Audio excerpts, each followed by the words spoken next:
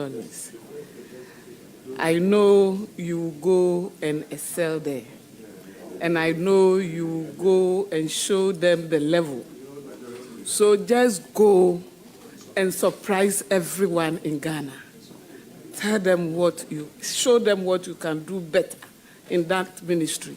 And I trust you. Our prayers, everything is with you. And we know everyone in Ghana here is looking up to you. So just go and excel. Thank you very much. It's now the turn of Honorable Minority Whip, Honorable Addo. I know he is so much interested in matters relating to our environment. So you have the floor. Thank you, Chair. Let me nominate congratulations, our good friend. Speaker, it is gratifying to those of us in the minority, especially front bench minority, that our long-held advocacy for our friend and our lovely sister to be recognized has finally paid fruit. And I'm happy. I will take today. this as your question number one. Oh, Speaker. You don't ask a question. Speaker, well, I'll be in your hands. Speaker, I'm fully in your hands. I also know, let me say publicly that, she's personified advocacy on environment. I have engaged you at personal level and even at the PAP. She's one person who has distinguished herself, however fleeting the period had been, as a vice president of the PAP. She's shown brilliance, and I want to publicly commend you. You and I have had a lot of discussion. Speaker, she contributed to the chairperson of the PAP. You know I'm the head of delegation. Of course, Speaker, you are. Of PAP. So I know she made you a chairperson. Speaker, by the orders. Well, let me start off, my friend, Doctor. If you look at the global protocols in the context of sustainability, environmental conservation, control of emission, we have transitioned from Berlin to Copenhagen to Stockholm to Paris. Clear, consistent path by the globe. It's also, the begging question is that this commitment is loud. Various countries have shown commitment, which has dovetailed into the Paris Agreement, Article 6. How do we transition from the theoretical commitment to implementation in terms of the trust of these protocols that the world have signed on to?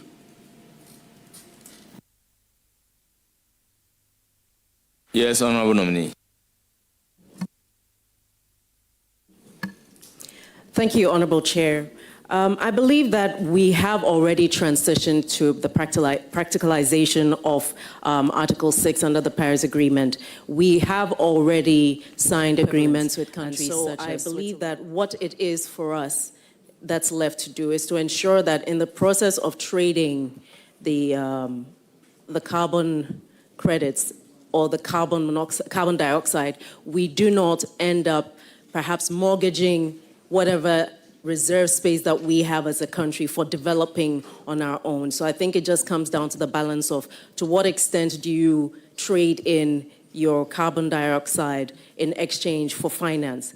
Because whatever you give away in carbon dioxide, you must add to your national emissions because of the accounting system where globally, if you subtract from one jurisdiction, you have to add to the next. So we end up with a net loss when we trade that in, and we have to make sure that the financial benefit that we're getting is not out of sync with what our development agenda is. Thank you. Just a follow-up. Yes. To follow up on the same question. Doc, I started off with Berlin, and I'm sure you're aware Berlin was the first COP. I think now we are at COP 32 or plus. 31. Berlin, the thrust of Berlin was to reduce emission globally. I'm with you when you say we've transitioned, especially in terms of the global exchanges when it comes to the carbon trade. But there are still outstandings. And that's where I was trying to tease your mind and to revert your mind to. But you seem to be focusing on what we have achieved and clearly leaving out what is outstanding. But that is just by the way. My next substantive question is on climate finance and loss and damage. In times past, the globe has focused overly on climate exchange and climate change. Now, the narrative globally is on loss and damage. The developed world had promised, continuously been promising some 100 billion to the developing world, which remains as a mirage. Now, Africa, or the developing part of the world, when there is a South-South cooperation, we stand to benefit some $300 billion. How will Ghana buy into this concept of climate finance? And what do you intend to be remembered of as the Minister of Environment who left a good print in terms of government and Africa's ability to buy into this concept, and not just buy into it, where we will not just be spectators, but we will practically benefit from this concept? Yes, Honorable Nominee. Thank you, Honorable Chair. I believe that Ghana has already taken advantage of climate finance. We have some of these World Bank grants that have come in as part of this trade that is around carbon. What I think that we can do better is, yes, you're right, under the agreement, the developed countries were meant to provide a fund that was to support the climate vulnerable countries, of which Ghana is one. However, that has not been forthcoming. I think, like you mentioned, South-South cooperation is key. As a country, we need to look at strategic partners who perhaps share similar problems but may have different advantages, and then perhaps leverage on that. And then also, I think that looking at how we can leverage on that using the African Continental Free Trade Agreement might be useful in terms of how we leverage on climate finance and green technology. Doc, I believe you've been briefed on the argument and the narrative on plastic waste.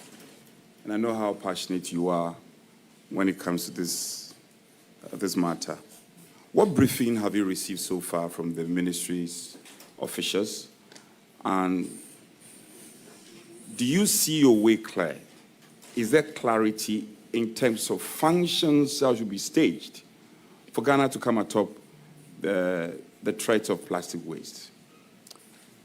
Yes, Honorable Nominee.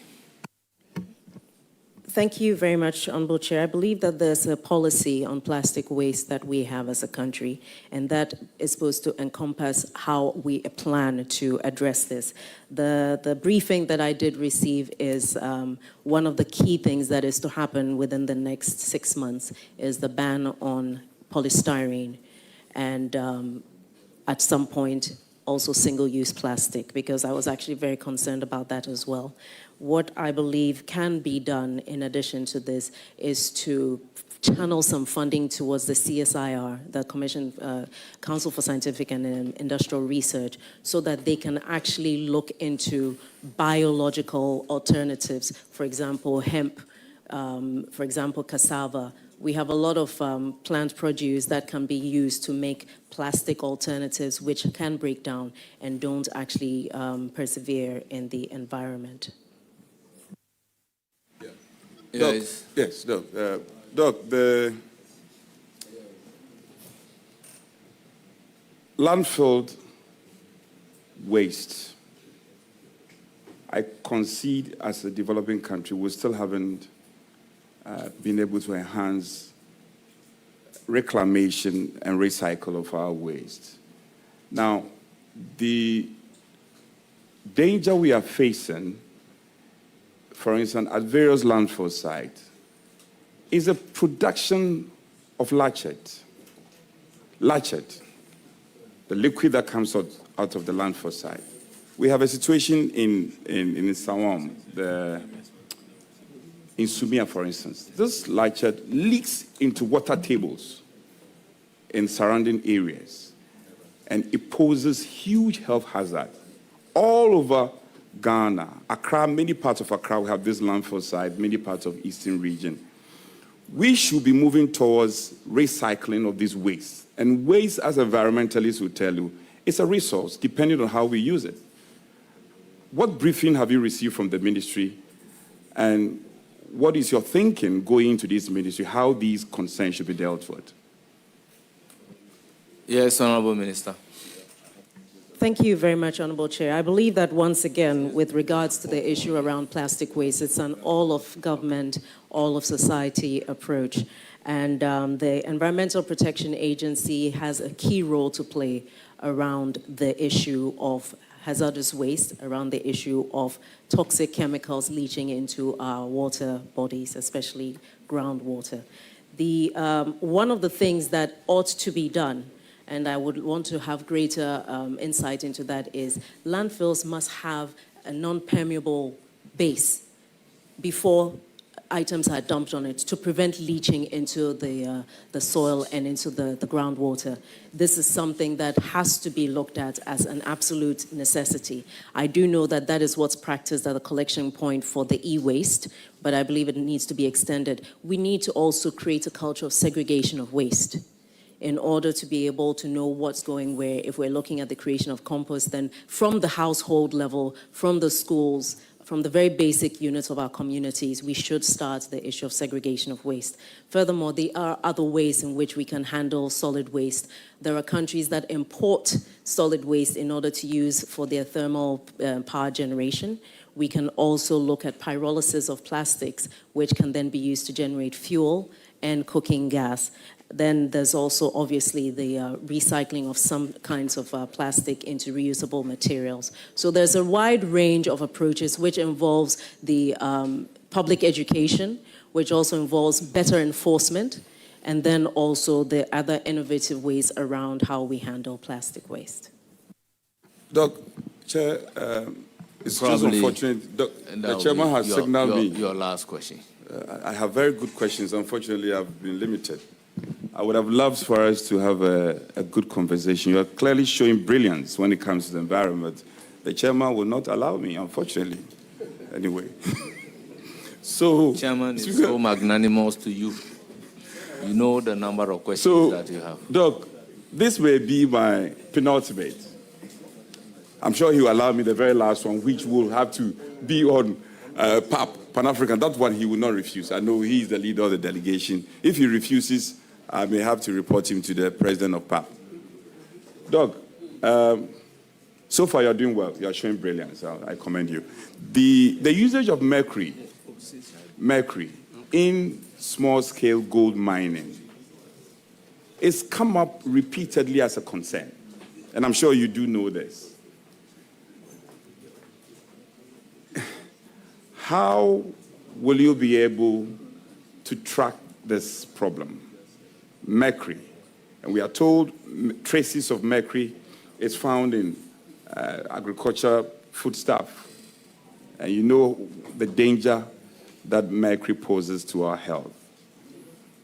Tell me practically, and not just about recounting theories, but I want practical solutions. What do you intend to do with your ministry? Yes, Honorable Minister. From your lips to God's ears, Chairman. Thank you very much, Honorable Chairman. With regards to mercury, we have the Minamata Protocol, which actually has restrictions on the use of chemicals like mercury and cyanide. And I believe that practical steps towards how we monitor this will involve the EPA having spot checks, unannounced checks, and tests, which means that obviously they have to make sure they have the relevant equipment to test. We also need to make sure that we have at the various ports of entry the means to actually track any chemicals that are coming into the country. I also believe that as far as this is concerned, we shouldn't just be testing the soil and water at the sites where illegal mining is concerned. We need to make sure that we are also randomly checking perhaps underground water, because that's where borehole water is coming from, so that communities are not drinking poisoned water without realizing it. We need to check soils and farms that may not necessarily be in the catchment area, but may be affected as a result of perhaps water that's moved downstream. So spot checks, not just at the sites where the illegal mining is concerned, but across the country to actually assess the extent of spread of the mercury in our groundwater. And of course, having found that at any site, to take action in terms of accountability without looking at who they are. Once it's found to be a substance illegal in a setting that is illegal, the law must take effect. Thank you. Let me just thank you. The way the chairman is looking at me, I know I have to draw the curtains, but just to thank the nominee and also to say that, to be fair to you, there's a lot happening on EPA, but I'm unable to ask you this question because you are yet to go to the ministry. I want to encourage you to remain the principal person that we've always known you to be, and the person I've known you to be. Let black be named as black and white be white. And I'm sure that when you do that, some of us will be more willing to divulge information, to approach you, and for you to be remembered. Finally, to assure you that we'll be available pro bono. If there is anything on the environment that we should help you, we will want to help you to succeed. So when the history is being written, it will be said that once upon a time, a certain Dr. Zanetor-Rawlings occupied, and she left a living legacy. That will be something that I would love to celebrate, because the minority advocated for you to be appointed by the president. Mr. Speaker, thank you.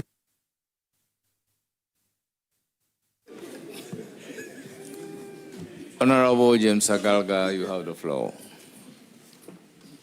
Chair, thank you very much. Honorable Senator Agyeman-Rawlings is very disciplined.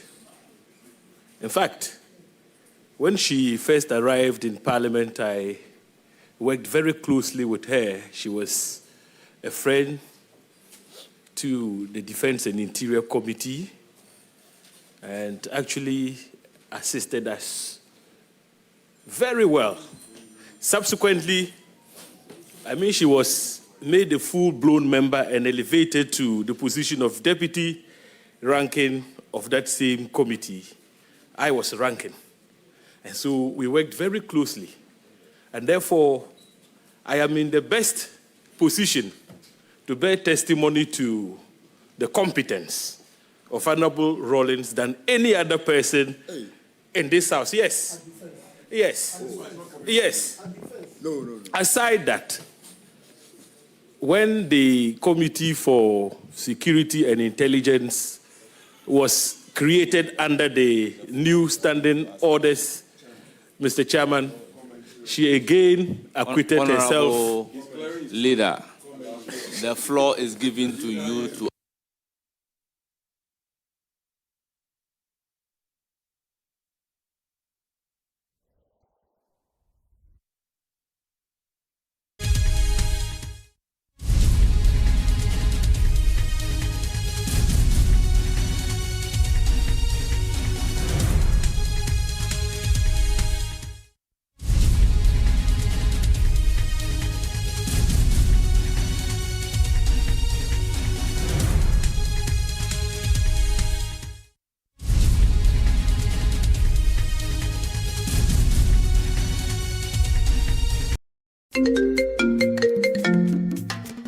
Hello, my name is Pamela from Customer Service. Please revalidate your account by texting your Ghana card number to 0500,000 247. Abili, wabedim. Madam, give me the numbers behind your ATM card. I'm calling from the head office. An email was delivered across to our customers this morning. Confirm if this is your bank account. 100-100-100. Thanks for sending your bank card details. Send the OTP now to avoid cancellation. EcoBank will never call, email, send an SMS asking for your PIN, OTP, bank card, or Ghana card details. Don't get played. EcoBank, the Pan-African Bank. Hello, please, I'm calling from Customer Experience Center. Step into a universe of play. Explore games for every taste and find your favorite way to play. The excitement starts here. 1x Games on 1xBet. A world of games wherever you are. Presenting the ultimate bragging rights in front of school. It's that time of the year on the academic calendar. The National Science and Maths Quiz is back and bigger than ever. The nation's brightest minds, the sharpest reflexes, and the question that changes everything. For the first time, over 170 schools enter the arena. More schools, more rivalries. Only one school will lift the trophy and claim the bragging rights of Ghana's champion of science and maths. Who has what it takes? Catch the contest on Joy News, Joy Prime, Joy FM, and across all our digital platforms. Date 20th August to 10th September 2026. The 2026 National Science and Maths Quiz.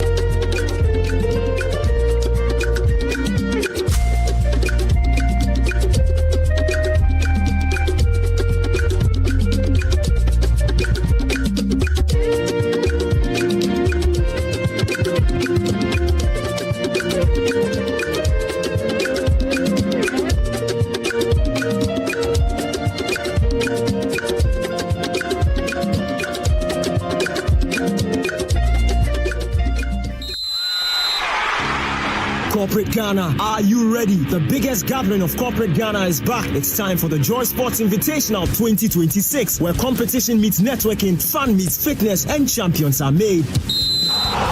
Battle it out in football. Take your shot in the thrilling CEO penalty shootout. Test your speed in alignment spoon race. Laugh your way through the unisex sack race. Pull together in the tag of peace. Show your accuracy in the female penalty shootout. Flex your strength in the arm wrestling and enjoy many more exciting activities.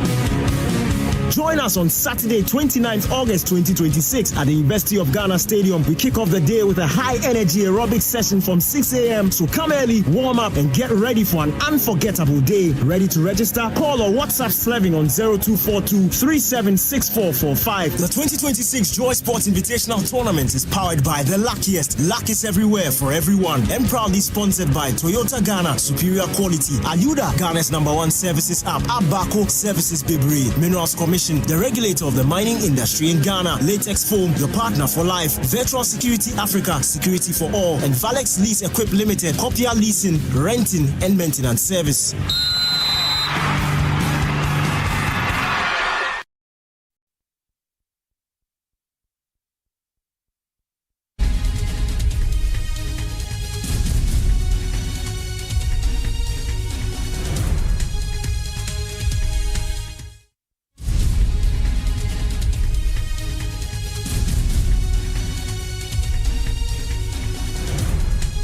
Being faced by the introduction.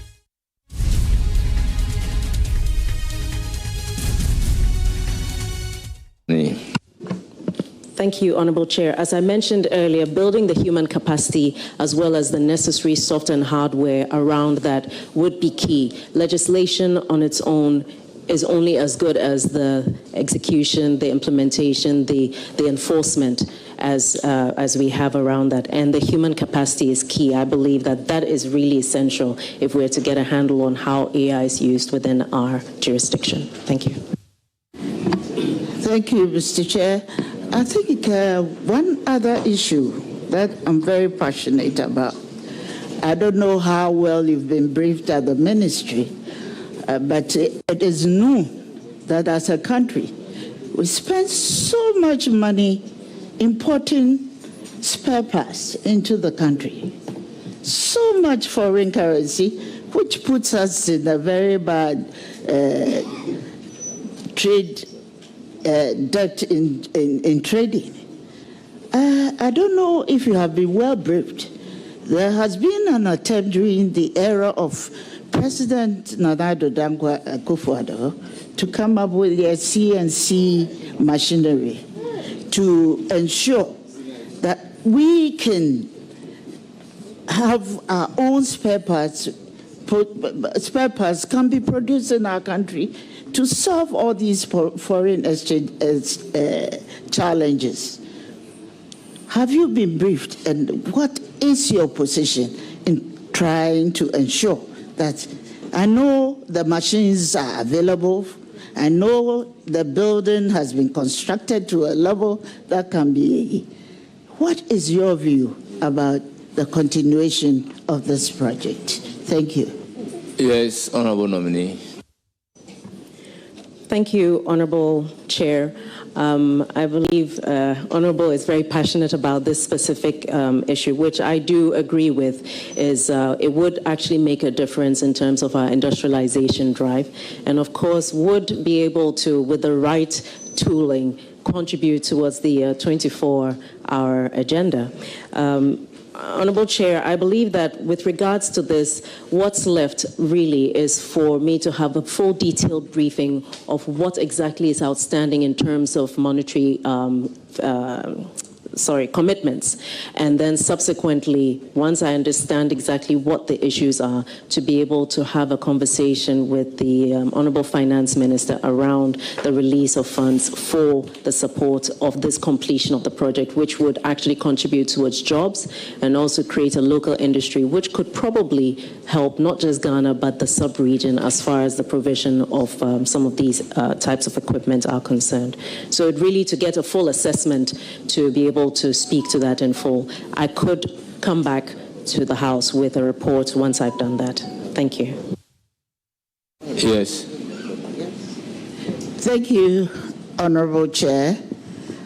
Honorable Nominee, I must say that you are somebody that I expect to lift the female flag of Ghana very high. And it is my prayer that you really excel in this position which you have taken, because it is a very, very challenging ministry. And to have an impact in that ministry, we need a disciplined person like you to manage the ministry. And having been in Parliament, you will also ensure the enforcement of policies that will be required to undertake the various aspects of your ministry. One thing that I want us to look at is the policy on the ban of plastics.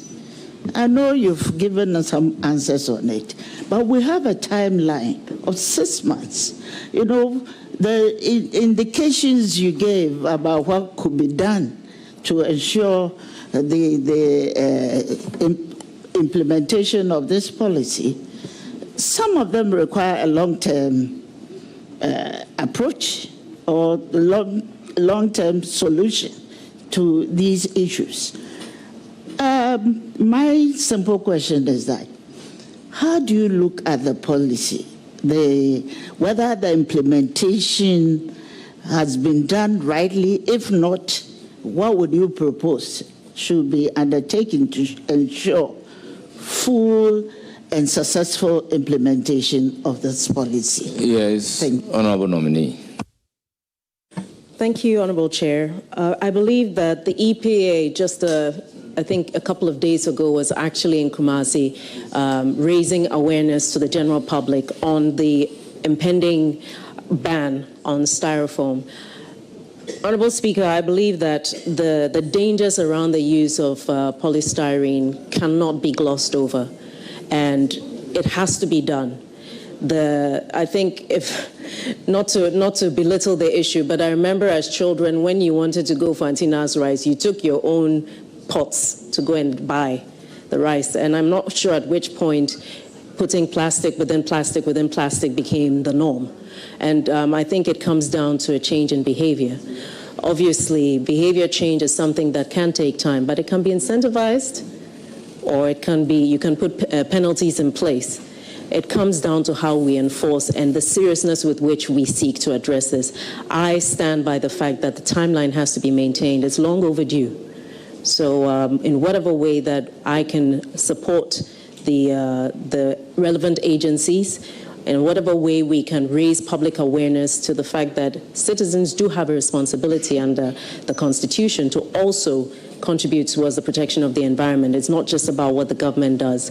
And then obviously making sure that the necessary support comes from the Parliament. And I'm hoping that the committee that has oversight of the ministry will hold our feet to the fire as far as what we have to do is concerned. Thank you. Yes. Thank you very much. This will be my final intervention, and that is on research and data. I think as a ministry, you are responsible to ensure that in our current technological advancement, we realize that we haven't paid much attention to how we're going to deploy our technological findings.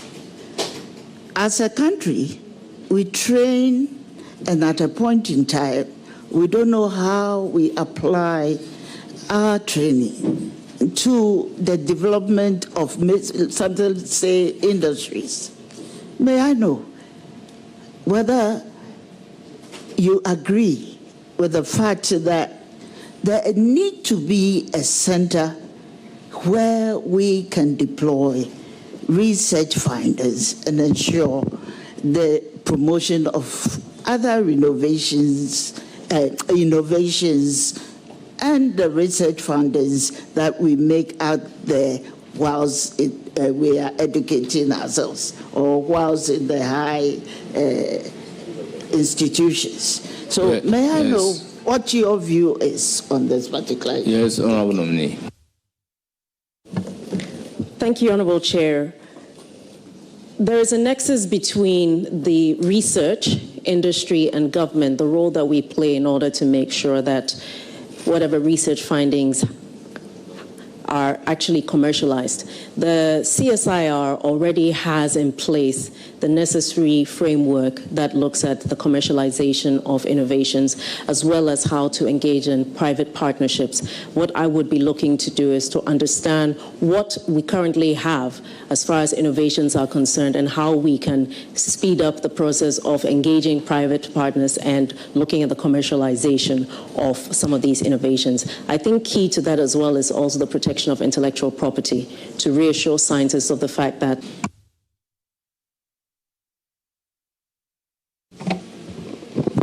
Thank you, Chair.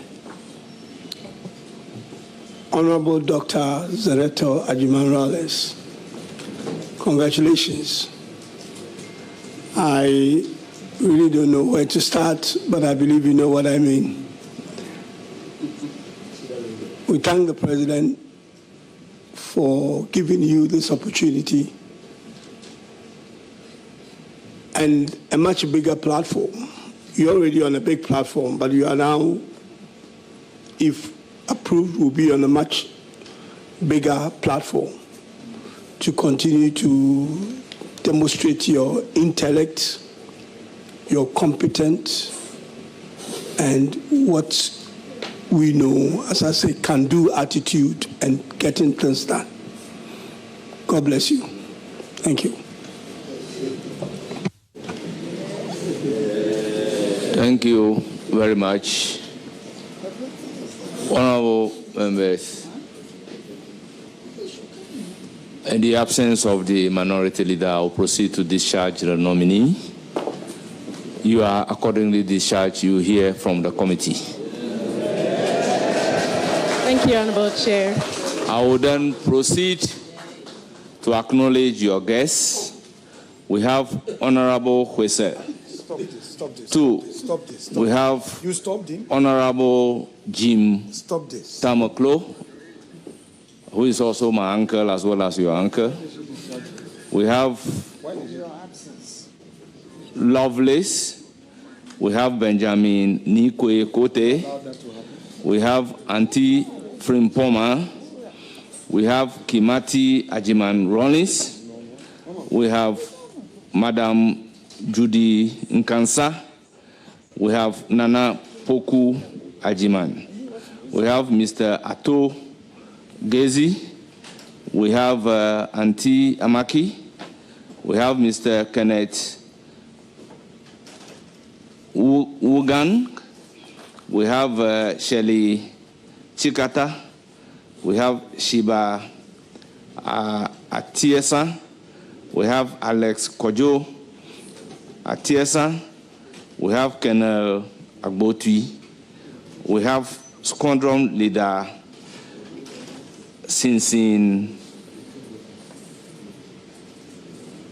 Dagbe, retired. We have Naval Lieutenant KK Anyawe, retired. We have Dr. Mavis Oreku Ahinkra. We have James Gonu, Voter Regional Minister. We have Mr. Robbie Robertson. We have Cromwell Goka. We have Nana Kobi Prempre. We have Maoli Alomanu. We have Salim El Mawas. We have Charles Bain. We also have Alhaji Masaud, John Blagoji, Lydia Agbotui, Gossen Agbotui, Juliet Kramer, General Kusi, Dr. Kumbo, Hajia Hamdatu Ibrahim Hussein. We also have Eugene Eshen Elliott. We have Dr. Ben Anyagri. We have Regina Aholu. We have Kwame Boachi Agyeman. We have Mark Dabre Mafo. We have Dr. Mayrid Zieka. We also have Mr. Krujison. We have Walter Ewua.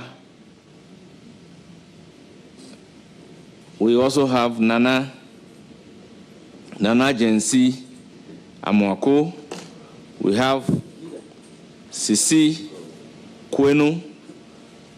We also have Alberta Achia Akosa.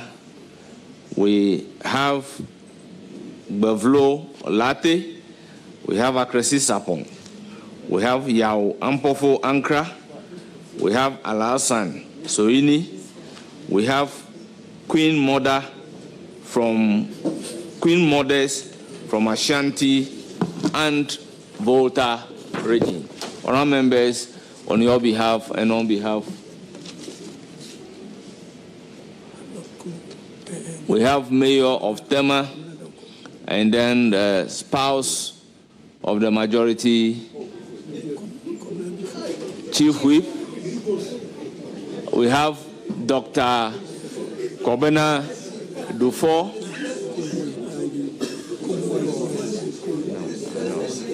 We also have former chairman, Dr. Ampofo.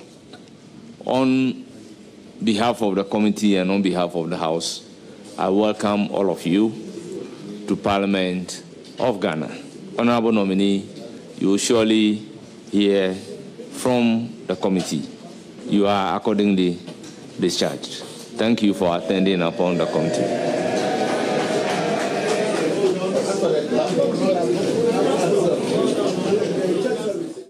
Well, Well, just gone by is the vetting of Minister-designate for Environment, Dr. Zanetor Rawlings, and a few things that she spoke about. She was asked some questions on Ghana's carbon credits.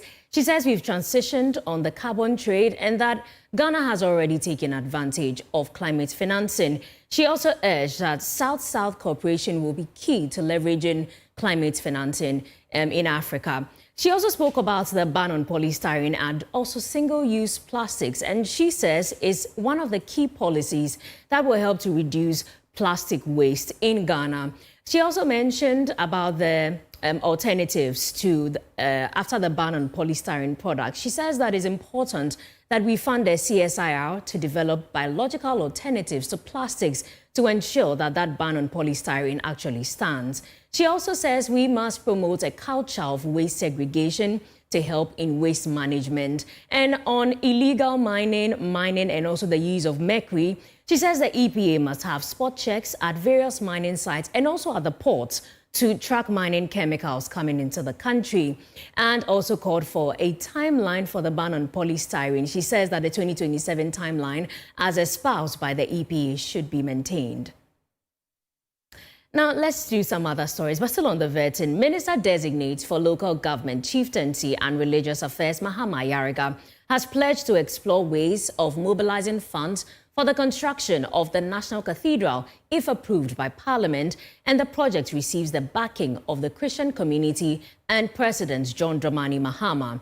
Mr. Yariga made the commitment when he appeared before Parliament's Appointment Committee earlier today. He said although he had reservations about the project and how it was implemented in the past, he supported the idea of establishing a National Cathedral for Ghana's Christian community.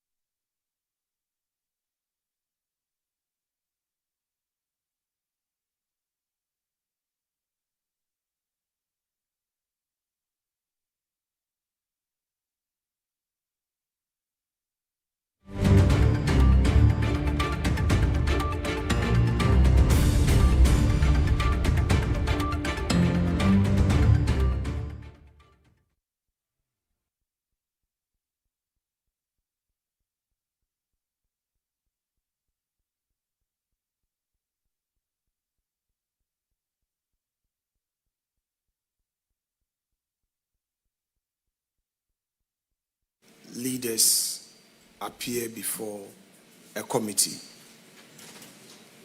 I sit here with a political position on matters and also in the national interest.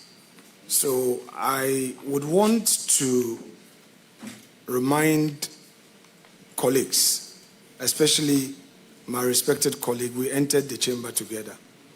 When very political questions are asked and they lead to some political answers, what it means is that it changes the atmosphere. Then I am compelled, therefore, to act in a certain way. It's just a reminder so that what was generally agreed as the protocols for leaders could be properly observed.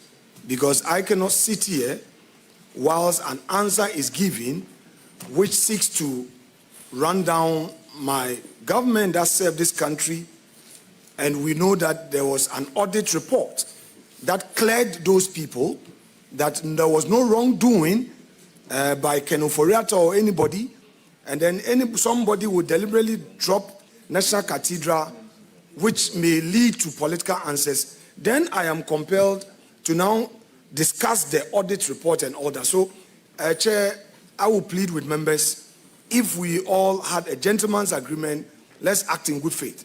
Else, I have to trigger the necessary political tools available to me. I'm saying this as you know, in all good faith, in all fairness to all of you. Honorable Minority Leader and Honorable Ranking Member, I have listened to the nominee and I have not heard the nominee accusing anybody in any manner whatsoever. Honourable members, let's observe the rules. We interrupt where the need be. Nominee, you may continue, but be brief in your answers. Yeah, so I said, personally, I think it's a good idea. The only issue I had, and I said personally, not politically, I had issues with the location. I thought that the location would rather just increase the traffic congestion in that neighborhood. And I also felt that it wasn't the best idea that, given the availability of a lot of land by the ocean, that we hadn't elected to use those lands that were free, and then we pulled down bungalows. The second issue is also that I believe that we should have mobilized a lot of private and philanthropical support for the construction.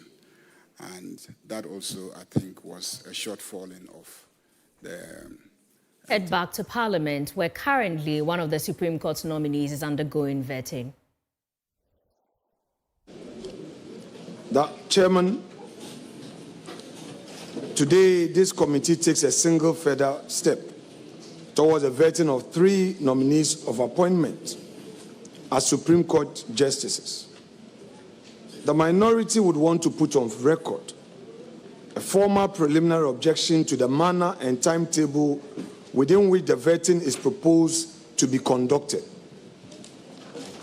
This is not an objection to the principle of vetting. It is an objection to the nominee, neither is it an objection to the nominees as individuals. It is an objection grounded in the Constitution, the 1992 Constitution, and the standing orders of Parliament,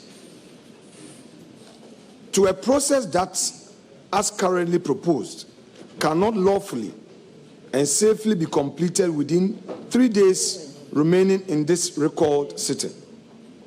We ask that this objection be resolved before this committee to proceed further, and that it appear on the record of these proceedings, regardless of how it is resolved.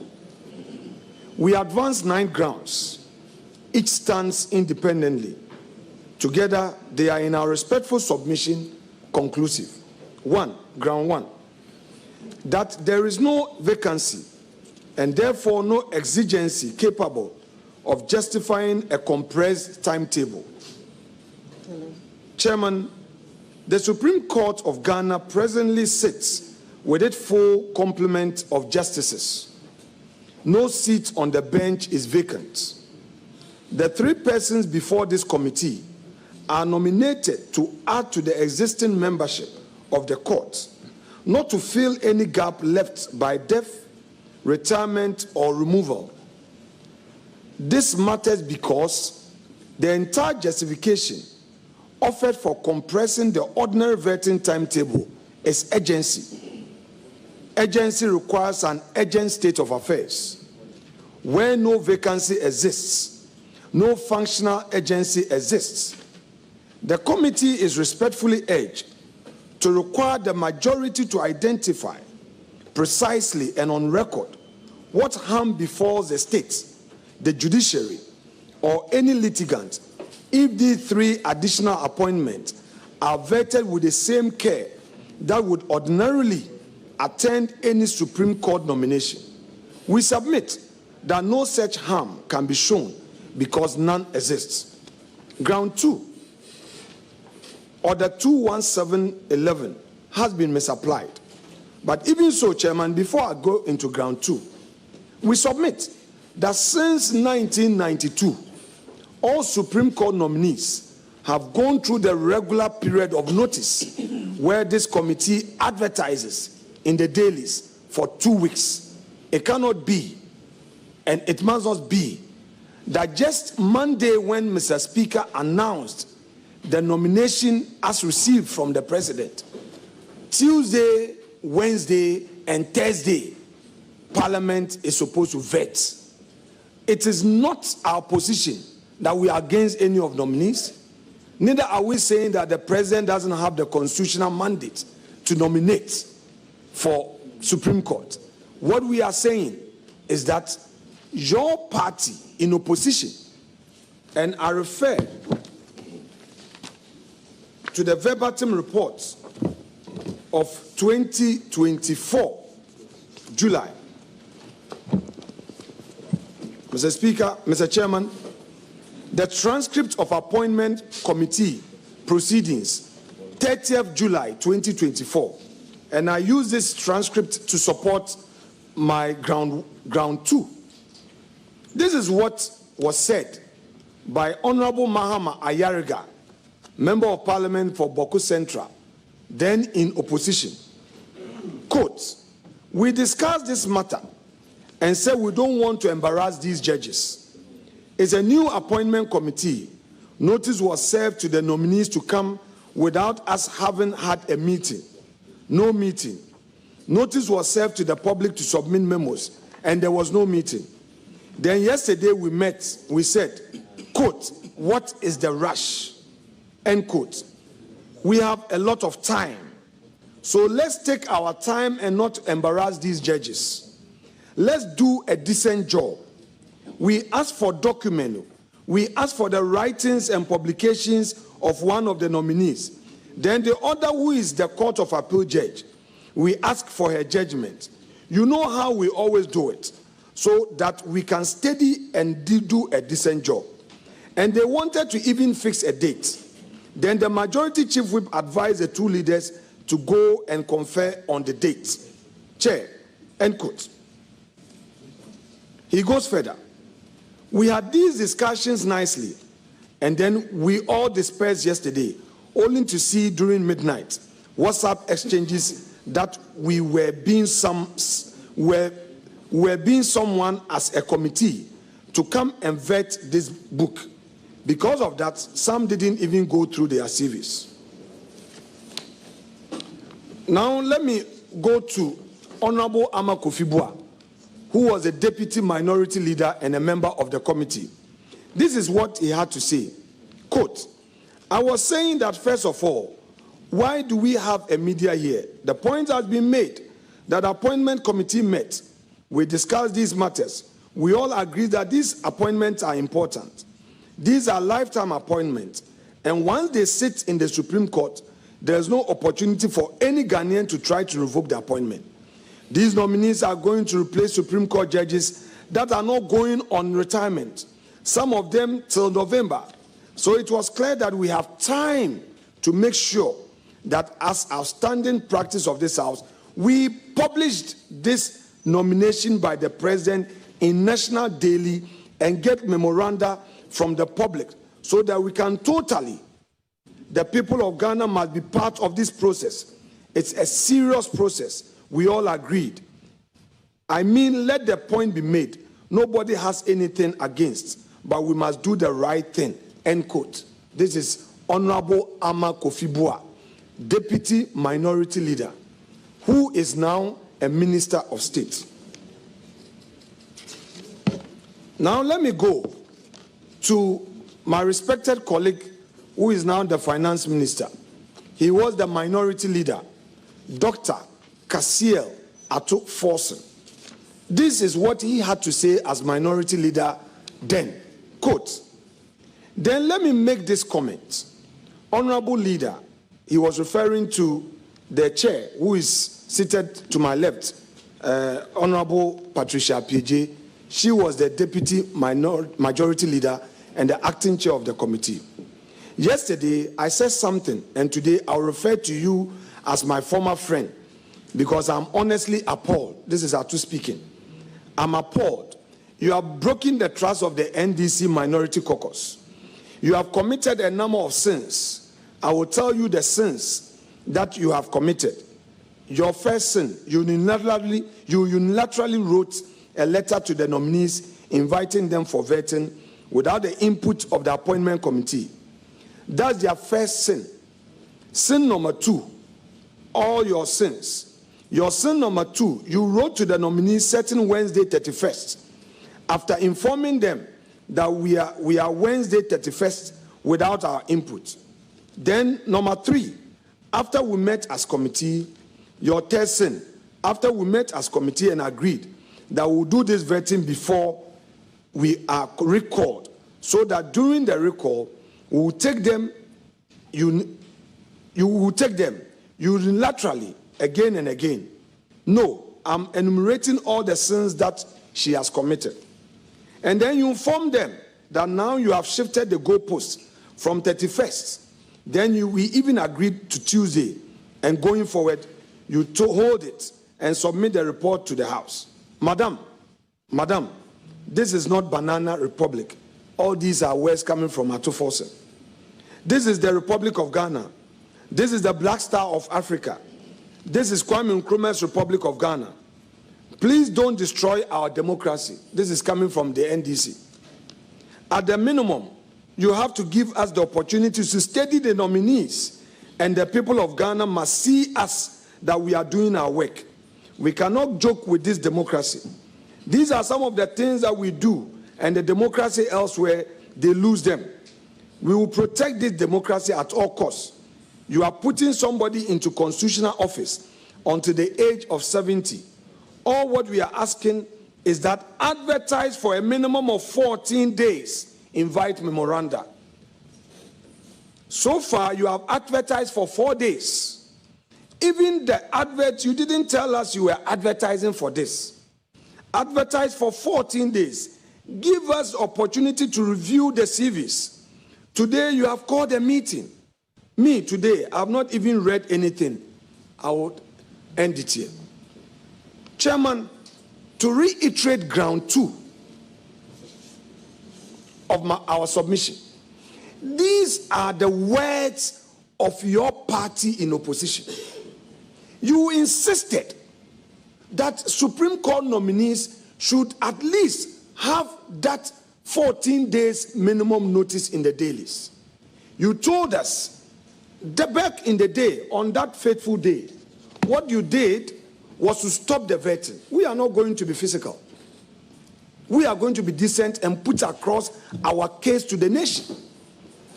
My colleague here who was chairing the committee was heckled. We reasoned with you. I was the majority leader, and I called Dr. Akufo-Addo aside, pleaded with him. Much as I tried, he said no. And on behalf of the government, I yielded to the prayer of the minority. So we called off the vetting. We apologized to the nominees, and we re-advertised for the 14 days before we finally did the vetting. So what has changed? You are saying that we must protect the democracy. We yielded to you because common sense required that we had to listen to you and not to insist that we are in government. We stopped. You said there must be 14 days. These were the words of the minority leader speaking for and on behalf of the NDC. These nominations came to the House on Monday. Referral was made to the committee on Monday. We had Tuesday. We had yesterday. And today we are to do vetting. We have Supreme Court judges and the respected Chief Justice right here. In all fairness, would they themselves feel right that Parliament is subjecting itself to these? Are we here to embarrass the nominees or carry a certain conduct and back with the political narrative? My colleagues in majority, no. Let's reason together. Let's be seen as having a principled political stand. Let's be seen as acting consistent with our political views. We yielded to you. We didn't allow ego to take over our conscience. So we yielded and asked the nominees to go back home. And at the right time, after advert, we did it. So if you want to follow that precedent, please suspend today's sitting. And let's properly put out the advert as you requested back then when you were in opposition. And let's allow 14 days. After all, the court is on vacation. 14 days, we can come back and do the work, receive memoranda, get our report ready even before Parliament resumes in October, early enough for before the new legal year. We cannot continue to do this. I'm done with ground 2. Now let me go to ground 3. Ground 3, Order 21711 has been misapplied. It is our contention that Order 21711 requires this committee to report to Parliament within 3 days after the conclusion of its proceedings.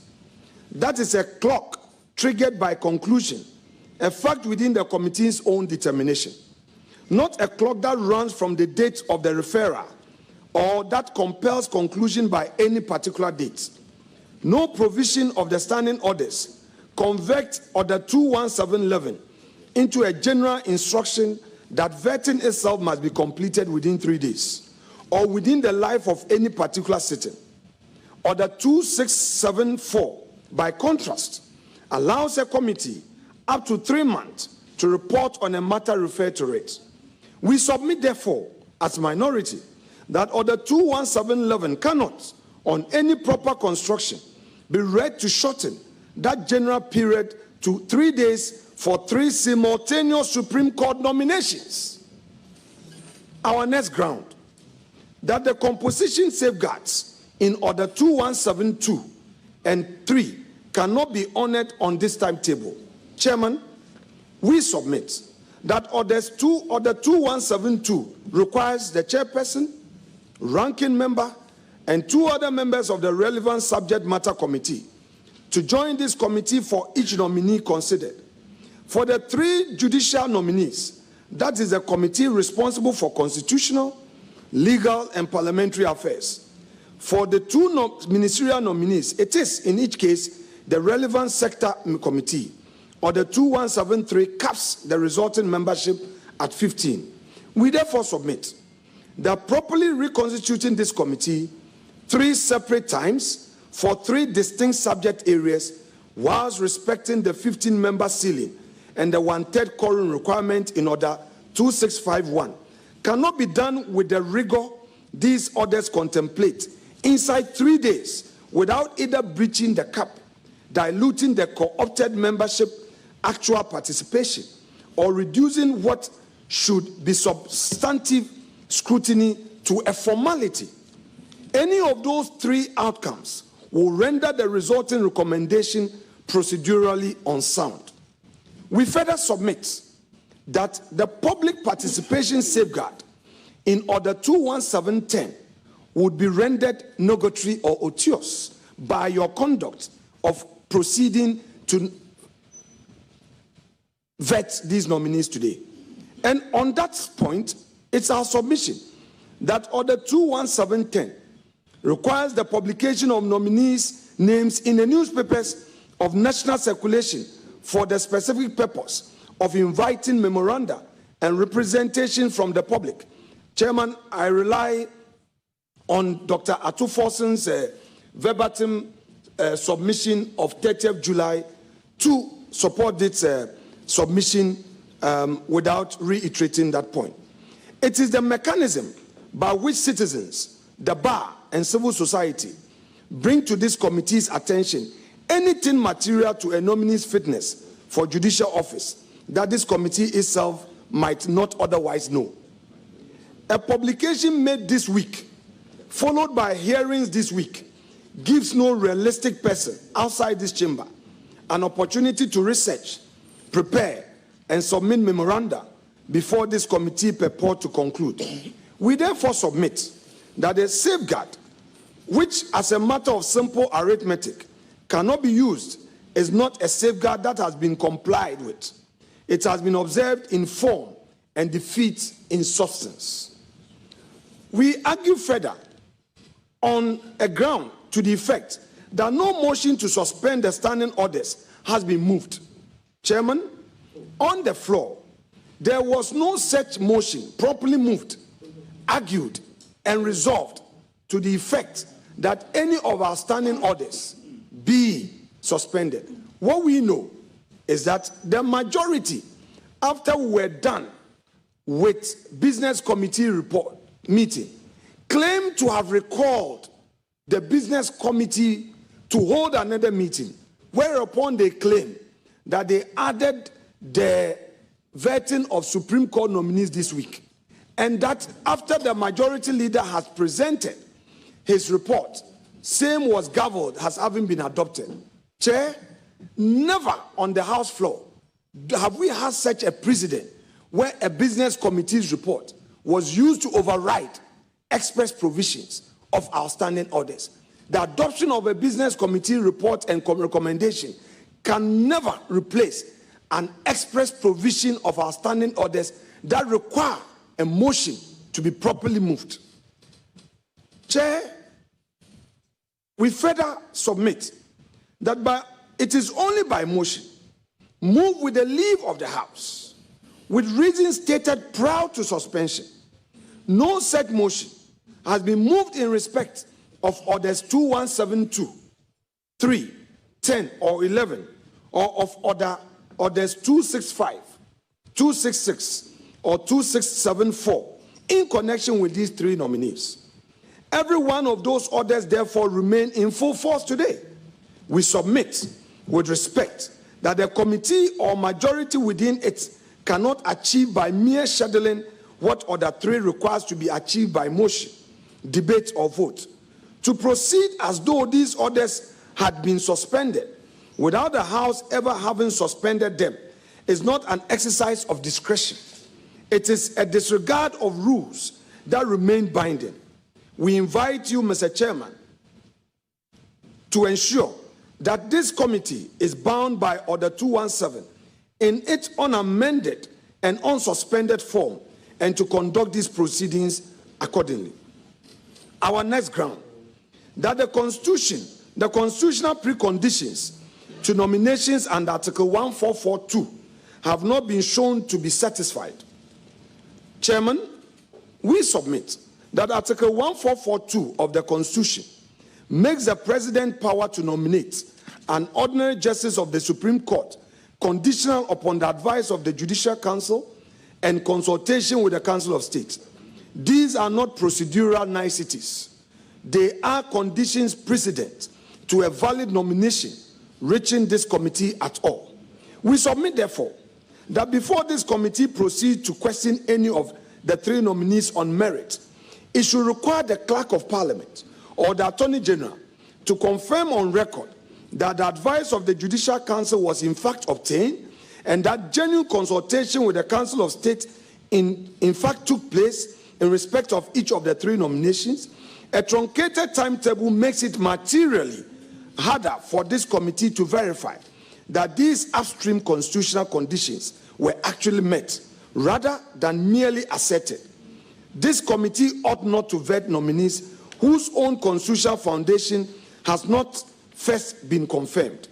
Our next ground, we submit that this exercise of discretion by the majority required to compress this timetable offends Article 296 of the Constitution. Chairman, Article 296 provides that wherever discretionary power is vested in any person or authority, that power carries an implied duty to be fair and candid, and its exercise must not be arbitrary, capricious, but must accord with due process of law. The chairperson's power under Order 2663 to fix the date and hour for considering a referred matter and the business committee's scheduling of this committee's business generally are both discretionary powers within the meaning of that article. We submit, therefore, that a timetable driven solely by the desire of the majority to conclude before this record rises tomorrow, unsupported by any demonstrated exigency, given that no vacancy exists, is not an exercise of fair and candid discretion. It is discretion exercise to suit convenience, political convenience, and it is, on that basis, vulnerable to challenge as arbitrary within the meaning of Article 296 of the Constitution. Our ground 8. Mrs. Chairman, the Speaker's own ruling on the nature of this recall fortifies our objection. And on this point, we submit that in his remarks opening this recall, the Right Honourable Speaker drew a distinction of direct relevance to this committee. He stated in terms that his determination to recall Parliament was not and must not be understood as a determination of merit of the matters placed before the House. He stated that the material before him at that stage was not conclusive and does not dictate what Parliament must decide. He stated that the responsibility to weigh these matters properly belong to the House itself. We submit, therefore, that this committee, exercising the House's delegated function under Order 217, is bound by precisely the same discipline the Speaker described. The admission of these nominees for consideration during this recall settles nothing about whether they are fit to be approved, still less about how quickly that question may responsibly be answered. A committee that treats the fact of the recall as itself an answer to the question of adequate scrutiny will be doing exactly what the Speaker cautioned this House against. And I must emphasize that this unfortunate situation is being advanced by the NDC majority. Now, our ground 9. The consequence of error here is uniquely severe and largely irreversible. Chairman, I submit on behalf of my colleagues that Article 146 of the Constitution protects a sitting judge from removal, save for stated misbehavior, incompetence, or infirmity, established only through an elaborate multi-stage process. Once appointed and sworn, a justice of the Supreme Court is for practical purposes in office for the remainder of a working career. Parliament approval under Article 1442 is realistically the last substantive check this Republic will ever exercise over that individual's fitness for judicial office. We therefore submit that a procedural shortcut which might be tolerable for an appointment more easily corrected is not tolerable here. The gravity and near permanence of office being filled is itself a reason, independent of every ground above, why this committee should decline to allow itself to be rushed. The majority must not use its super majority in terms of numbers to stampede this process. Democracy requires that they sit and reason with us and not muzzle its weight and powers and frustrate the views of the minority. Chair, for the above grounds as argued, these are the reliefs we seek from this honorable committee. The minority, led by me, pray this committee for the following. 1. Rule that, Mr. Chairman, determine that Orders 2172, 3, 10, and 11, as well as 265, 266, and 267, 4, remain in full force. No motion to suspend any of them having been moved or carried under Order 3. 2, we further pray that this committee resolve to decline to conclude its consideration of the 3 Supreme Court nominations within the life of this recall sitting, and instead adjourn that consideration to allow proper compliance with Order 2172 and 10 of our rules. 3, we pray that require confirmation on the record from the Clerk to Parliament or the Attorney General that the preconditions in Article 1442 of the Constitution have been satisfied in respect of each nomination. 4, is our prayer that this committee resolve to proceed in the meantime an unfair and expedited timetable with the vetting of the 2 nominees, which we have done, on which no objection of any kind was ever raised by us because there is precedence of the House to support that.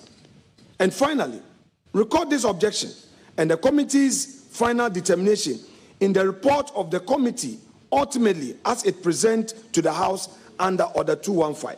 Chairman, with all said, I conclude on behalf of my caucus that this our objection is not being raised to obstruct the work of this committee. Neither is same being raised to embarrass any of the nominees before us. As we have already said, they are men and a lady who have worked all their life in service of our nation and even the sub-region. The president has the power and mandate to nominate them. We are not opposed to that nomination, save that when it was Akufo-Addo's time and he brought three Supreme Court nominees, your side argued that it amounted to the packing of the courts. So as we speak today, you have nominated 7, Parliament has passed them, and these 3 added to it make it 10. So what has changed? Where is your principle? Now, the numbers to the Supreme Court are far more than it would have been if Akufo-Addo's 3 additional nominees had been approved by Parliament. So where is your principle of the packing of the court? Where is your principle? You have none. We so submit. A committee that vests a justice of the Supreme Court in 3 days, in the absence of any actual vacancy, in the face of standing orders that remain fully in force, and were never suspended, does not strengthen Parliament's constitutional role. Rather, it empties that role of its content. We ask that this objection be decided in our favor. The proceedings should not go further, and whatever the course this committee takes must know that it has gravity to order Article 144, Article 146, and Article 296 of the Constitution, as well as Order 217 of our own standing orders. The people of Ghana demand it. This is not a partisan demand because we are MPP minority. This is a demand from the people of Ghana. This is a demand that democracy requires of us. And Chair, we submit respectfully that this committee be resolved, that all these concerns be taken into consideration. We suspend the hearing and do the advert and come back and do the vetting. Until then, we tell you that, Chair, don't use your numbers to stampede this sound submission. Thank you very much.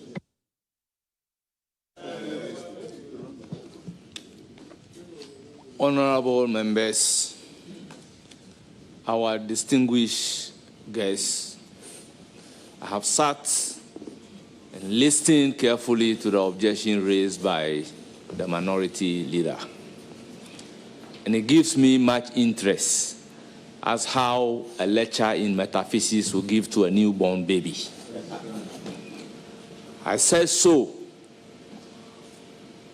because, honorable members, following a request by His Excellency, the President of the Republic of Ghana,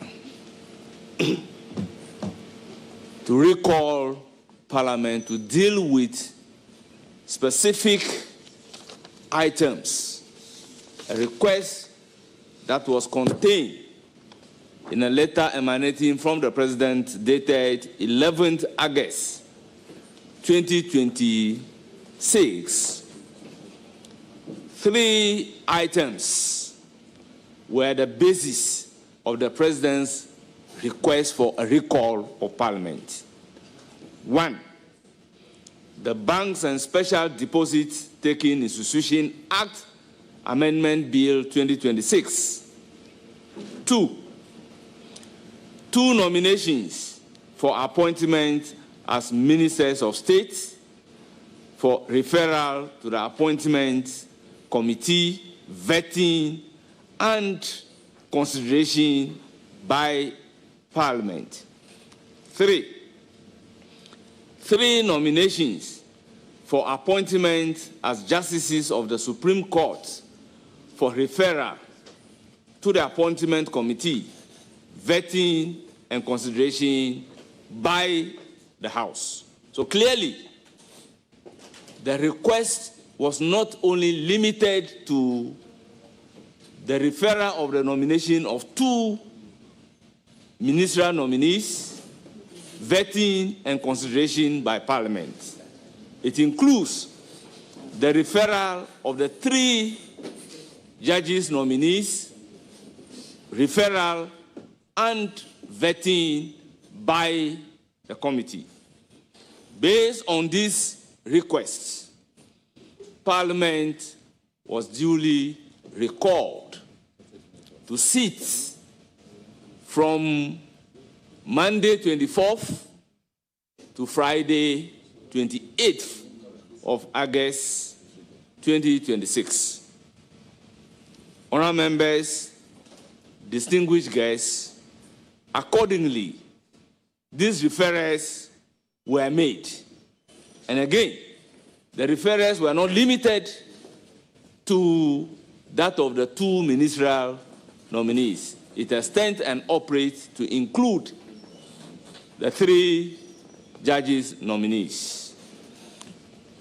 Following the referral, there was a meeting held yesterday.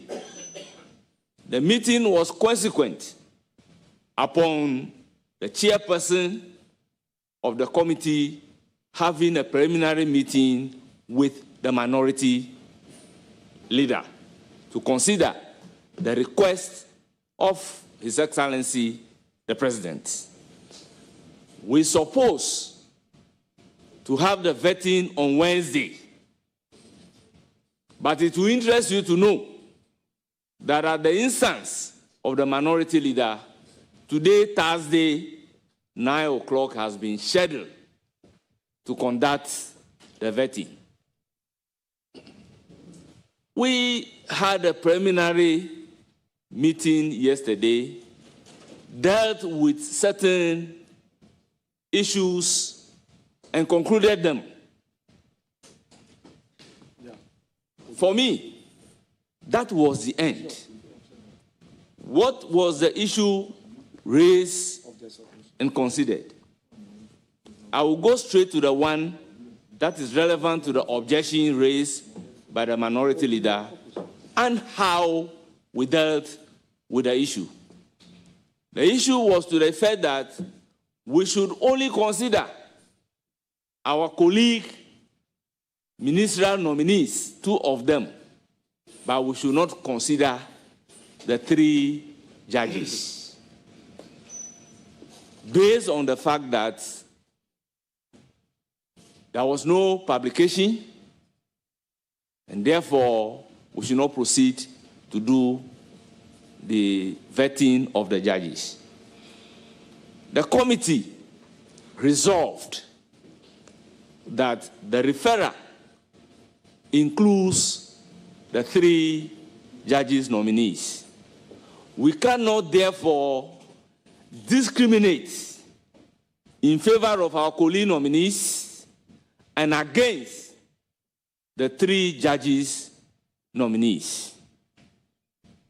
Therefore, we must take decision to vet all of them together. This was the decision of the committee. The further reason of the committee was to the effect that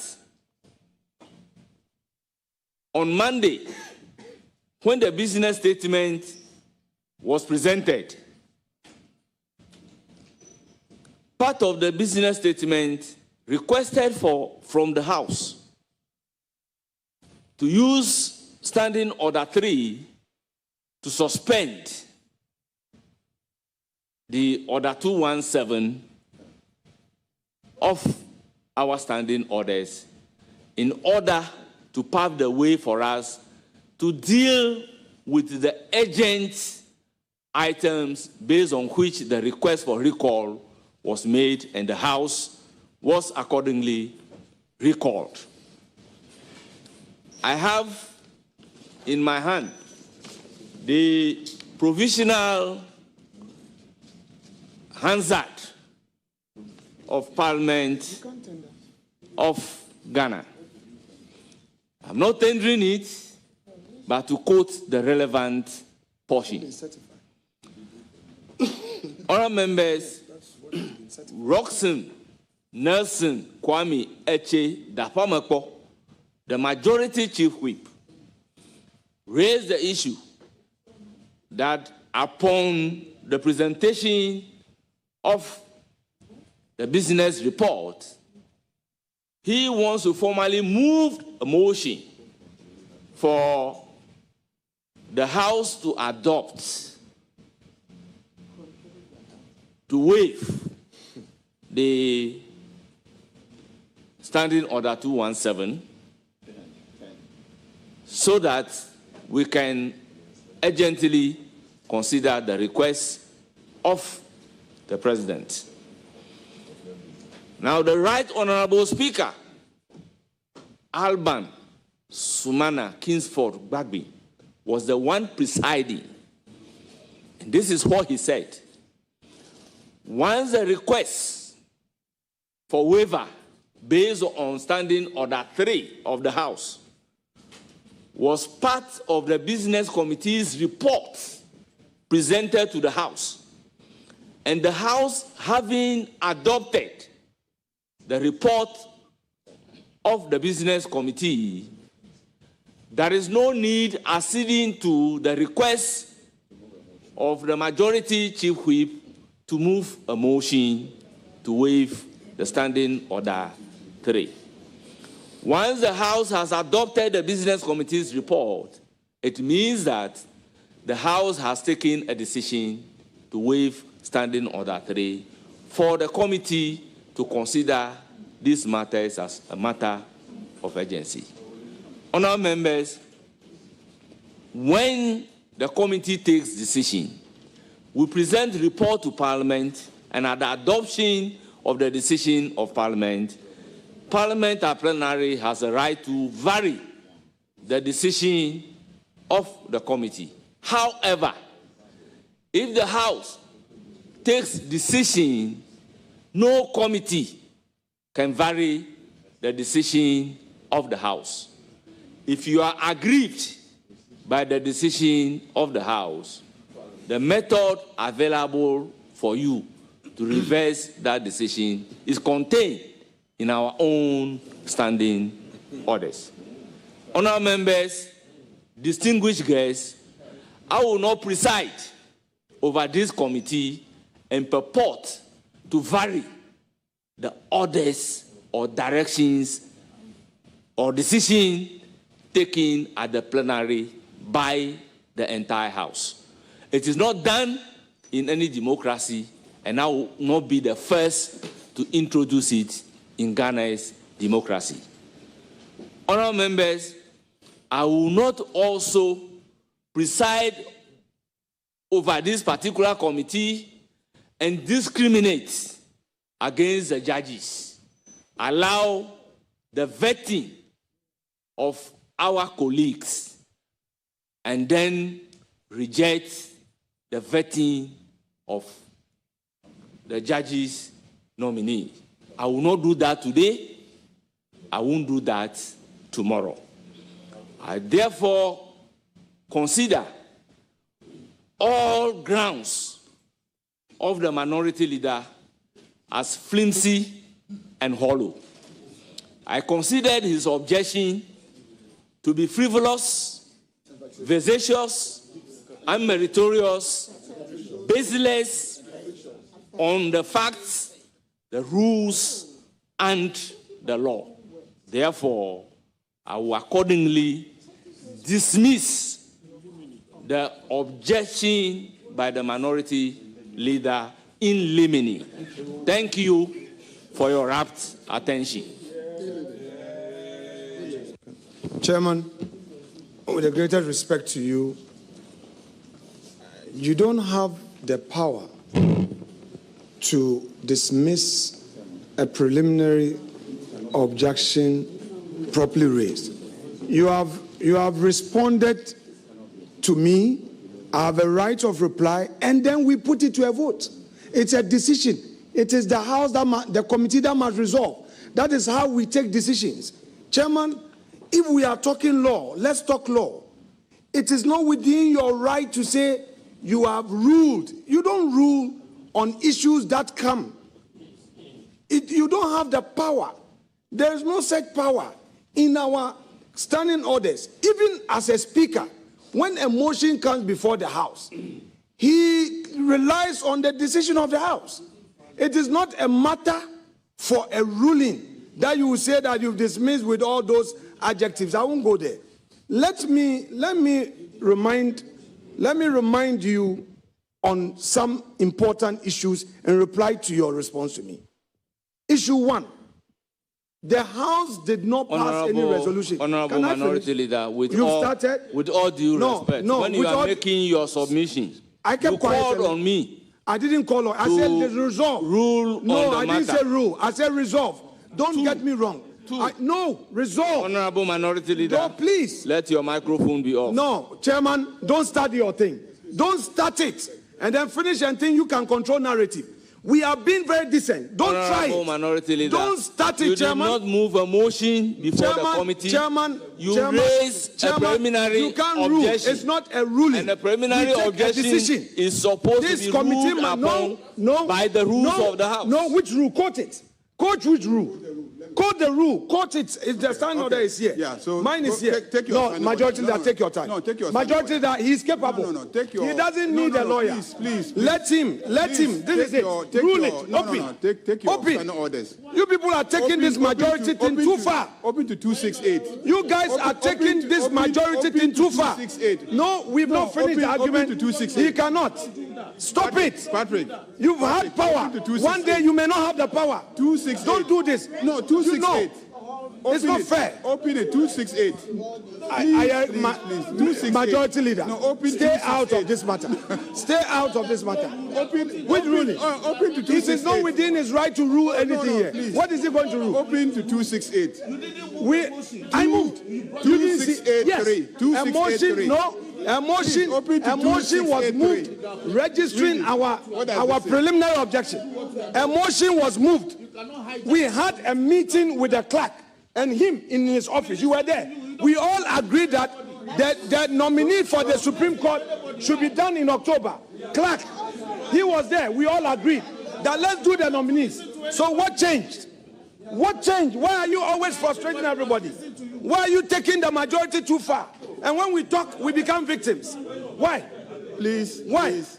He can't rule. Please. We have to argue. It's a motion that we raised and stated our grounds. Listen to others. The preliminary objection was grounded on our motion. Don't do it. You listen. He did. You listen. You were my mate. You listen. You were my mate. I was called before you. I was called before you. Chairman. You were my steady mate. And you know my law is unsoiled. So stop what you are doing. It's very clear. Have you seen the order? You know my law is unsoiled. You know, Eche. You know. Don't let politics, make you behave this way. I've raised. He cannot rule. He can't rule. Rule on what? It's a motion. He should tell me where he can rule. We have to take a decision and vote. That person, please. It's not fair. We have a right of reply. Let us reply. He shouldn't rush. Why are we doing this to ourselves? Why are we doing this to ourselves? It's not fair. Your own position in 2024, Ayerga, you were there. You said 14 days. Why 3 days? Honorable Minority Leader. And when we react, you start shouting and threatening us. Honorable. And you start to threaten us. What's going on in this country? What is going on in this country? Under a reset. What's going on in this country? In today, Ghana, you can't talk. You can't talk. They will threaten you, frustrate you. That's what you are doing. That is what you are doing. Maintain your own principle. Maintain your own principle. You act out of political convenience. Where is your principle? Ayerga is here. He said 14 days on the 30th of July, 2024. What has changed? Honorable Ayerga. Let me explain what has changed. Honorable members, I don't know whether my brother, the Minority Leader, has listened to himself. You never said you are moving a motion but you said you are raising a preliminary objection, and all ears have heard you. So when you raise a preliminary objection, your preliminary objection must be ruled upon. That is different from you moving a motion for the House to take decision on the motion. So based on the fact that what I have heard and what everybody, member of the committee, have heard clearly is a preliminary objection being raised on the grounds, which grounds are therefore considered frivolous, vexatious, unmeritorious, Chairman, if you got it wrong, hollow, I'm straightening it. hollow. I'm sitting right here that you can't do. So I have done my ruling, and that is the ruling, and then we'll proceed to vet, my lord, Chairman, please. Chairman, if you judge nominee.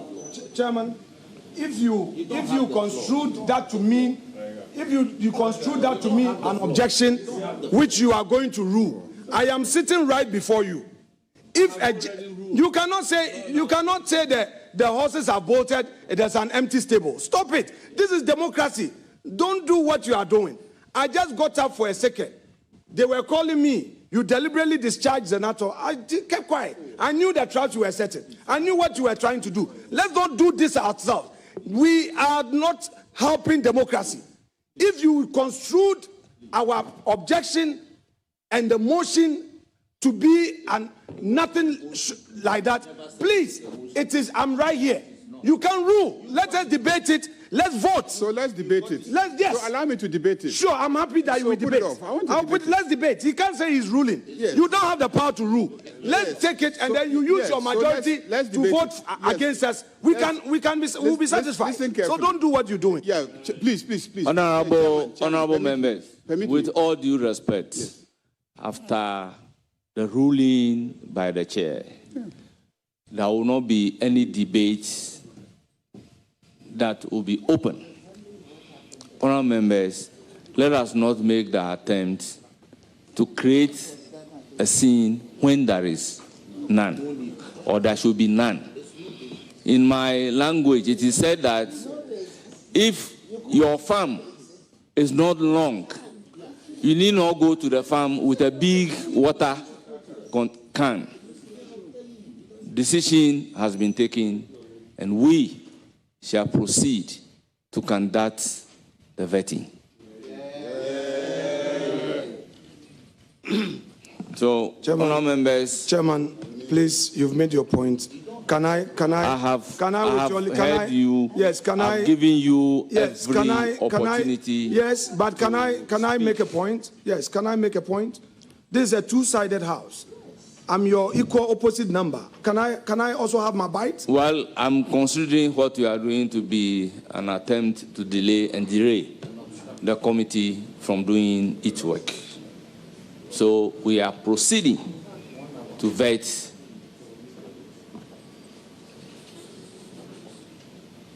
the nominee before us. Chairman. Clerk of the committee, Chairman, I'll call upon you. The clerk, you know the rules. Accordingly. That you, the clerks, know that in all situations, the committee is not a one-sided committee. The clerks, we don't want you to get into this matter. There has to be some consensus here. Don't rush to get into this matter. And we expect the clerk to Parliament to know his job. Hereby directed to administer we have a say. Oath. The minority go ahead and what the majority is doing is wrong. Public servant, don't get into this. It is not your duty. It is not your duty. You parliamentary service, it is not what you are doing is wrong. When we were in power, you never allowed this. Parliamentary service, don't do what you are doing. You are not a partisan institution. You are supposed to be neutral. The ranking is here. Don't do what you're doing. Don't do what you're doing. Don't do what you're doing. Parliamentary service staff, don't do what you're doing. We must be heard. It's not fair. It's not fair. It's not fair. You are taking things too far. Listen and let's cooperate. What you are doing is not fair. Cooperate and let's do the right thing. Let's do the right thing. Honorable Afenyo, please, Chairman, I beg you. I beg you. Please. Oh, please. I beg, please. Afenyo, I beg you. You see, we are all acting pursuant to the standing orders. Indeed, during the deliberations, I was the one who instructed him to ask Speaker whether or not we needed to move a motion pursuant to Order 3, I think? Yes. 3-2. For the suspension of the standing orders so that the waiver applies to all the nominees.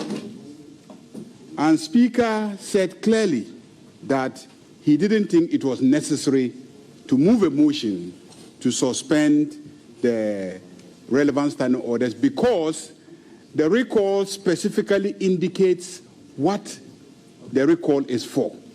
And he, as Speaker, had given us clear instruction what he wanted us to do. And in any case, what we wanted to do had been captured in the business statement, which had been adopted by the House. On the basis of that, I asked him not to move the motion because Speaker had said it was unnecessary. You cannot come today and fault us on the basis of not moving the motion. You are questioning our professional capabilities. We did not move the motion because Speaker said it was unnecessary and that this recall is to consider the nominations, and because the recall is only for 5 days, we should have all the advertisements, all those requirements waived, applied to everybody. I think that even for you as a minority leader, it will not be fair that you say that in the case of myself and Honorable Zanetor, because we are your colleagues in the House, you are willing to pat us on the back by, waiving, and yet when it comes to the judges, you will not accept it. On what basis are you discriminating between us and the judges? If that's the case, I hand over back to you your approval so that we wait, and the same day that you are considering the judges, I will join them to be considered. That's what I will do, because it's not fair. We should treat each other fairly. Whether a member of a coordinated branch of government, the judiciary, or the executive, we need to treat everybody fairly. So I disagree with you. Secondly, on the authority of the chairperson of the committee, the chairperson is guided by the standing orders. And it says in Order 268, general functions of a chairperson of a committee. He sits here as chairperson of the appointments committee, not as first deputy speaker. And it says that 2683, the chairperson of a committee shall maintain order at a meeting of the committee and decide on each question of order. You have raised an issue of Order 3. Yes.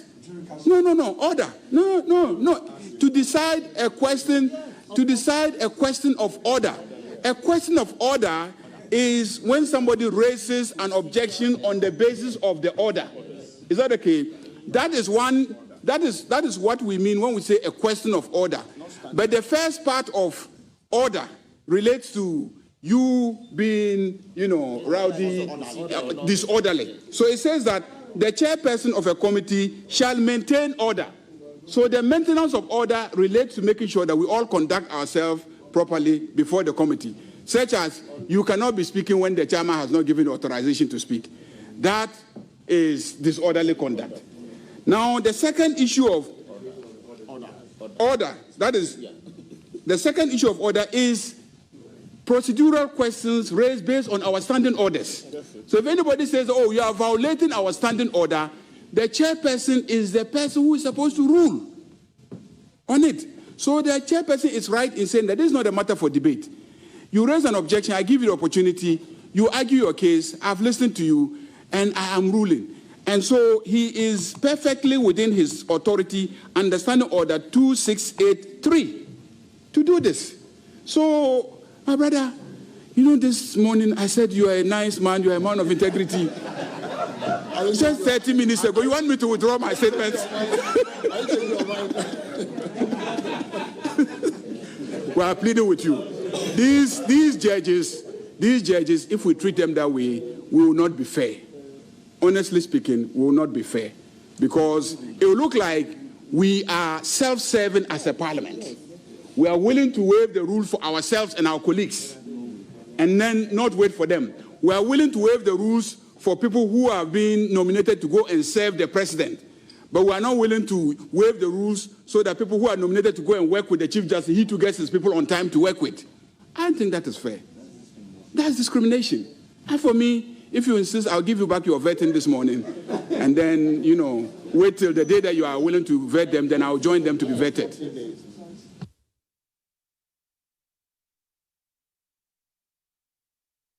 Honorable Minority Leader, you are pulling your microphone. I will give you just 5 minutes. It's now 1:48. Exactly 5 minutes. I will stop you. Chairman, that's not the way to treat your ranking. That's not the way to treat your ranking. Honorable colleagues in the majority, we are only asking you to respect your own principles. Your principles in 2024 and nothing more. This argument of discrimination that you have discovered is again serving your convenience. I told the majority leader that he has a principle called jurikashi. When he's in trouble, he used takashi and somersault it into jurisprudence. So I call it jurikashi. What you just did is jurikashi. You and I know that there is no set power given to the chair to make a ruling. You know it. Now you say there are some general powers. I kept quiet, please. Please. Please. You are not a member of this committee, so please become and let your seniors engage on an important matter. I have not mentioned a name. Please. Who in particular? No, but my colleagues are also there. Yes, but they shouldn't do that. Chairman, what is happening is unfair, it is improper, it lacks principle. All we want to say is that if you insist, because you are the majority, that we don't need any notice. The very things that you said when you were in opposition, they are no more relevant. And that under reset, you have set in place a new rule, who should be the new president. We are sorry. We cannot be part of it. And to the nominees, with greater deference to you, we respect you, and we are not opposed to your nomination, but the process by me, through which the majority is deciding to use, is not known to the parliamentary jurisprudence that we all know. So, Chair, thank you very much. Most grateful. Today, if you need water to wash your hand, I have a bottle of water for you.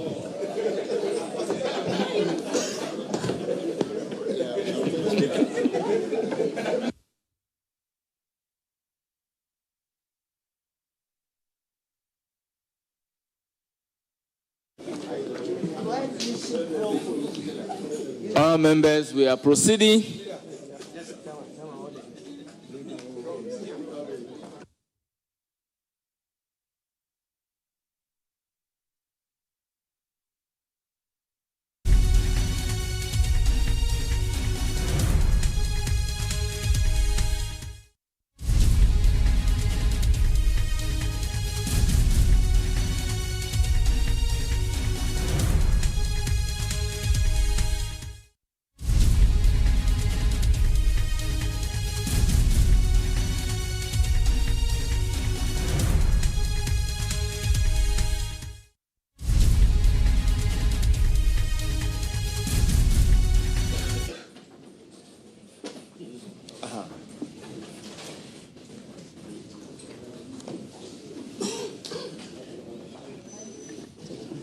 Please put it.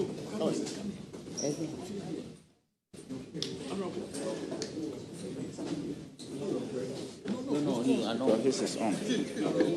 That's all there. I know left the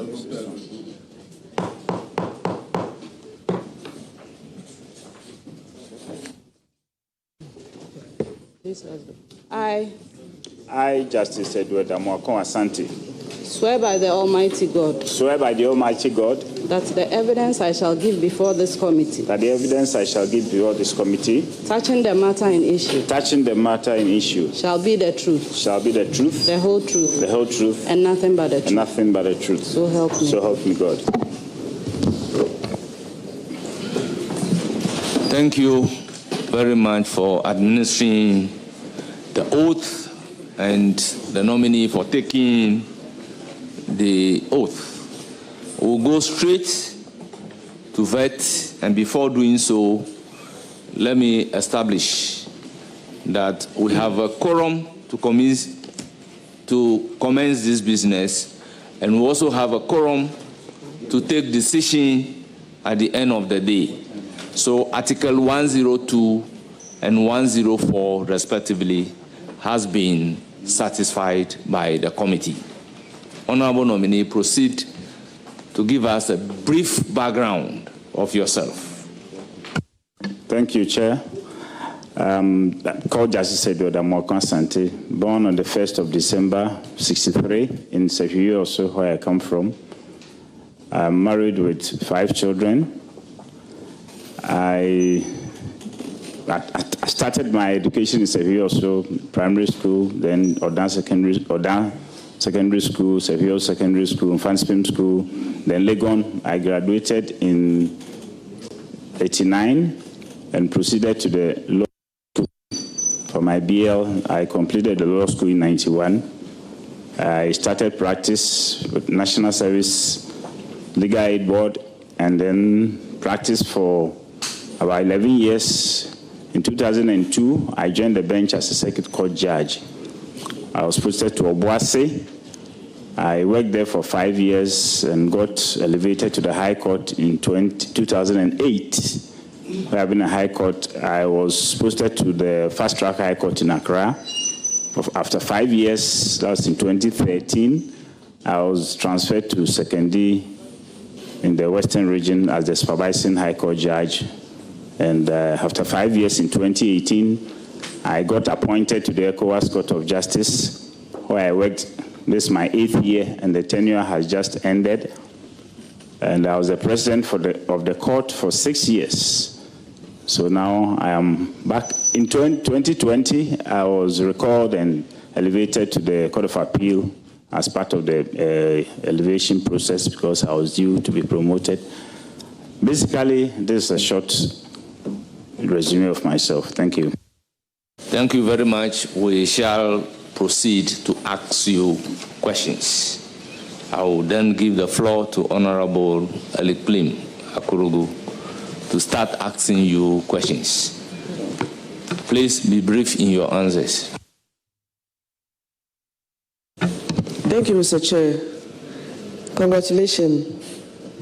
Thank you. I did a background on you, and I found it very interesting because you have an extensive regional and international judicial experience.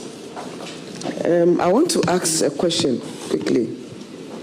Given your extensive experience both in Ghana's judiciary and as a president of the ECOWAS Court, what safeguards should exist to ensure that a judge who is being considered for elevation or appointment remains completely independent of those involved in appointment process? Thank you very much. Basically, we, as a judge, when you are appointed, you swear an oath, which you go by. That is a very important thing that you do. You'll be fair and equitable to all manner of persons who appear before you. Judges decide cases by facts before them. You apply the law to the facts and all that. Judges do not go mingling with the appointing authority just because they appointed you. Independence of mind is very important, and that is why I've gone to where I've gotten to. Independence of mind in the ECOWAS court, as you know, we deal with presidents, heads of states who we meet, but therefore, and still when matters come before us, we'll deal with them as they are based on the facts, and therefore I think I have the independence of mind to be able to withstand all kinds of influences, if any, to do my job. Thank you very much. Any further question? Yes, I have a follow-up. So, would you recuse yourself from a case involving a person who had played a significant role in your own elevation if circumstances created a reasonable perception of conflict? I don't know what you mean by a person. Sorry. I don't know what you mean by a person who has played a role in my elevation. I know that I'm a judge of the Court of Appeal, and I qualify to be at the Supreme Court. I'm 35 years old as a lawyer. I've worked as a judge for over 20 years, and therefore I qualify by the Constitution. The Judicial Service has given its advice, Judicial Council its advice. Council of State have been consulted, and now I am here pending your approval. And therefore, that is all I know. I do not see whoever got involved in anything. The President knows, of course, in consultation, on the advice of the Judicial Council, knows I qualify. That's why I've been appointed. And therefore, I don't know who did that. In any case, if that is it, it's so clear. Talking about biases, maybe that's what you are talking about. It is clear that when the matter involves an individual whom you think you know very well, as a judge, if your conscience doesn't serve you well, you just recuse from it. But if it's a company that a person is involved, or a general matter like on Article 2.1 and all that coming to the Supreme Court, if you give me the nod to have interpretation and all that done, and the person is even a person that I know, I have to deal with it because that's the calling of the job I'm doing. Thank you very much. That will all be, Chairman. Thank you very much, Honorable Lekple Makurugu. I will then move to Honorable Beat Zidin. And I affectionately call him Azidi. Thank you very much, Honorable Chairman. And let me use the opportunity to congratulate you for your elevation from the Court of Appeal to the Supreme Court. Indeed, I've gone through your CV, and it is quite a rich CV. You have risen through the ranks from the High Court to the Court of Appeal, and then to now going to the Supreme Court. I have a few questions for you, probably one or two. The first one is, Article 22 of the Constitution enjoins Parliament to enact legislation to regulate spousal property rights. My Lord, what has been the evolution of spousal property rights in the jurisprudence of Ghana to date? This question is very convoluted, but I will, however, allow my Lord to answer the question. Thank you very much, Honorable Chair. It actually has a checkered history. Back in the days, excuse me to say, women and children were considered as chattel of the man. And therefore, when the man and his wife and children did whatever property, upon his death, it went to the man's family and not to the wife and children. They even lived in the house subject to good behavior. As time went on around the early 60s, luckily for us, the case of Korte and Mate surfaced, and the court, in that particular case, that's what they said. But then subsequently, I think Abebrese and Carr, the court said that if the wife especially did substantial contribution towards the property, then you'll be given a part of the property.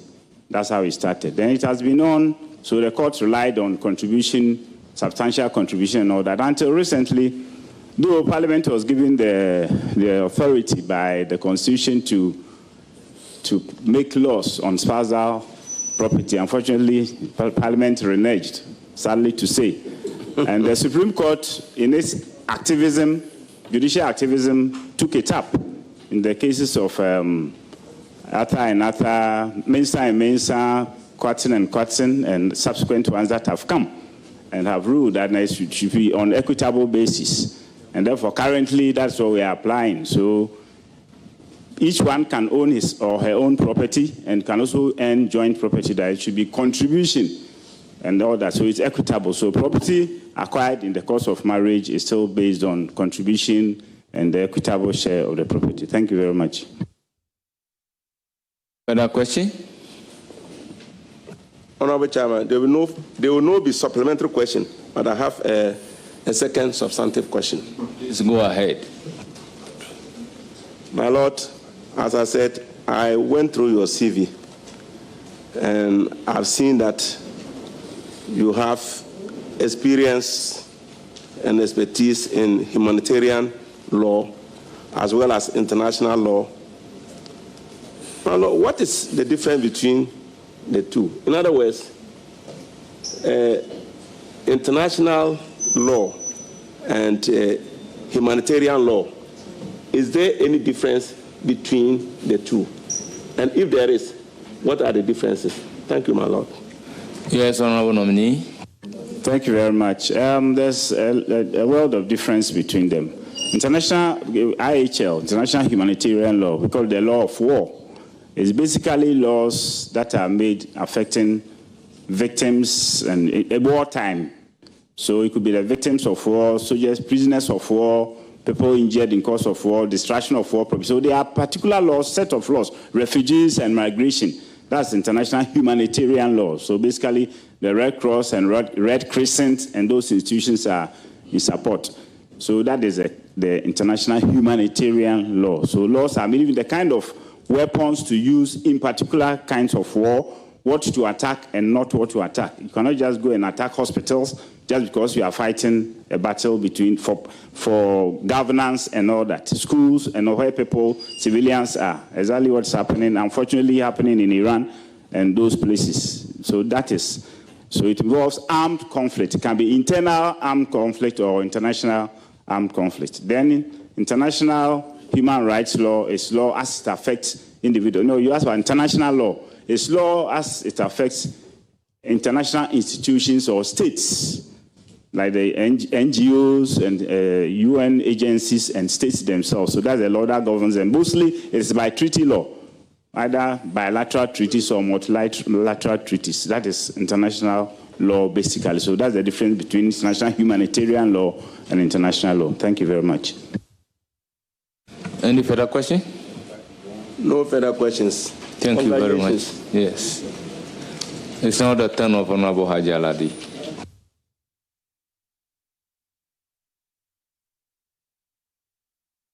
Thank you, Chairman. Because I'm not a lawyer, I do not know or have those words that they readily use. But as a P1 teacher, I will say congratulations and say that I wish you all the best in your endeavors. I met you first at ECOWAS, and I have listened to you with all the lectures and what have you. So I want you to just tell me or tell this committee 3 achievements of yours at ECOWAS Parliament or when you were the chairman of the ECOWAS court. Thank you. Yes, Honorable Nominee. Thank you very much. As the president, in fact, from the initial stages, I was made president of the court, and I've been we are 2, the longest serving presidents for 6 years, myself and the very first president, who was a Nigerian lady.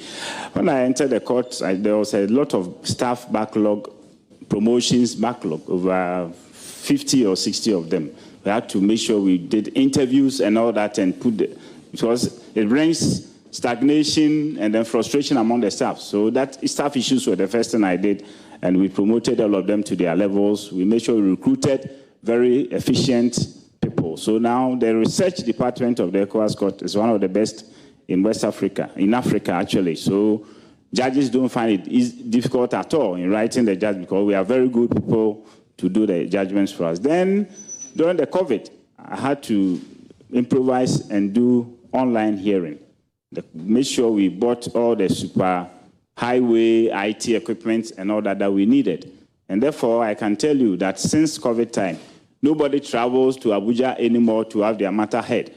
You just do your documentation, you scan and email them to the court. When the court receives them, you also look at it. If it conforms to the rules, it is scanned and emailed to the other side. And then hearing is done online. So somebody in Senegal who has sued somebody in Niger, there's a serious, very good internet facility and everything in the court. So we just sit in the court, hear the matters, and deliver judgment without people buying tickets for themselves and for their lawyers to travel as it used to be. And therefore, we have saved the citizens lots and lots of money. Then, to add on to it, the final one is the electronic case management system, which was recently launched, though not during my tenure, but I started it. It is to the effect that now it's paperless. So you just file your processes, it goes to the court, they look at it, automatic stamping or filing on it, then it is also transmitted to the other side. So it's purely paperless. The president also just clicks a button and selects the panel. So all these things were done under my and then the judgments. When we went, we saw that the work rate was very low. And for the first time, we did 48 judgments in a year. That's about 2020. Then the following year, we did 68 judgments, which is record in the court has never been done. So these are some of the achievements that I did there. Thank you. Any further question? Thank you, Chairman. Yes. Although the response to my next question might emanate from the one that you just responded, I would wish that you state it clearly for us all to know that at least there is a way forward, bringing you to the highest level in this country. And so I would want to find out from you if you would consider suggesting and following up so that AI can be infused into our court system in Ghana. Honourable nominee. Thank you very much. AI is the way to go now. Now the world has gone AI. There's nothing anybody can do. We have had a little bit of training in the ECOWAS court, the judges and even the staff. And wherever we went, it is there. So basically, if the Chief Justice seeks my inclusion for it to be done, why not? Because at least I have some knowledge in it. It's a matter of trying to get people to do our own special setup for us. Even you, Parliament, you can do it. You have your own setup. The algorithm is built for you. So it's a tailor-made thing for you.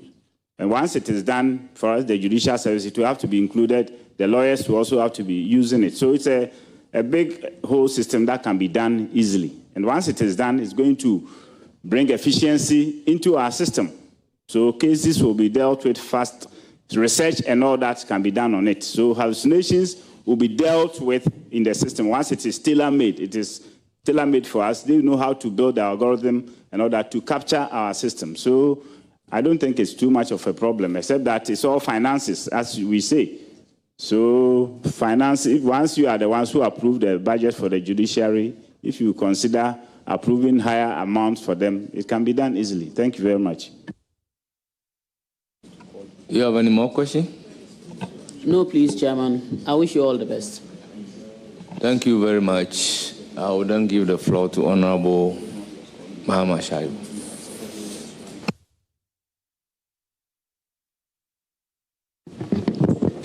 Well, congratulations. And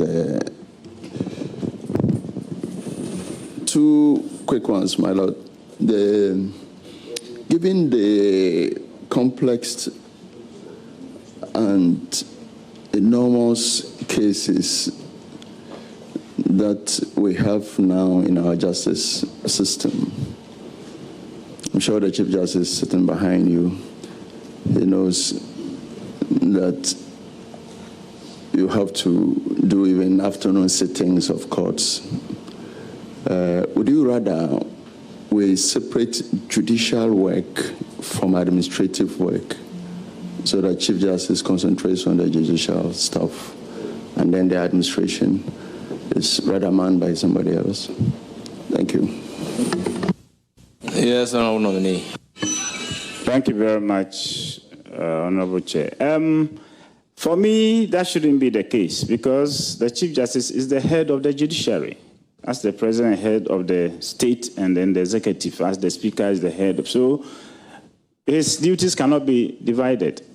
For me, for instance, maybe it gets to the area of empaneling of judges and all that. That is his duty, administrative work, and therefore he should be able to do it.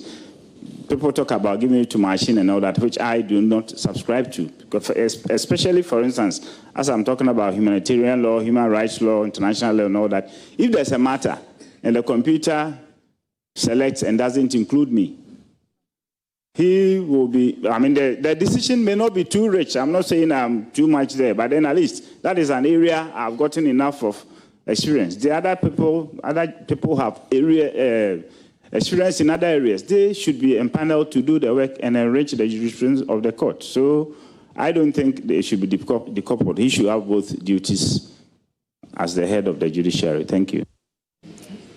A further question? Yes, a further question. My Lord, the famous case of Tufor versus AG in the political cycles of Ghana, we've played it around like a football. Where it pleases us, we play it positively. Can you explain how important this is or what role it has added to our jurisprudence? Thank you very much. For an Attorney General, it's a very important case so far as particularly the constitutional jurisprudence of Ghana is concerned. You know, prior to that, there were issues with supremacy, but it's clearly affirmed what we now have, constitutional supremacy. It said that whatever the Constitution said is what is final and not parliamentary supremacy. Though there were powers given to the parliament, but it said that whatever the Constitution has said, that the Chief Justice prior to the coming into Constitution of the 1969 Constitution was CJ, should be the CJ, and that was upheld by them. It also enforced the rule of law clearly. It also enforced the fact that citizens could come to the court not as person injured, but to vindicate rights that generally affect the entire nation. Because those who went to court was not the one affected at all. But they gave him the right. He had the standing to sue. They admitted it and did all that. So rule of law was enhanced. Supremacy of the Constitution was enhanced. And all those things. So that is basically how it enforced the constitutional jurisprudence of Ghana. Thank you. Any more questions? The final one. My Lord, just a final one. Two very important chapters in our Constitution, that's 5 and 6, fundamental human rights and freedoms and directive principles of state policy. How related are these? And is there any distinction that you can clarify regarding this? Thank you. Yes. Thank you very much. We know that Chapter 5 on basic human rights, it emanates from the UN and all other human rights treaties that Ghana has acceded to. Then we brought in the directive principles of state policy, which are basically economic, social rights. So the difference is that for us, Chapter 5 is on human rights that affect individuals, their rights, basically inviolability, right to dignity, right to life, the right to be informed when you are arrested and all that. Those are rights that affect the individual personally. But the social rights, as in the Chapter 6, are general societal rights. And those rights, the SIBA case has said that they are not enforceable until maybe some of them are also found in other parts of the Constitution. So that's basically the difference. ones are enforceable. Chapter 5 are enforceable. Chapter 6 are not enforceable, except that if parts are found elsewhere. And it is clearly understandable because these ones involve finances. The chapter 6, serious financing. If everybody should insist that government should build a school or hospital or whatever in their hometown, it's going to be a problem. That is the idea why those ones have been declared not to be enforceable. Thank you very much. Yes. My Lord, I wish you all the best in your next endeavor. Thank you very much, Honorable Shaibu. Yes, Honorable James Akalga, do you have a question for my Lord? Chair, I have no questions for my Lord. I wish him well. Congratulations, my Lord. Yes, Honorable Roxanne Nelson Kwame Eche Dapamoko. Chairman, thank you very much. My Lord, you are welcome and congratulations. I practiced before you, and I know how formidable you are. So I have no doubt that you continue to distinguish yourself when you get to the upper bench. My Lord, my question is very simple. Let me situate it within the remit provided for in Article 21(1)(e), freedom of association. What is your position regarding professionals of any shade and hue, including lawyers, forming associations? Associations, that's all. Freedom of association. Yes, Honorable Nominee. Thank you very much. Yes, the Constitution guarantees various types of...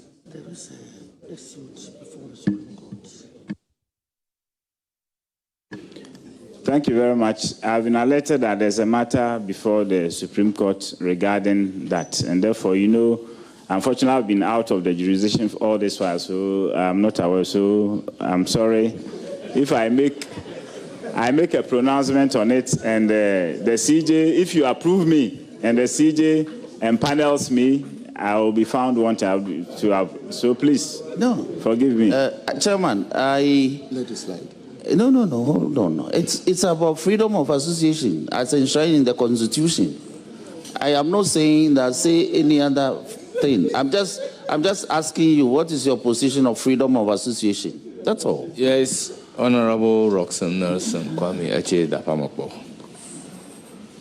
There was an earlier decision regarding this in the case of Ward Brew versus Ghana Bar Association. Yes.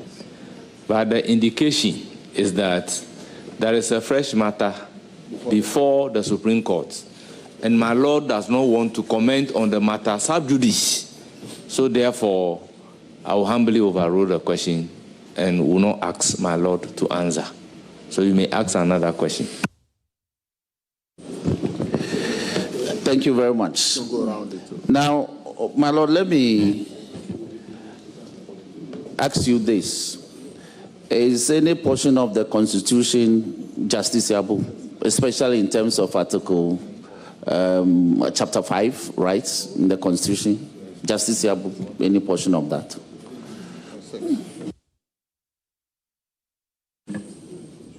Thank you very much.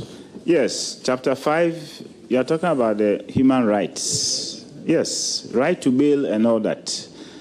I have always had the notion why suspects have not sued the police for keeping them for times on end after the 48 hours. These are things that people should be doing for us to know that the courts are able to confirm what is in the Constitution for those things to happen. So all those rights, for me, are justiciable.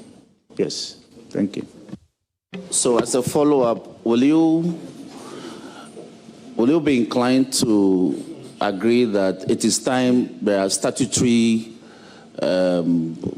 Parliament takes steps to enact a law on bail, to define the parameters of bail, like a bail act? Especially because bail appears to be, the right to bail appears to be justiciable, but it continues to create some controversy when the courts exercise that discretion. time and time again. So do you agree with some who are calling on Parliament to come up with a bail act to guide the court regarding the circumstances to grant bail, set out in an enactment? A couple of other jurisdictions have done that. Yes, my lord. I do not think that is necessary in our circumstances. Act 30 is a clear act. It is there. Then, to reinforce, there's Martin Pebu, an Attorney General. That said, all the matters are available. And therefore, it is there. It is people or lawyers who have not sued those who have detained their people beyond the time on behalf of their clients. That's exactly what I espoused earlier. So if you take action and the court declares and finds, award against those who have done so, then it will be fine, so that everybody knows that you cannot just get people, keep them, and all that. So that's what I can say to that. Chairman, that'll be all. Malord, once again, congratulations. It's now the turn of Honorable Kweku Ricket Hagan, alias Kokube.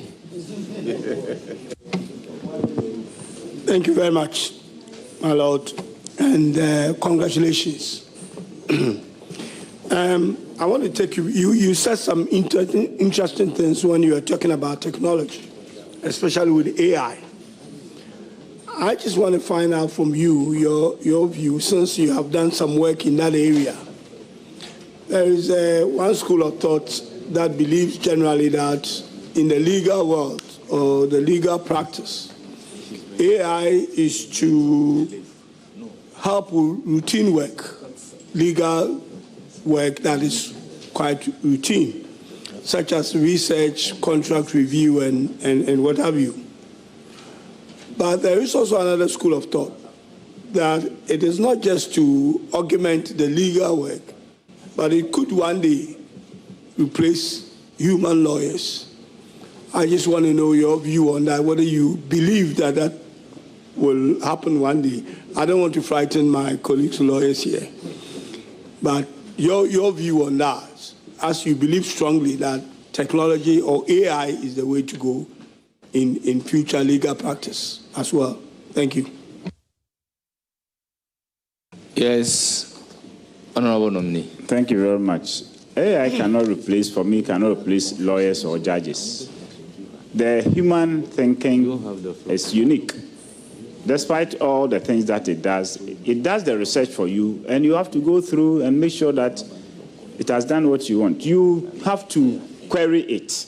To get the best out of it, you have to query it several times before you get even what you want. And therefore, its thinking capacity does not get closer to anywhere the human brain can think to. It can help you, support you.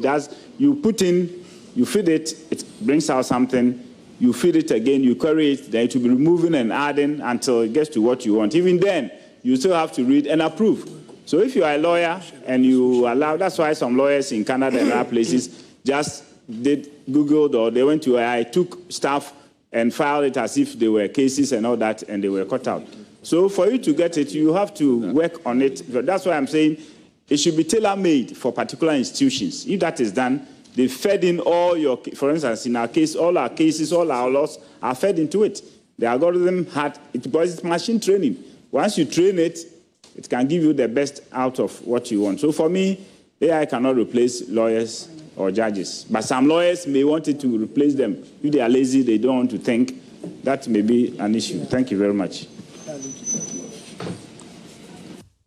Further question? Thank you, Chairman. I have no further questions than to wish the nominee well. Thank you. Chair, if I may say, I missed you at Infantsipim. You left in 83, I came in 83, from 83, 84. So when I came, you had left. So clearly, he's 2 years your senior. Let me just correct, Honorable.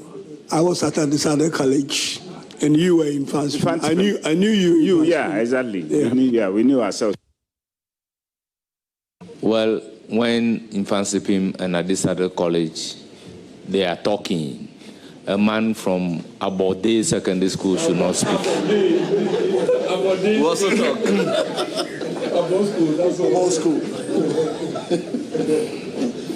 I am a proud Aboscan.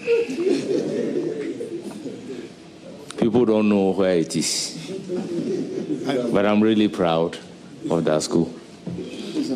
My Lord, it's now my turn to ask you questions. But I have appeared before you severally in my private practice as a lawyer. I know your integrity. I can vouch for your competence, the professionalism, and I intend not to ask you any question. I will then use the opportunity to crave the indulgence of my colleagues to announce and acknowledge the presence of your distinguished invitees who are here to support you. We have Bismarck Bedu, is a business executive. We also have Mr. Charles Adokwe, is also a business executive. We have Mrs. Gifty Asante, the spouse of the nominee. We have Mr. Brian Kojo Asante, son. We have Miss Akosua Asantiwa Ankama, daughter. We also have Dr. Kwasi Safo Boachi, is a pharmacist. And we have Brigadier General Richard Akoto, is a military officer. We have Dr. Samuel Oredu Yebua, is a medical officer. We have Mr. Henry Asante Donko, brother. We have Mr. William Esua, brother. We have lawyer Kwesi Blay, brother. We have Mr. Richard Dankwa Boatin, brother. We have Odenehu Nana Kweku Chremantin, a lawyer, and have also seen the Chief Justice of the Republic of Ghana, Justice Bafo Boni, behind you.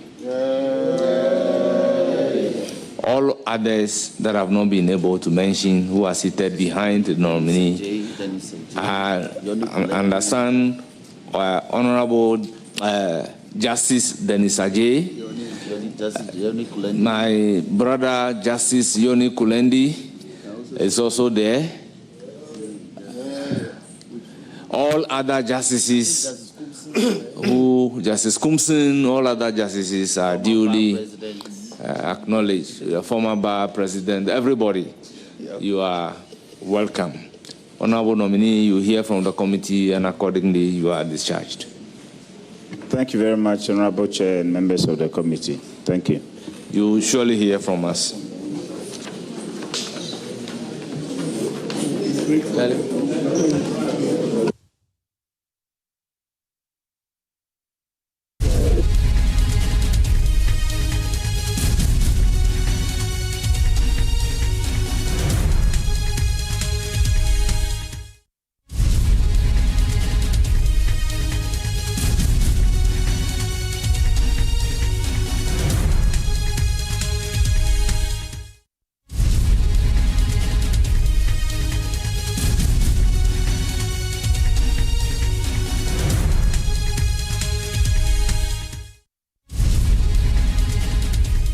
Just gone by, there is a vetting of Supreme Court nominee there, Justice Edward Amoako Asante, by the majority members of the vetting committee. The minority staged a walkout, citing their displeasure with the committee's decision to hold the vetting of the Justice of the Supreme Court today, as well as the concerns raised about it breaching the orders of Parliament. They raised concerns. Alexander Fayemarkin, the minority leader, raised that concern and walked out of the process. Well, some key things that have come up during his vetting. He has been talking about artificial intelligence and its use in the whole judiciary and also in terms of lawyers using artificial intelligence. In his opinion, he feels that artificial intelligence would not take over the job of lawyers. He has also been describing his thoughts about how to make the judiciary work efficiently. According to him, he says that he will work together with the Chief Justice to ensure that cases are heard swiftly in the Supreme Court. Well, 2 more vetting to go, especially vetting of Supreme Court nominees to go. We're going to be bringing you that live once it commences. You're still watching The Pulse. Stay with us. We'll be right back.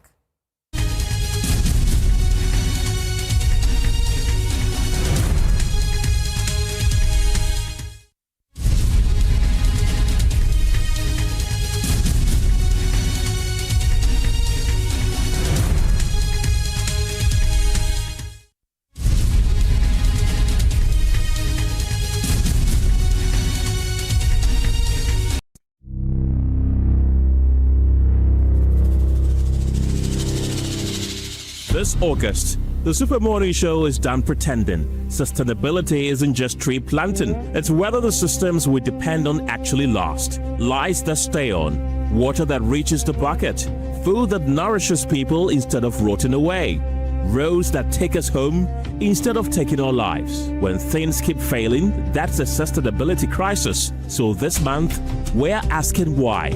Why land guards still run our neighborhoods? Why food rots in bins while our neighbors sleep hungry? Why the road that killed your cousin still has no signage? Why half the water you pay for never reaches your bucket? Uncomfortable? Good. That's the point. Stay tuned to the Super Morning Show throughout August for Joy Sustainability Month. Sponsored by MTN and Momo.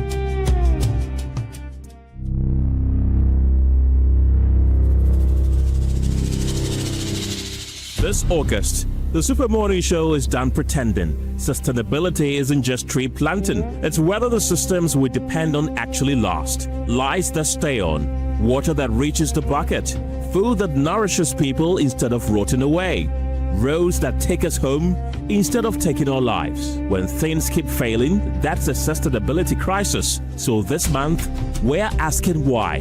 Why land guards still run our neighborhoods? Why food rots in bins while our neighbors sleep hungry? Why the road that killed your cousin still has no signage? Why half the water you pay for never reaches your bucket? Uncomfortable? Good. That's the point. Stay tuned to the Super Morning Show throughout August for Joy Sustainability Month. Sponsored by MTN and Momo. Presenting the ultimate bragging rights in Fontainebleau School! It's that time of the year on the academic calendar. The National Science and Maths Quiz is back and bigger than ever. The nation's brightest minds, the sharpest reflexes, and the question that changes everything. For the first time, over 170 schools enter the arena. More schools, more rivalries. Only one school will lift the trophy and claim the bragging rights of Ghana's champion of science and maths. Who has what it takes? Catch the contest on Joy News, Joy Prime, Joy FM, and across all our digital platforms. Date 20th August to 10th September 2026. The 2026 National Science and Maths Quiz.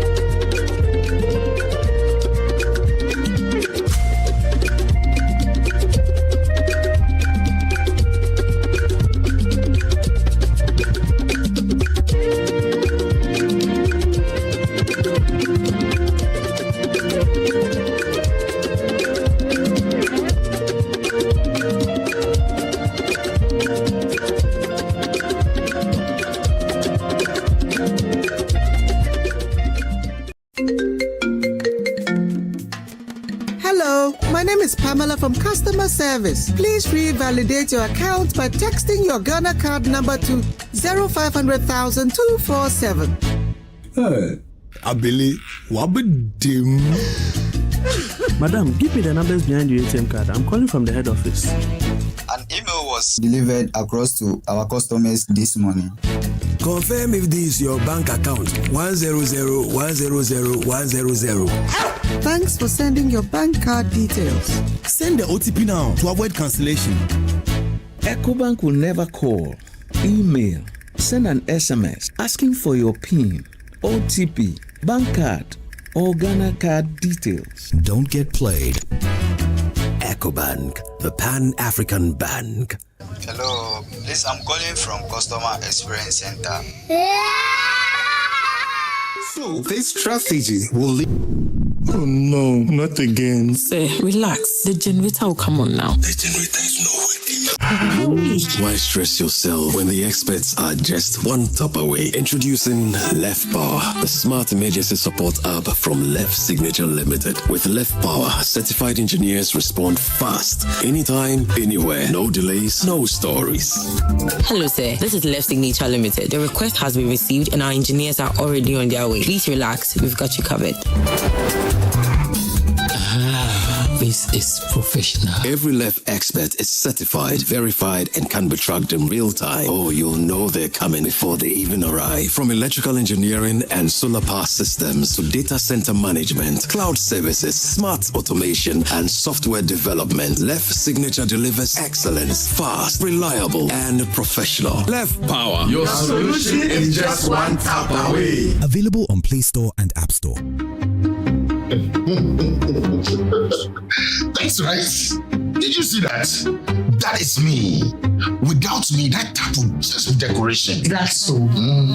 So when the water comes, where exactly is it waiting? Pipe. I also didn't see any bedroom no. Me tank. Me na me kura. At least I move water. And I keep it safe. Without me, nothing flows. What's happening? I bring the life. I preserve it. Hey, why is the water going on and off like this? Maybe I can do it alone. Maybe I need you too. Strong, reliable, built for every home. Syntex pipes and tanks, the perfect water team. Syntex, a year strong, a year tough.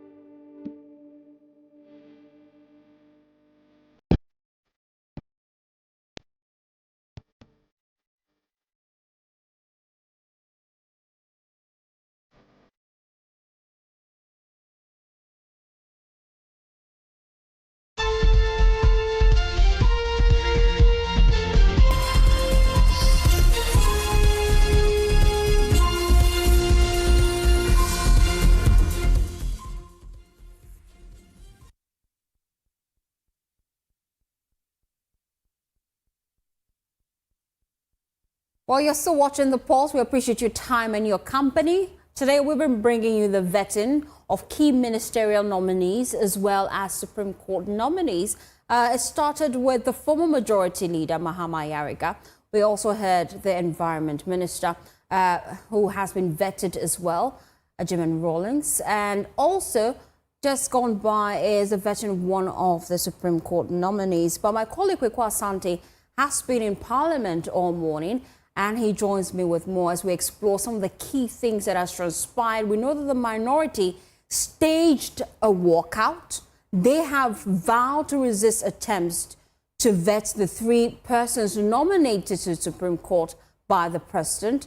Parliament was recalled to sit from Monday to consider urgent legislative business, we know, and notably among them was the appointment of ministers and judges.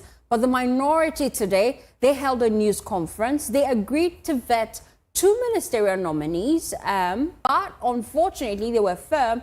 They said that they needed more time to vet Supreme Court nominees, and they went ahead to cite their reasons. They say the 3 nominees, which are Justice Sophia Rosetta Issa, Justice Edward Amarkwa-Asante, whose vetting we watched moments ago, as well as private legal practitioner Anthony Forson, is one they would not actually support.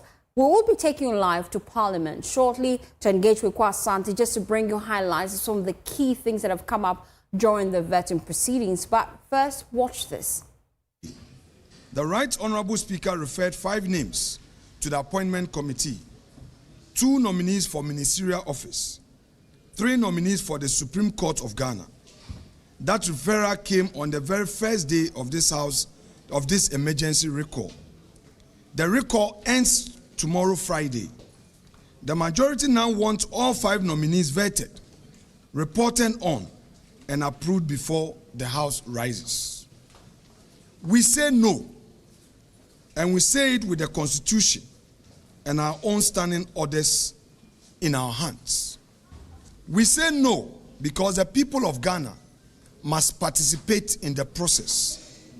We say no because as minority, we are here to fight for the interests of the Ghanaian people. Our stance is not a partisan stand. It is a stand for the people of Ghana. What we would accept, my dear members of the media, on the 2 ministerial nominees, we are ready to engage. The Honorable Ayariga, Member of Parliament for Boko Central, has been nominated for local government, chieftaincy and religious affairs. Dr. Zanetor Agyeman-Rawlings, Member of Parliament for Kole Klote, has been nominated for environment, science and technology. Those ministries would need a political appointee to supervise and ensure government business goes on.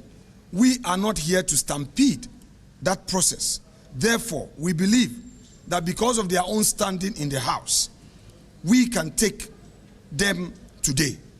On the 3 nominees, our answer is firm and is in accordance with the NDC's own principal stand in 2024. Ladies and gentlemen of the press, for the records, in 2024, President Akufo-Addo brought 2 nominees. My respected colleague, who was the acting chair, there was an advert that was placed in the papers, and they were given 10 days within which to appear. The NDC, led by Dr. Kasiel Atuforsen, as minority leader, Honorable Kwame Agboja as minority chief whip, and the current majority leader, Honorable Mahama Ayariga, led the charge on behalf of the NDC. They opposed the vetting of the nominees. They physically prevented the vetting of the nominees. Their argument was that the 10 days was not enough, that the public must be given the opportunity to participate fully in the process. Therefore, we should suspend.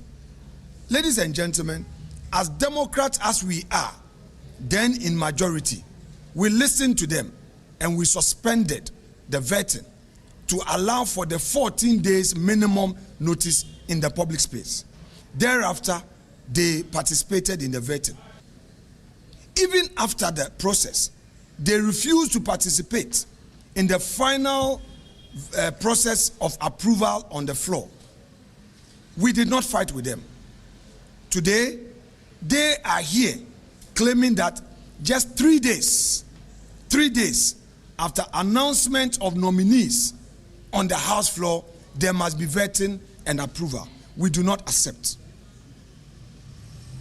We see that the majority is trampling on the rules of the House. The minority leader there, Alexander Afeyan-Markin, saying the minority is kicking against the vetting of the judges of the Supreme Court nominees. They're clear. The standing orders, he quotes standing orders 217, 10 and 11, that stipulates the procedure with which an individual ought to be vetted before the committee? Well, let me take you to Parliament. Akufo-Addo has been there for us all morning. Kweku, let's start with the vetting of the former majority leader, Mahama Ayariga. Some key things came up. Quite interesting was his position, really, for me, on the National Cathedral. Share with me the key highlights from Mahama Ayariga's vetting. Faustina, that was the first question that, in fact, Yes, that's the first question that the majority leader was asked, the question about the National Cathedral. And he said that the cathedral idea was not really a bad idea, but how it was executed. And that if he gets a sense that the Ghanaian people want it and the president wants it, then he will mobilize funds for it.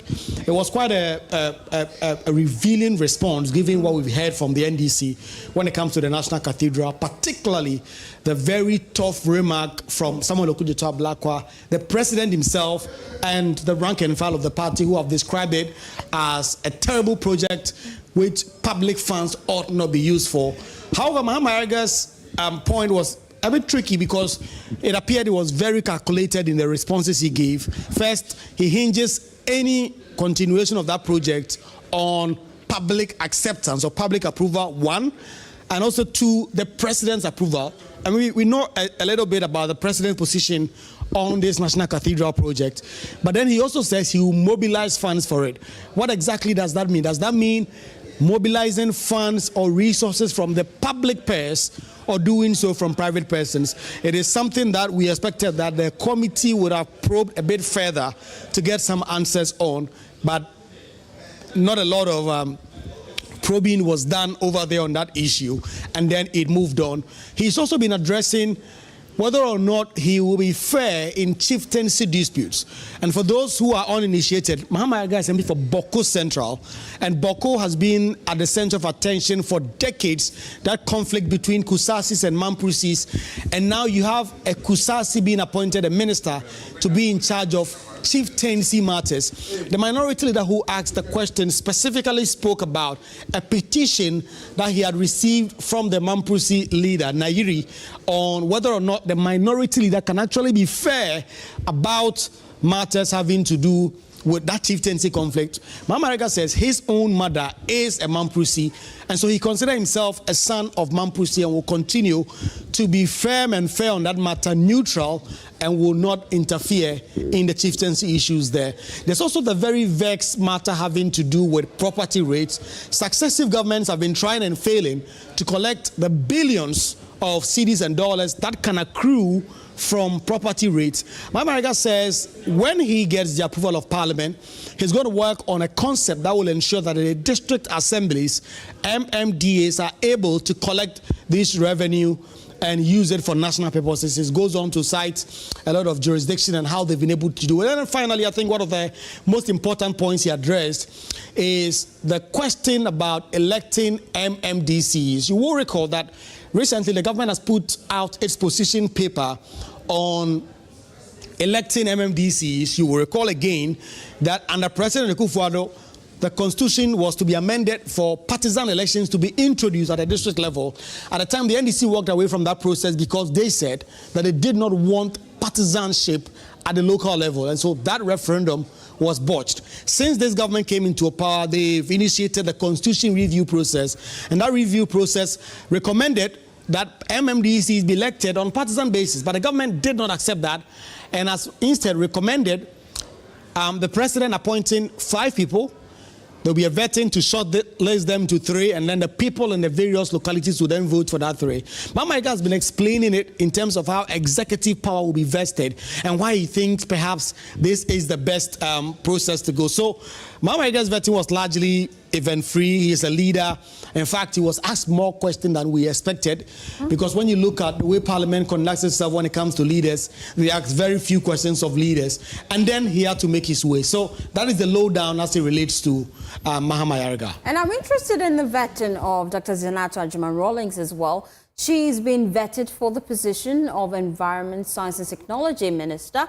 Some key things she said that really stood out for me were her thoughts on the ban of styrofoam, which is mostly known as takeaway packs, but also on illegal mining, which is very controversial. But you can walk us through the key highlights as well.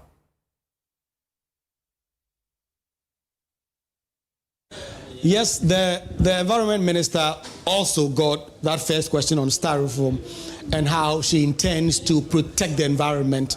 Already EPA has initiated the process to ban styrofoam by the start of 2027. This is a position as incoming sector minister. If he gets the nod of Parliament, she actually seems to fully agree with and says that is one of the surest way.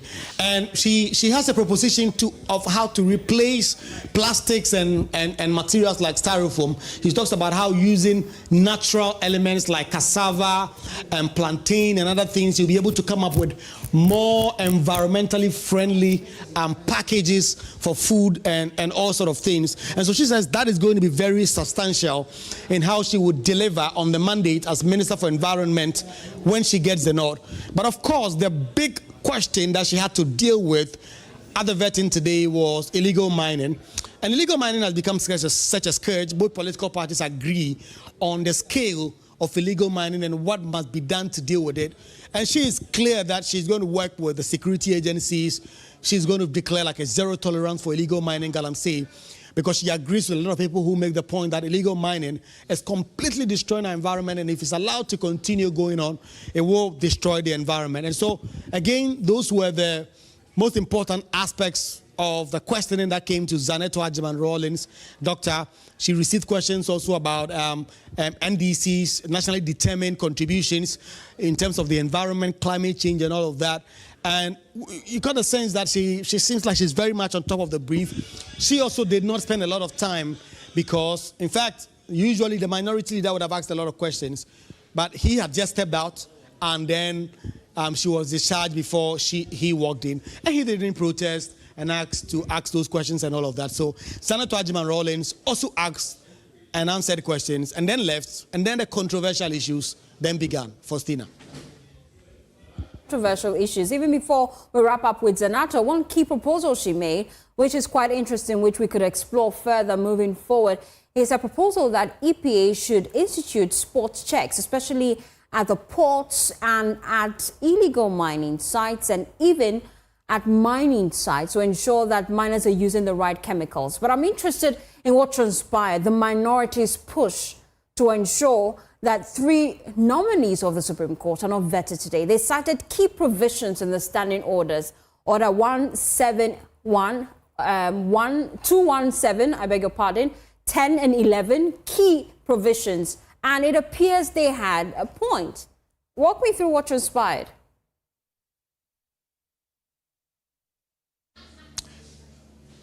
Yes, in fact, this morning at about 9:30, just before the vetting itself would start, the minority leader address press conference, you've played part of the inserts from Alexander Afenyo-Markin's earlier press conference, where he raises issue. Usually, when the Speaker of Parliament refers appointments or nominees to the appointment committee, what happens is the nominations are advertised for 14 days at least, so that the public will send in memoranda. It also gives in MPs to do their own background checks, national security will conduct their own background check and all of that. But because this was emergency, all that was not done. The minority's contention was that, one, and most importantly, the standing orders and the rules, the strict rules, were not suspended to make room for the vetting to happen within the same week as the referral was made. But then it was a bit tricky because the president has nominated 5 people, 2 people for ministerial nominees and 3 for Supreme Court. None of them have had their appointments published for memoranda to be received. But the minority had said that they did not have any problem actually vetting those 2 ministerial nominees, and they vetted them without raising an issue. But when it came to the Supreme Court nominees, they really had issues. It appears to me, and for somebody that's been paying attention, looking around, that this was the minority's way of paying back the NDC for what they did in 2024. And for those who recall, in 2024, President Akufo-Addo nominated 2 persons to go to the Supreme Court. The NDC resisted that. In fact, part of the reason why they said they were not going to allow those nominations to go through was that the memoranda had not been published for 14 days. It had been published for just 10 days. And I was in the committee room that day. It nearly degenerated into fisticuffs when the minority, at the time, the NDC said they were not going to allow the vetting to happen. Surprisingly and coincidentally, one of the persons that John Mahama has now nominated, in the person of Justice Sophia Rosetta Isabenasco, was part of those Akufo-Addo had nominated at the time, and she was sitting there while MPs haggled, fought, shouted over each other, but eventually they vetted her, but she never got the approval because the NDC insisted that Akufo-Addo was a lame duck president and had to exit for the next president to come and appoint judges. So the minority said they were not going to allow that, and that because the standing orders had not been suspended on the floor, they were not going to allow that. It led to some back and forth between the minority leader and the chairman of the committee, Bernard Ahiafo, because when Alexander Afenyo-Markin made those points, the first deputy speaker who chairs the committee made a ruling overruling the preliminary objection that Alexander Afenyo had made. But Afenyo-Markin came back and said that his point was not an objection, strictly speaking, that required a ruling from the speaker, and that his idea was that it should have been open for a debate on the floor of the committee and then a vote taken before any decision could be taken, and that the speaker's ruling was a misnomer. Then Mahama Ayariga, who had just been vetted and had left, actually came in again and actually explained some things, and I was on the floor. The day the Speaker of Parliament made a referral, the appointment committee presented a report and detailed how the vetting was supposed to happen. And in the appointment committee report, they recommended to the House a suspension of the rules. The House did not vote specifically on suspending the rules, but they voted on the appointment committee, the business committee's report, which included a recommendation to suspend the rules. So according to the Speaker and the First Deputy Speaker, that had been done. But also quite importantly, on the floor, the Majority Chief Whip, Roxy Nelson Dafiamepo, had wanted to move a motion to suspend the rules, but the Speaker of Parliament said that was not necessary. This was an emergency meeting, and that everything had to be dealt with as an emergency and in the kind of urgent way that was required. So back and forth, the minority obviously knowing that they're not going to get their way, but they had made their say, walked out, and so Alexander Afenyo-Markin led his colleagues on the committee to walk out. And so the first judge, Justice Edward Asante, has been vetted without the minority's participation. There are two more nominees to be vetted. At 3 o'clock, which is just about 2 minutes away, we expect that the second nominee will take her seat, and then the third will also do it. We expect that by 4 or 5 p.m., the vetting will have ended because the minority are not around, which will usually mean the process will go on a bit speedily, and then all of that will be done. Before Parliament will come and sit, we expect that the report will be laid on the floor today, and then early tomorrow morning, or perhaps even this evening, they may debate it and vote on it. That is all up to Parliament to decide. But this vetting, as always, has not been without a controversial moment. Faustina. Indeed, and I'm interested in the vetting of Edward Asante. Some of the key things that have come up during his vetting, the use of artificial intelligence in the whole judiciary architecture, and the concerns that AI could take the jobs of lawyers. Walk us through some of the key highlights from that vetting.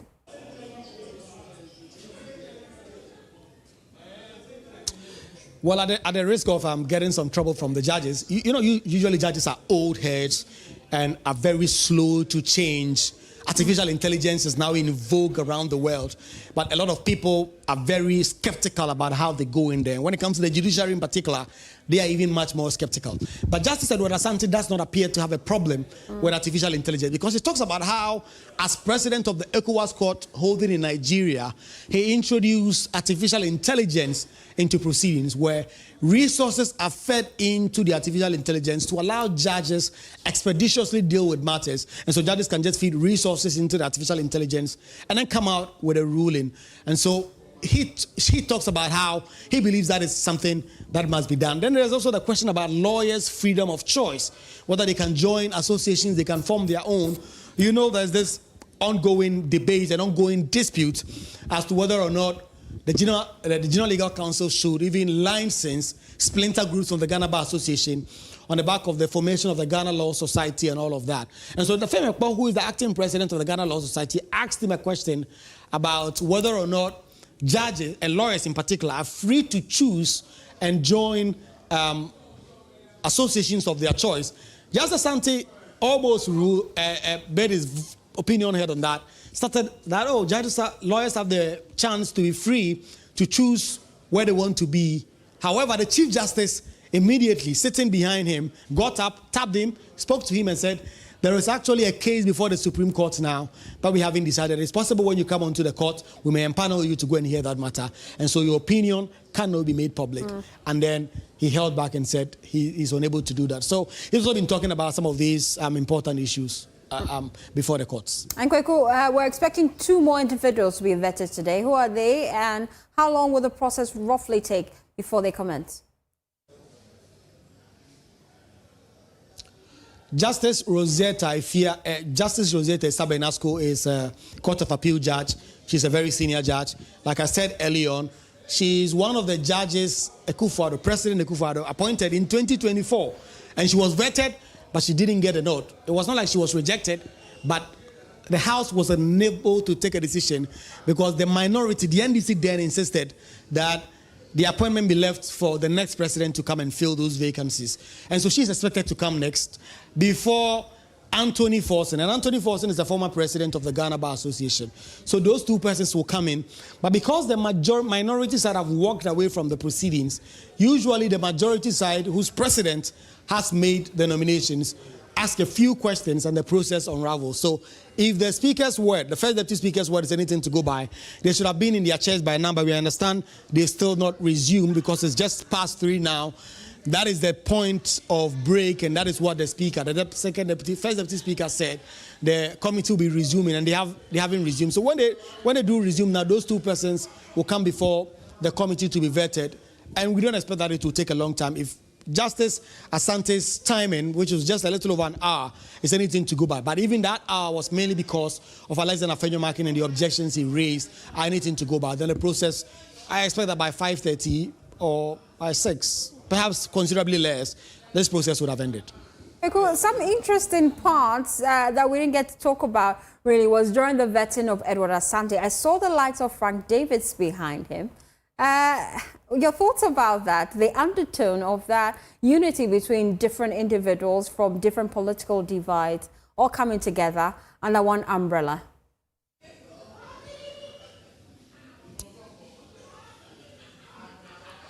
Yeah, I mean, we usually see this when it comes to judges because judges are supposed to be apolitical.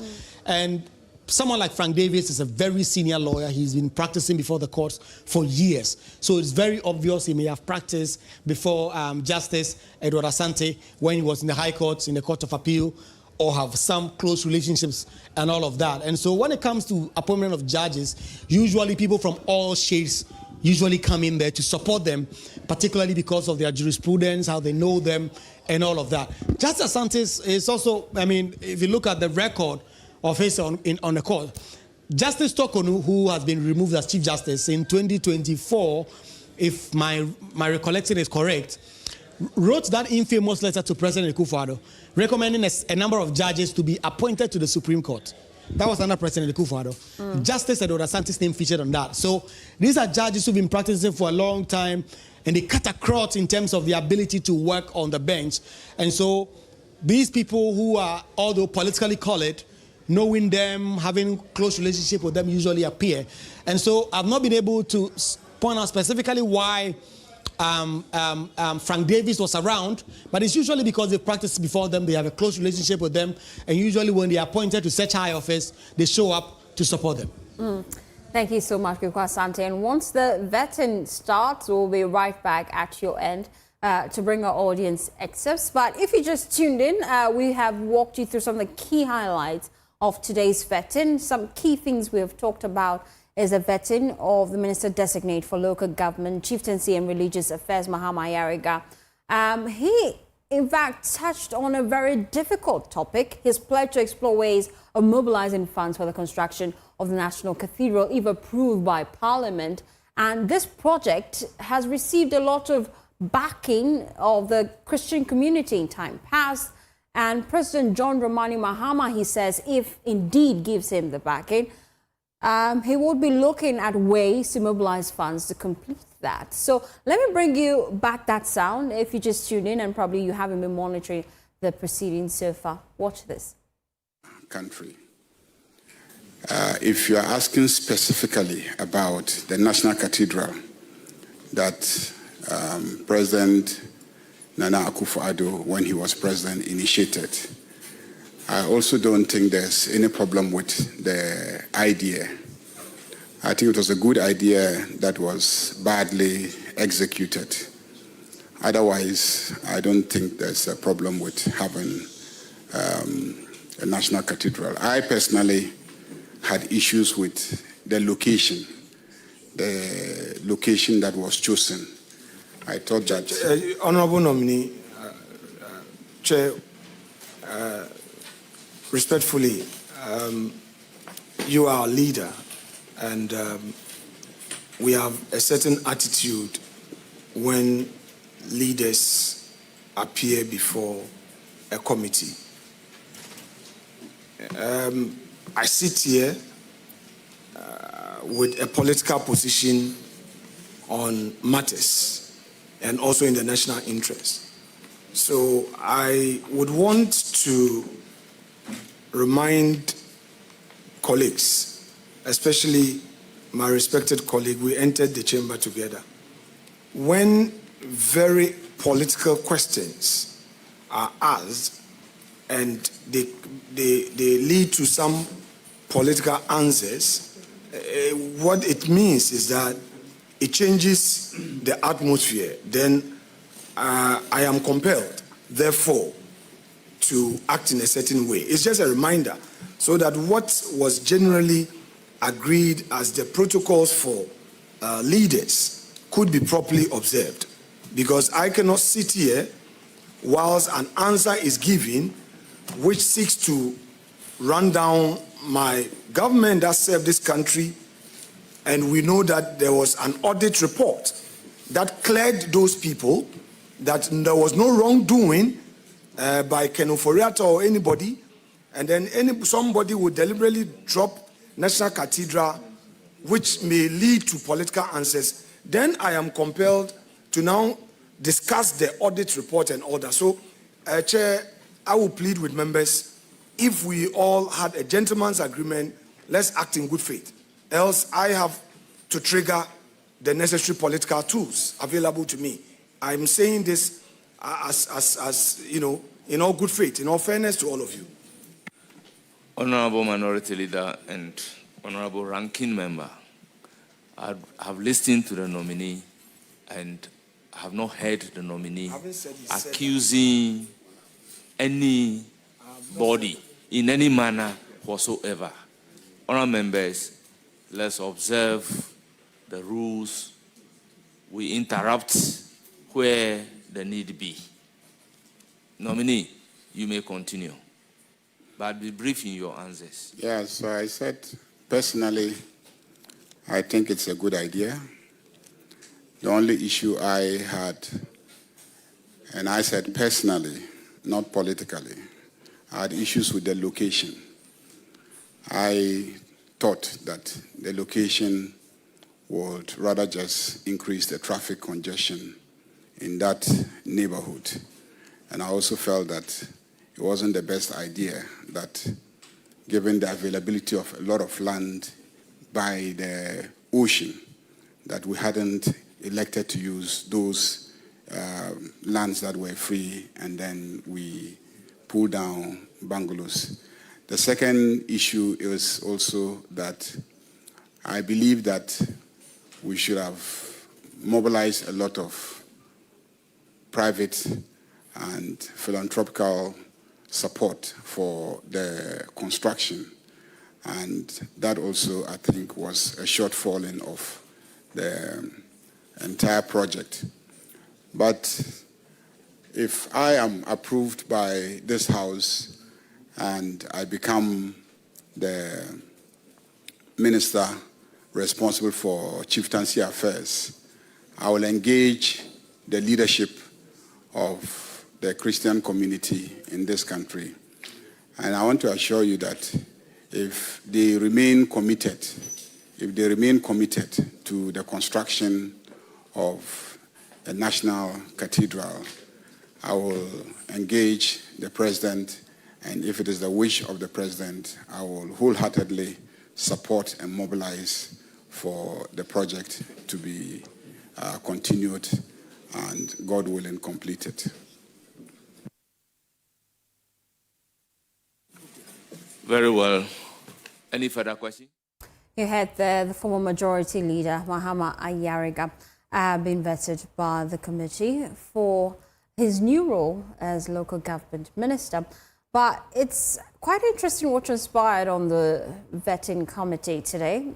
We also told you about the vetting of Dr. Agyeman-Rawlings, Zanetor Agyeman-Rawlings. We'll bring you excerpts of her vetting shortly, but the Environmental and Protection Authority has taken its public campaign on Ghana's impending ban on polystyrene products to Kumasi as the country prepares for January 2026 implementation. The authority is using roadshows, public clinics, markets engagement, and media outreach to explain the reasons for the ban, its environmental implication, importantly, and also available alternatives, what businesses and opportunities are there really that consumers must prepare for and businessmen can explore. The campaign enters its second day in Kumasi, with public education clinics running simultaneously at various locations across the city.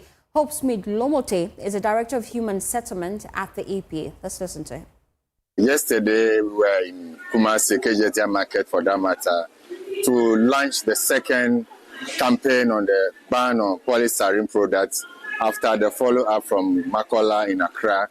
And this morning, we are launching, or we are doing one-on-one clinic with 4 centers. We are in the City Mall, we are at Edum, we are in the KJT market and the Registrar General to have interaction with the public on one-on-one clinic so that we can understand more about Environmental Protection Authority. EPA has been Environmental Protection Agency, but with the Act 1124 2025, we are now Environmental Protection Authority, which has given us EPA to have an oversight responsibility over everything that got to do with the environment, and has given us the authority more responsibilities. So we therefore take this opportunity in the clinics, that all the 4 centers, to educate the public, to engage the public on one-on-one, where officers are going around, as you can see, educating people answering questions, people who want explanation about the activities of EPA, what EPA does. Some misunderstanding that some people that might have about the work of EPA, they can clarify it for the people. And this evening, we are inviting the general public. We are having an event this evening, EPA in Focus, where the general public is invited. It's going to be a live show at 5 p.m. at Longford Royal Event Center. We are inviting everybody. We invite the media, the general public. The EPA will be in focus, that we can understand the Environmental Protection Authority, what we stand for, what we do. Questions will be answered, things will be discussed. Executive Director, the CEO will be there herself, all the directors will be there, the departmental executives, all will be there to explain on one-on-one everything about Environmental Protection Authority. Well, participants have also been sharing their experiences and views on the upcoming ban on styrofoam products in the country. Listen. With my experience with the clinic, actually, I'll be honest with you, it's a very good education advice about it. And I prefer it continues to go on across the world because it's very good. Actually, using a plastic cup is not very good at all, especially even when there is food kept in it. It's a very bad thing to do. And it's the reason why most of the diseases that we are having around nowadays is going on. So I think it's to be the best opinion that we should continue to educate other Ghanaians, other people from different planets, different places around, so that they will be educated about it. For me, my opinion is the best thing to do. Well, we know that later this evening here on the Joy News channel at 5 to 7 p.m. there will be a major public engagement in the Ashanti region, Kumasi to be precise, where the EPA will be engaging operatives and also individuals in the community to get their thoughts, their questions answered, and that will be live here on the Joy News channel. And we'll also take you to Parliament shortly because that came up during the vetting of Dr. Zanetor Agyeman-Rawlings, her thoughts about styrofoam ban, which is to take effect from the year 2027. We'll bring you that shortly. Stay with us. This is still The Pulse.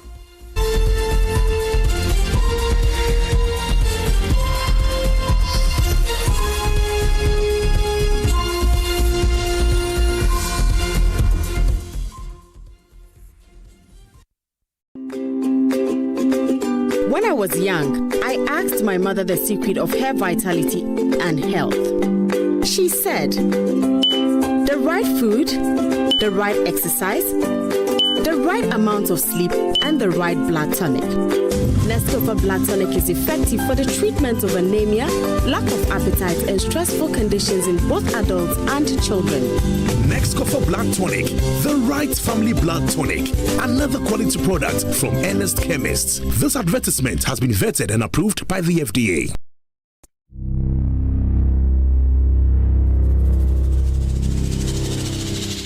This August, the Super Morning Show is done pretending. Sustainability isn't just tree planting, it's whether the systems we depend on actually last. Lights that stay on, water that reaches the bucket, food that nourishes people instead of rotting away, roads that take us home instead of taking our lives. When things keep failing, that's a sustainability crisis. So this month, we're asking why.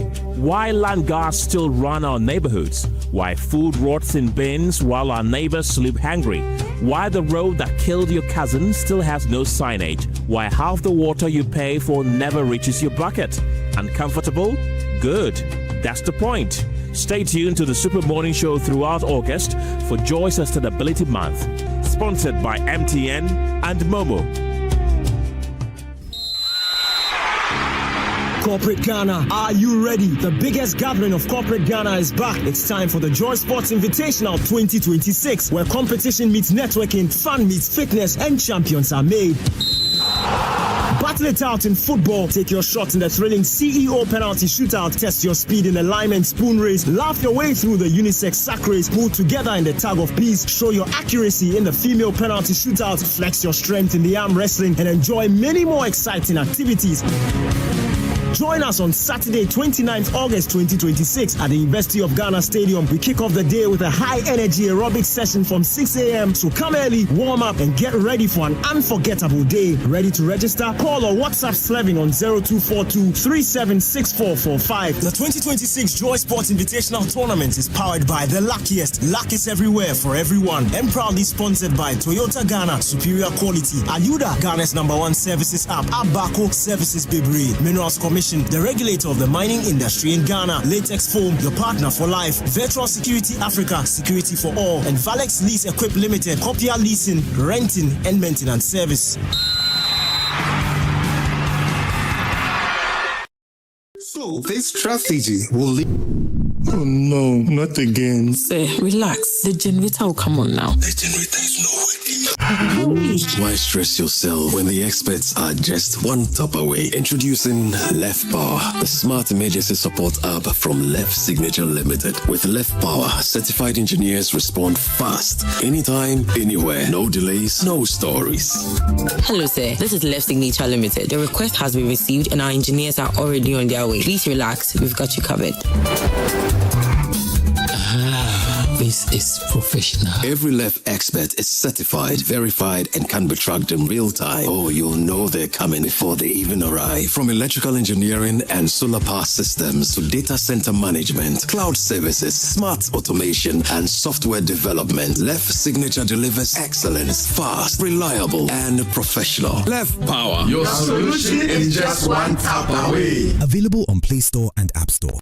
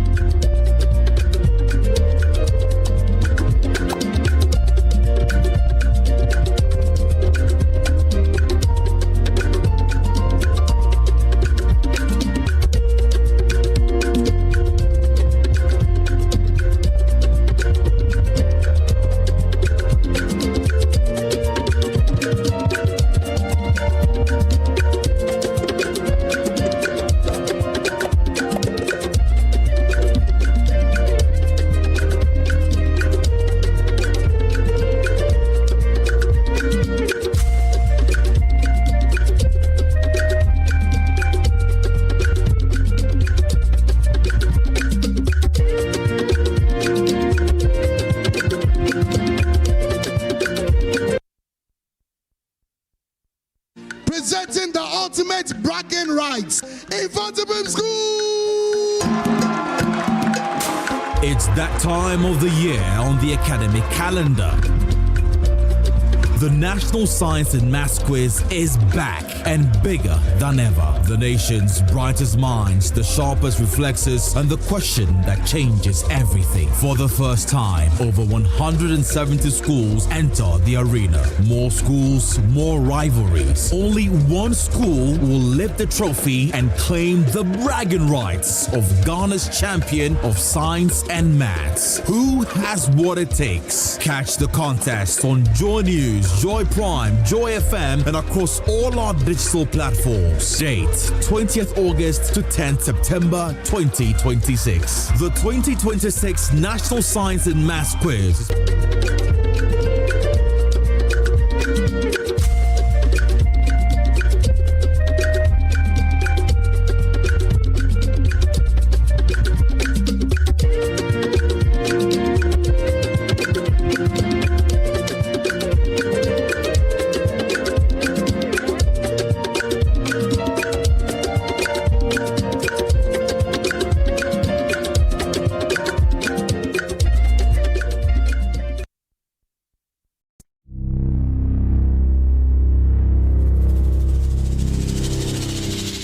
This August, the Super Morning Show is done pretending. Sustainability isn't just tree planting, it's whether the systems we depend on actually last. Lights that stay on, water that reaches the bucket, food that nourishes people instead of rotting away, roads that take us home instead of taking our lives. When things keep failing, that's a sustainability crisis. So this month, we're asking why.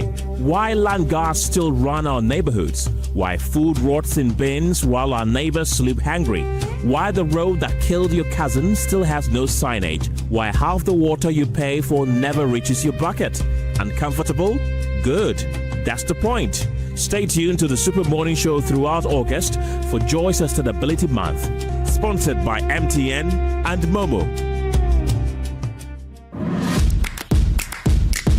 The pressure is on, the clock is ticking, and everything is riding on one dish. Season 5 brings you tougher challenges, sharper judges, and the most fearless young chefs Ghana has ever seen before. One will sweat, one will cry, and one will lift up that trophy. Who's got what it takes? This is where the next generation of great chefs get their start, and this season, they are not holding back. So pull up a seat, or grab a popcorn, or better still, join us in the kitchen. Big Chef Junior Season 5 shows every Sunday at 4 p.m. only on Joy Prime. Now let's see what these kids are really made of. Big Chef Junior Season 5 is proudly brought to you by Frito Vegetable Oil. You deserve a life of goodness. Fortune Spread. Yummy delicious, always on point. Gino truly cares. Didi Shito. Efia Dienye. Sankofa Natural Spices.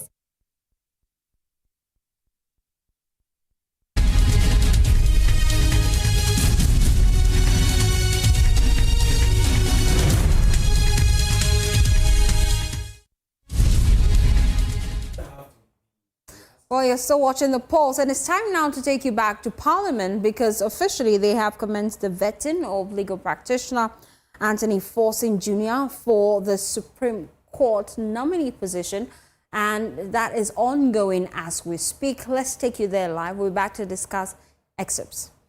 Through the long route. So I did my QCL and Makola and proceeded to the professional course, finishing in 1996. After that, I joined the law firm of Tete & Co, where I practiced for almost 9 years. And after that, set up my own law practice from 2006 January. I have been quite active at the Ghana Bar Association, starting as the National Public Relations Officer. In 2007, I was PR for 8 years, finished in 2015, became the national vice president, and then proceeded to become the national president in 2018 up till 2021.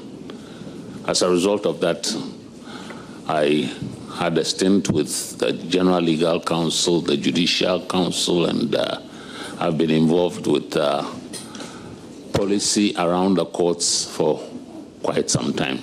But essentially, I've been a private practitioner. And by the grace of God, I have caught the president's eye and been nominated. And subject to your final approval, I hope to serve my country as the Supreme Court judge. Thank you very much. And once again, you are welcome. I will then give the floor to members one after the other, and they will pose questions to you, and I will call upon you to respond to the question unless the question is otherwise overruled. I will then proceed to give the floor to Honorable Bid Awantazuma Azedin.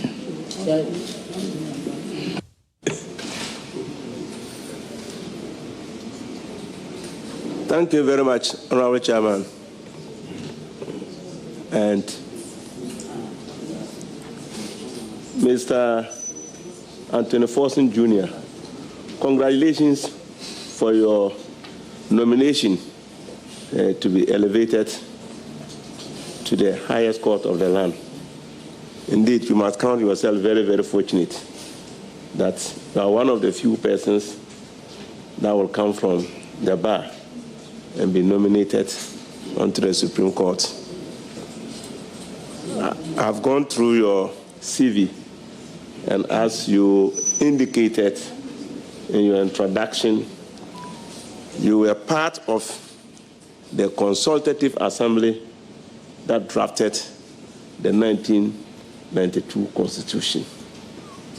So I believe that you are very conversant with the 1992 Constitution.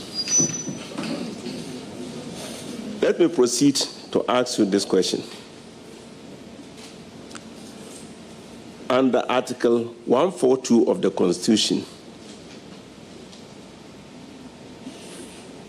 it is provided for the establishment of regional tribunals. And the regional tribunals, it's true that it has been imported from the PNDC regime, but it has now been put properly under the 1992 Constitution. And so, since 1993, very little has been done about putting it into law after 3 decades. Now this year, this parliament... Honorable Bidazidi, what is your question? I'm asking, I just laid the foundation. I'm not going to ask a question. Mr. Chairman. It's your foundation as question number 1. I beg. So what is your view about the establishment of the public tribunals? Because it appears that some segment of this society are adverse to it. But it's not a constitutional provision. What's your view about it? Thank you. Yes, Honorable Nominee. Well, I have no problem with it. As you said, it's stated in the Constitution. Article 1.2 says the Constitution shall be the fundamental law of the land. So if the fundamental law of the land provides for it, and it is being effectuated, I don't have a problem with it. That is my view.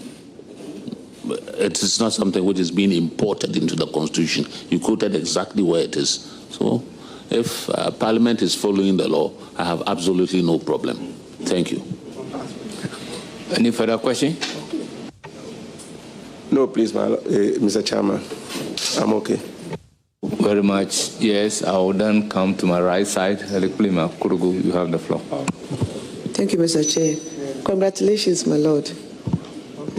Thank you. I'm still Mr. Forson. Until I get a warrant of appointment, I'm still Mr. Forson. Sure, Thank you, Mr. Chairman. Thanks for the correction. Proceeding on an assumption that you've already gotten the nod. Oh, you're not happy with that? Or you are not happy with that?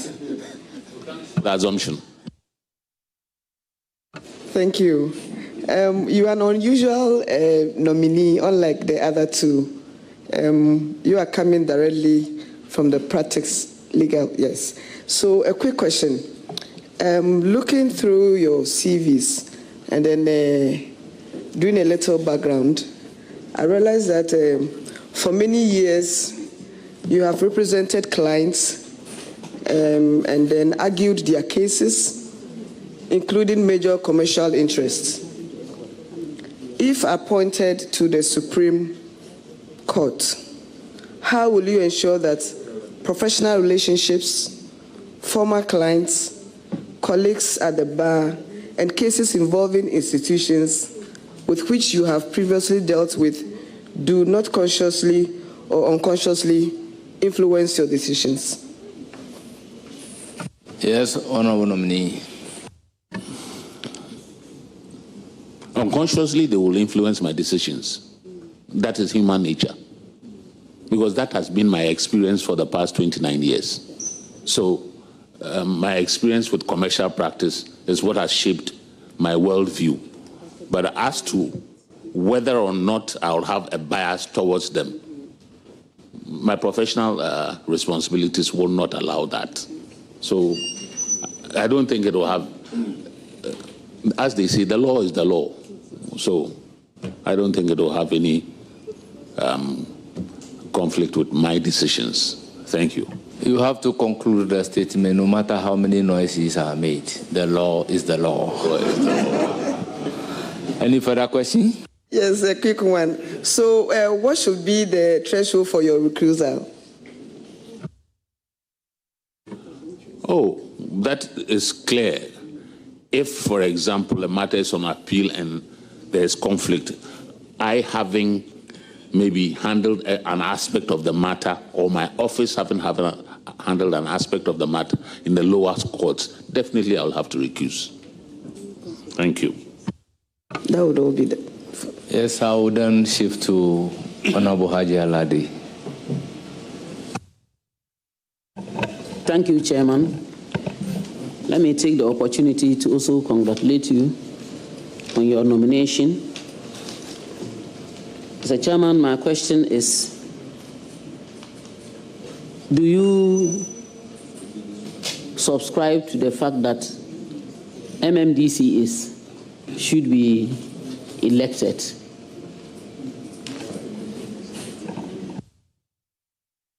Yes, Honorable Nominee. Thank you, Mr. Chairman. Well, if that becomes the law, then that will be the law. But for now, I would say that our experience so far has shown that most of the, and we are of the view collectively that that should be the situation. I believe that Parliament in its wisdom will change the law to make it elective. But for now, I think that it is serving us well. Thank you. Yes, any further question? Yeah, Chairman, my second question is about the number of judges in the Supreme Court. We have all heard, even this morning, the way it was that the Supreme Court, the judges are enough, there are many, there are no seats and what have you. Should there be a cap on the number of judges at the Supreme Court? Yes, Honorable Nominee. Thank you, Mr. Chairman. Well, I'm one of the advocates of no capping because of my experience and the kind of seminars that I have been to. In fact, one of them was in this very chamber where my Lord Frimpong indicated to the committee when we were doing the constitutional review that because of the jurisdictions which have been given to the Supreme Court, which is so wide, capping will bring a problem.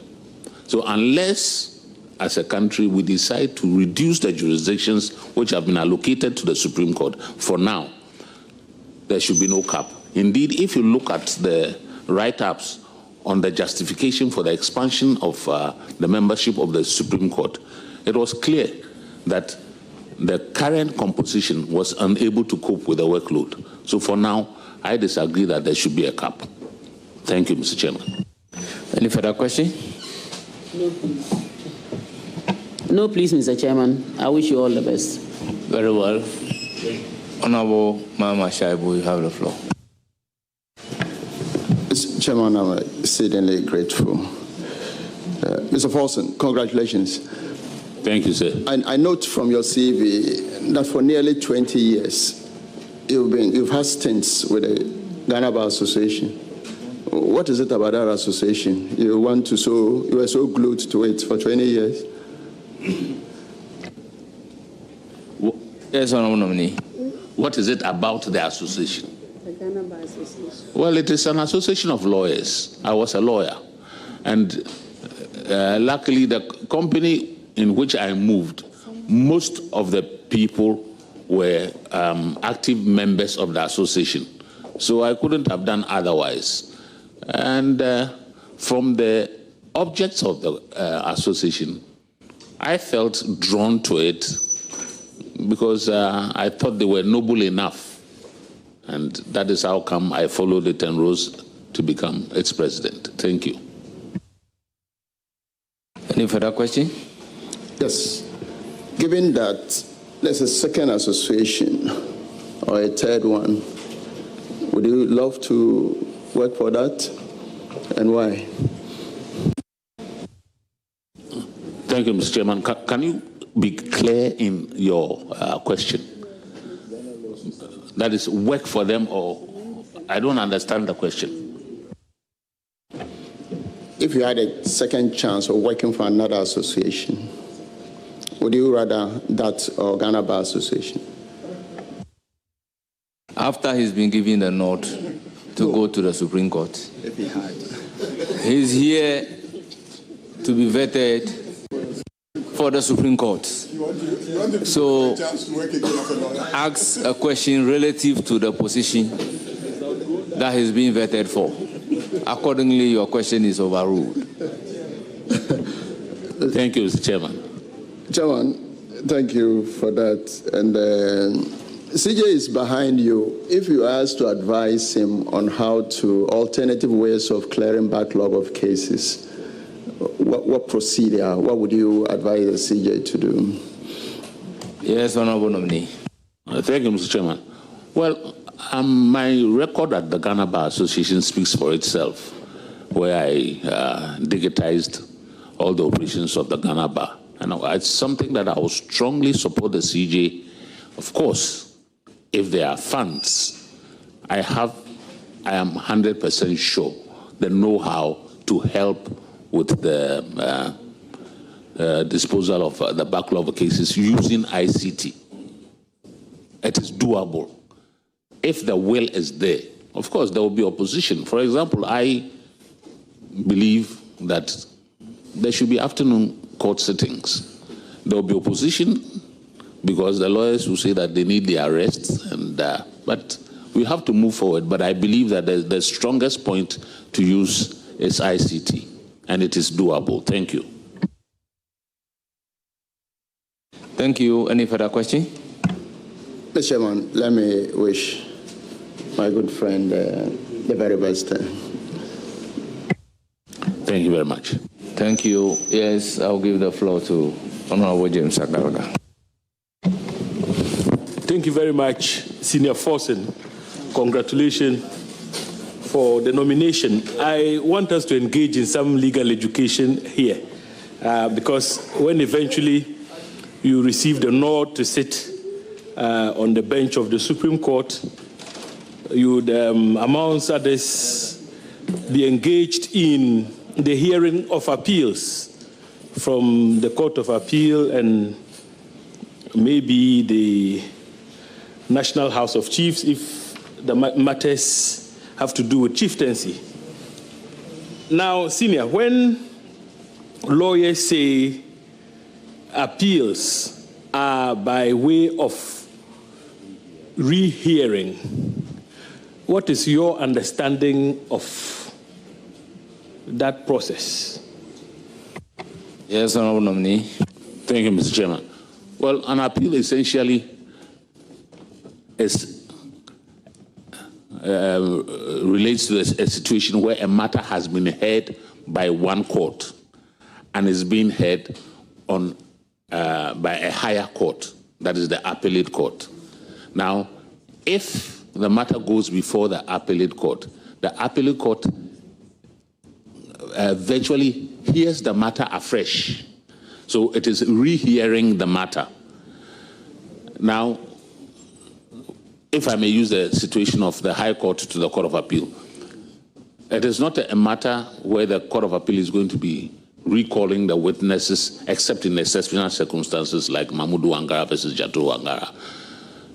But the Court of Appeal will look at the facts, the evidence, and the reasoning in the judgment and give its judgment. So it will have the opportunity, apart from looking at the witnesses, to rehear the matter, looking at the record. Thank you. Any further question? Still on legal education. So a common ground of appeal that lawyers would normally rely on heavily is that, and let me quote, the judgment is against the weight of evidence. Very common. I mean, when you take, every appeal, you'd find that ground captured. Would you want to educate us on what that means? The judgment is against the weight of evidence. Yes, Honorable Nominee. Thank you, Mr. Chairman. Well, that's a very common ground. However, prosecuting that ground is not as easy as it seems, because what you are saying is that the court below failed to look at the totality of the evidence or skipped some pieces of evidence which, if considered, would have led it to a different conclusion. So the burden on the lawyer putting forward that case is to show the court which specific pieces of evidence were not considered properly and show by the facts and the authorities that if they had considered it properly, it would have led to a different conclusion. And that way he will be able to demonstrate that the judgment was against the evidence which was led in the court below. Basically, that's what it means. Thank you. Any further question? No further questions. Congratulations once again. I will then give the floor to Honorable Koku Riketegan. Thank you, Mr. Chairman. Mr. Anthony Forson Jr., my brother, congratulations. Thank you. I am not going to talk about matters of law, but I want you to look at technology. Today, everybody is talking about AI being the future. Now, as someone who's been a legal practitioner, still a legal practitioner, my understanding, as in other walks of life, is that AI is going to enhance basically legal practices in terms of how you do your work, especially to take care of routine work, as in research, contract reviews, and other things. But there's also another school of thought that possibly a time will come where human lawyers are not going to be needed very much. I mean, I know AI cannot go to court by itself, but the work of a lawyer will begin to obviously be more or less diminished. I just want to know, as a practitioner, somebody who's coming from the practice, what is your view on AI in connection as an aid or a tool to legal practice? Thank you. Yes, Honorable Nominee. Thank you, Mr. Chairman. You use the exact right word, an aid. It is an aid, because AI can never replace the human being. In any case, it is the human being that feeds the AI with the information which comes out with all the algorithms. So as a tool, yes, very useful. But if, I don't know how adept you are with AI, if you should use AI, one, it helps you to do your research very fast, but it can mislead you. So one, you must have a basic understanding and grasp of the law before you use that tool. So with your good understanding of the law, it will assist you to work very fast. And it is economically much more viable. But it can never replace the human effort. Thank you. Yes, any further question? Thank you, Chair. As I said, I wouldn't want to delve into legal matters. So I have nothing else to ask you other than to congratulate you, my brother. Thank you. Thank you very much, Kwiku.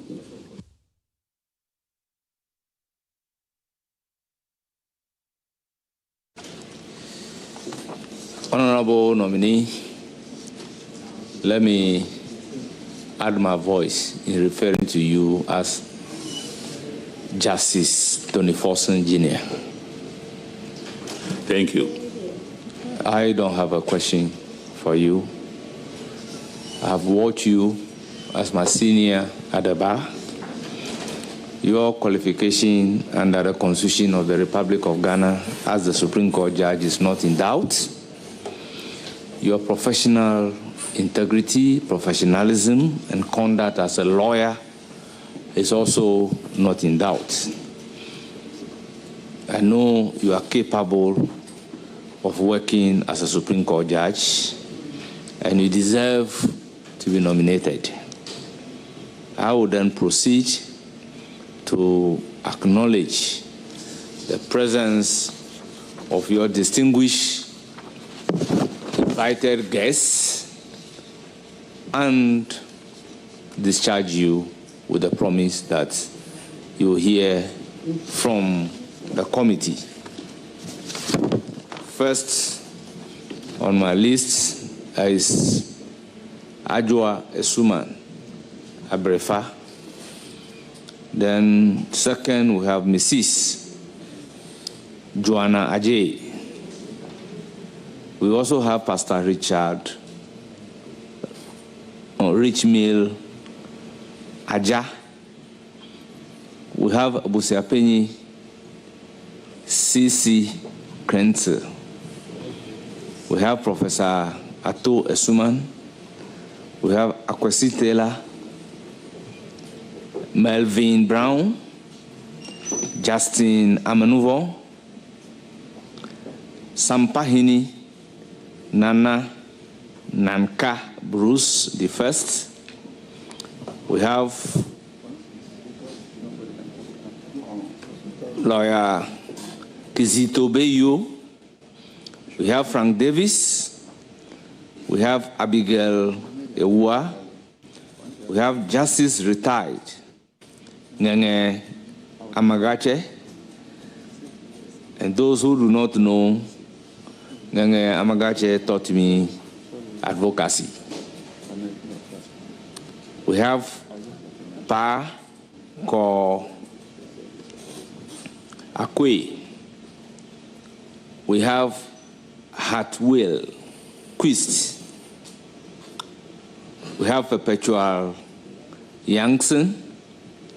And we have Honorable Joe Bedu Ansa, former member of Parliament for Afia Kwasimintin and a former Minister for Trade.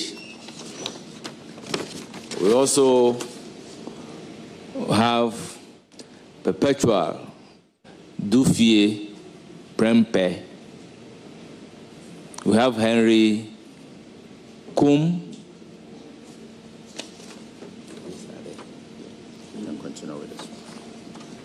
And we also have the Chief Justice, Justice Paul Bafoboni. We have Justice Yoni Kulendis. We have Justice Richard Ajay Frimpong, Justice Dominic Ajay, Justice Anthony Opong, Justice Jerome Noble Nkrumah. We have Justice Ajua A. Abrefa, spouse of the nominee. And I can see 2 members from the Western Region Caucus. 2 members from the Western Region Caucus.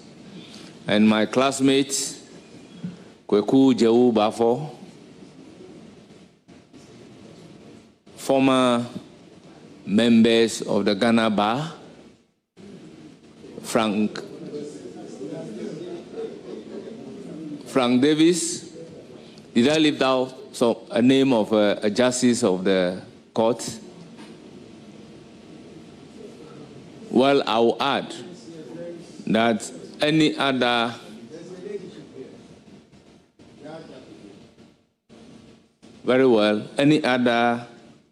justice of the Supreme Court, the Court of Appeal, that I have not mentioned, they are duly recognized.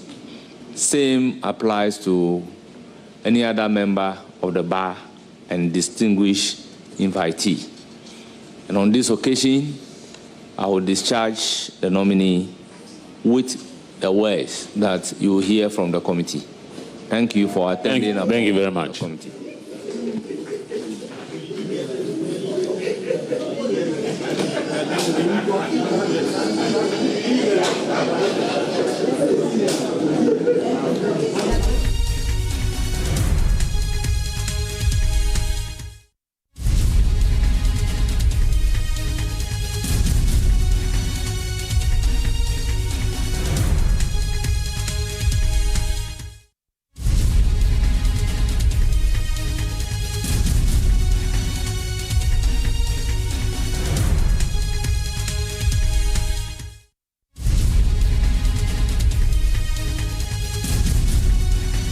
The Appointments Committee there discharging Anthony Forson Jr. after grilling him for a couple of minutes. Some key things that have come up.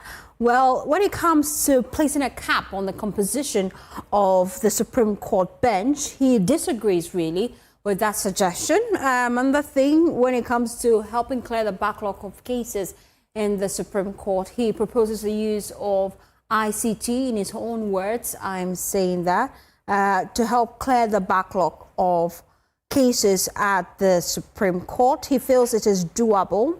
He also believes that there should be a designated afternoon court sitting to help with the number of cases that judges would have to hear and help fast track the process.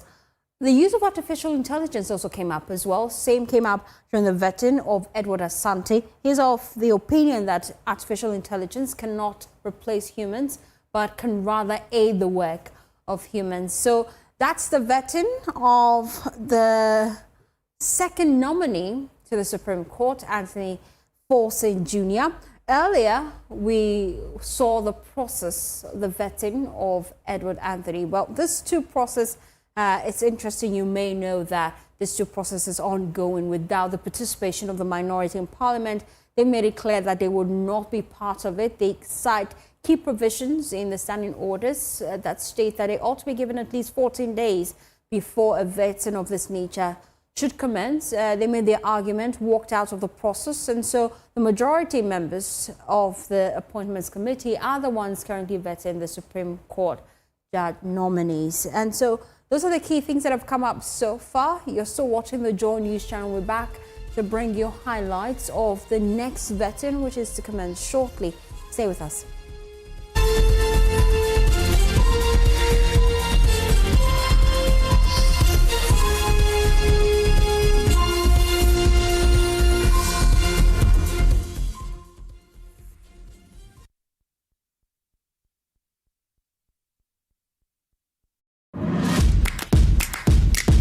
The pressure is on, the clock is ticking, and everything is riding on one dish.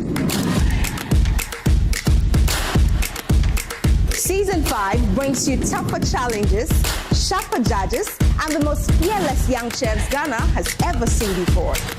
One will sweat, one will cry, and one will lift up that trophy. Who's got what it takes? This is where the next generation of great chefs get their start, and this season, they are not holding back. So pull up a seat, or grab a popcorn, or better still, join us in the kitchen. Big Chef Junior Season 5 shows every Sunday at 4 p.m. only on Joy Prime. Now let's see what these kids are really made of. Big Chef Junior Season 5 is proudly brought to you by Frital Vegetable Oil. You deserve a life of goodness. Fortune Spread. Yummy delicious, always on point. Gino truly cares. Didi Shito, Efia Dienye, Sankofa Natural Spices. No salt, no MSG, no preservatives. Genie Mayonnaise Premium, Ghana's best-selling mayonnaise. Left Signature, driving progress through technology and engineering excellence. Wisdom Salt, bringing food to life.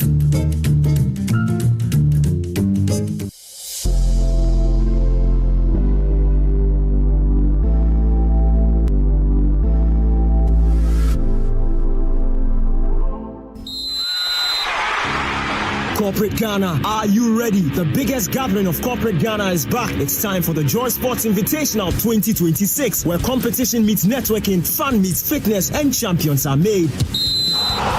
Battle it out in football. Take your shot in the thrilling CEO penalty shootout. Test your speed in alignment spoon race. Laugh your way through the unisex sack race. Pull together in the tug of peace. Show your accuracy in the female penalty shootout. Flex your strength in the arm wrestling and enjoy many more exciting activities.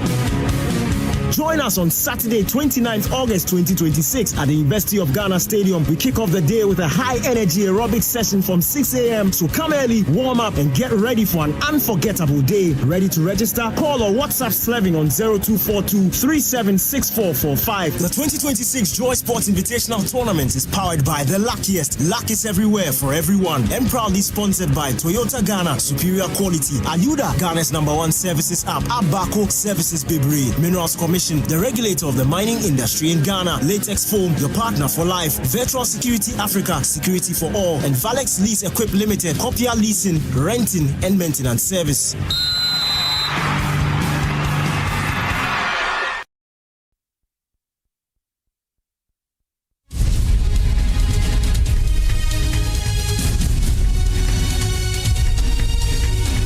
Important economic, institutional, and human consequences. Honorable Chair, I moved to the bench in 2011, started as a High Court judge in the General Jurisdiction Court Division and in the Commercial Court.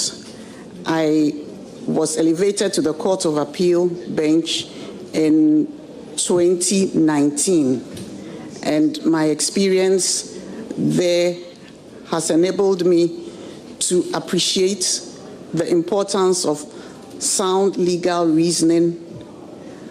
I have appreciated the import of collegial deliberations and having good judicial temperament. In respect of my academic training, I hold an LLM master's degree in International Economic Law from the University of Warwick in England, where I studied as a Chevening scholar. Honorable Chair, I also have a master's degree an executive master's degree in conflict, peace, and security, which I obtained from the Kofi Annan International Peacekeeping Center. These programs have deepened my understanding of national security, international law, human rights, as well as the importance of democratic governance and the importance of state institutions in ensuring constitutional democracy. I would say also that since I joined the bench, I have been privileged to occupy certain leadership positions. For example, I'm the chairperson of the Gender Equity Committee of the Judicial Service. I'm also the chairperson of the User Committee for Gender-Based Violence and Juvenile Justice of the Judicial Service. I have presided over several disciplinary committees in respect of the staff of the Judicial Service, and I've also presided on committees for the recruitment of Judicial Service staff. Outside the judiciary, Honorable Chair, I am the Chancellor which is legal advisor of the Anglican Diocese of Accra, and I'm the representative of the Church of the Province of West Africa on the Anglican Consultative Council. Honorable Chair, the rest are my hobbies, which I enjoy sitting and watching the sea and the ocean. It gives me a rejuvenating feeling and affects my physical and mental well-being. I also like to crochet and I enjoy reading. Honorable Chair, that in brief is a summary of my person. It's really not brief, very tall. Honourable members, as a practitioner, I happen to appear before you. I watch you deliver judgment and administer justice. Secondly, I am aware of the fact that you've ever been vetted by the appointment committee with a recommendation to the House. Unfortunately, it was so close to the end of the term, also an election year, we were not able to approve you. So having passed that particular test, for me, I don't have any question for you. I'll, however, open the floor that any member of the committee that has question for you may do so, starting from Honorable Elikplem Akrogo. You have the floor. Thank you, Honorable Chair. Thank you, Mr. Chair. Congratulations. Thank you, Honorable Chair. I don't really have a question for you. I wish you well. I'm very grateful. Congratulations. Thank you, Honorable Chair. Honorable Hajia Ayamba. Thank you, Chairman. My sister, I'm very happy to see you again once more. It's very painful if you have gone through this process only to be called again because we couldn't take up your report in the plenary. You have done so well, and I'm not surprised because you're talking of your leadership abilities and where you have reached tells the kind of person you are. I only hope and pray that you become stronger and stronger to continue to work for Mother Ghana and handle the mandate being given to you, and which I hope and pray this time will not be a failure, so that we will continue to celebrate the women of Ghana. Thank you. Thank you, Honorable Chair. Yes, Honorable Mama Yerga, you have the floor. It has been my policy not to get involved in this process, but when it comes to your case, I have to say one or two things. I was part of the panel or the committee that took you through the approval process in the last Parliament, and as usual, you made a strong case, but like Chairman indicated, due to circumstances beyond our control, we were unable to approve your nomination by the President at that time. But destiny being what it is, you are back here and we are here. And want to assure you that we have no objection to your getting onto the Supreme Court. I believe that if we succeed in establishing a Supreme Court for Northern region, where there is no sea for you to observe and meditate, I'm sure you will find out from Justice Yoni Kulendi how to survive in the North and remain very sane and efficient as a Supreme Court judge. Like my elder sister, Honorable Ladi, has said, we definitely need more women in such positions. And so you will definitely be an excellent addition to the Supreme Court and be an inspiration to many of our young ladies who have been called to the bar, are practicing, are sitting as judges, and looking forward to the opportunity to get there. So once again, congratulations, and want to assure you of our support. Thank you so much, Honorable Chair. I'm grateful. Yes, Honorable Mama Shaibu. Mr. Chairman, thank you so much. Pilot, congratulations. Thank you, Honorable. A very proud graduate of Warwick. I'm sure the Honorable Kumba will be very happy.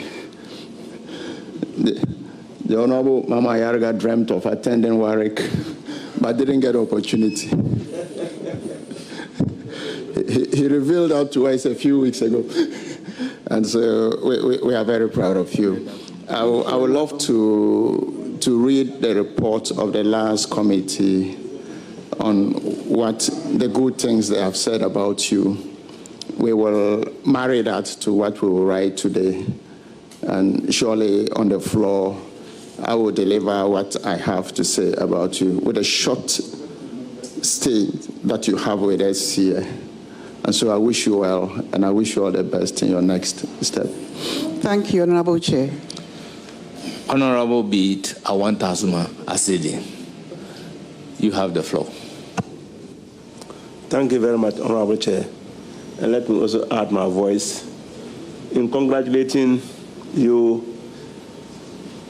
Justice Sophia Benasco Esa. I think that, again, as indicated by earlier speakers, you must count yourself very lucky that you have been brought back, and fortunately, you have already been vetted. I was not part of the earlier vetting. And not being part of the earlier vetting, I took my time to go through your CV. I can assure you that I'm satisfied with what is on paper. And having listened to you, I think that you are very qualified for the position that you are being elevated onto. That is as a Supreme Court judge. And so I think that there's nothing more to add to what has already been said. And there's nothing to vet. The vetting has already been done. We can only congratulate you. Thank you, Honorable Chair. Elevation. Thank you. Roxanne Nelson, Kwame Eche, Dapa Mekpo, you have the floor.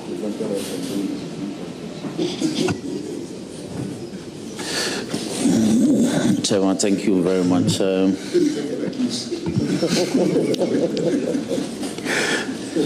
My lady, welcome. Thank you, Honorable Chair. Let me congratulate you.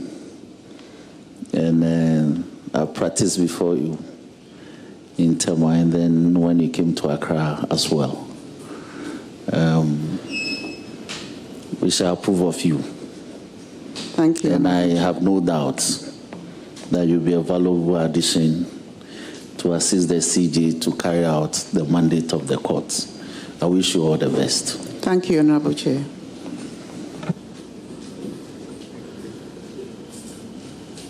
Honorable James Agalga. My lady, congratulations once again. Thank you, Honorable Chair. Your competence to serve on the Supreme Court bench is definitely not in doubt. You once appeared before us, you were vetted, you excelled, but unfortunately, the report was not taken. But let me just refresh the memory of the public about your competence with one question, just one. The Supreme Court is the apex court of the land. Ordinarily, its decisions are binding on all courts, including itself. Now, should such a court be allowed to make departures from its own previous decisions? Honorable Chair. Yes, you have the floor. Honorable Chair, yes, to the extent necessary, the Supreme Court is required under Article 1293 to depart from its decisions if need be. It is the case that the decisions which have earlier been made create a sense of certainty, stability, and predictability. However, if it appears to the court that in a matter which has come before the court, it has created injustice, or it is creating injustice, or there was an error in the principle, or it was inconsistent with the Constitution, or it is not workable, then to that extent, the court can depart from its previous decision, give compelling reasons why it is departing from it, and give its new position on the law. Thank you, my lady. Congratulations. Thank you, Honorable Chair. Yes, the floor is now given to Honorable Gokul Ketirgan. Thank you, Mr. Chair. Your Ladyship. Honorable Chair. Congratulations. Thank you, Honorable Chair. As my leader said earlier, you were nominated, you came here and proved your mettle for the job. I think the nomination came at the wrong time.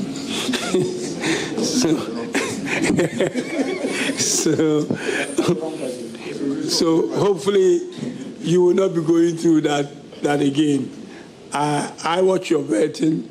I have nothing to say to you. I'll ask you now, because I believe that you gave a good account of yourself. I just want to confirm, and also to my leader, that sitting down and watching the sea is actually a very great hobby, a good therapy, especially coming from Cape Coast. I know about sitting down and watching the sea. Great therapy, and now we'll make a good Supreme Court judge if you have such a. Thank you very much, and may God bless you. Thank you. Thank you, Honorable Chair. Honourable members, I indicated I don't have a question. Kindly indulge me to acknowledge the revered guests. Honourable members, let me make it very simple. The Chief Justice of the Republic of Ghana, Justice Paul Bafo-Boni, is here with the Supreme Court justices and the Court of Appeal judges We also, as I already acknowledged, we also have the members of the bar and the former executives of the Ghana Bar here with us. We have Mr. Edmond B. Issa, the spouse of the nominee, here with us. We have Dr. Annette K. Issa, doctor of the nominee. We have Dr. Cletus Adams, son-in-law of the nominee. We have Mr. Edmond Essa Jr., son of the nominee. We have Mr. Winfred Ablodepe, brother. We have Nana Jensi Amwaku, chief of, is it Ekwida, Echinim, Western Region. We have Mr. Walter Kweku, Ewa. We have Nana Breu Butler. We have Colonel Fred Hilton. That's uncle to the nominee. We have Dr. Anna Hilton, auntie. We have Honorable Dr. Benjamin Kumbo, former member of parliament and former majority leader. I use the opportunity to once again welcome all of you, and I thank the nominee for attending upon the committee, and based on the fact that she has previously been vetted, the committee is having confidence that she can really excel at the apex court of Ghana. Accordingly,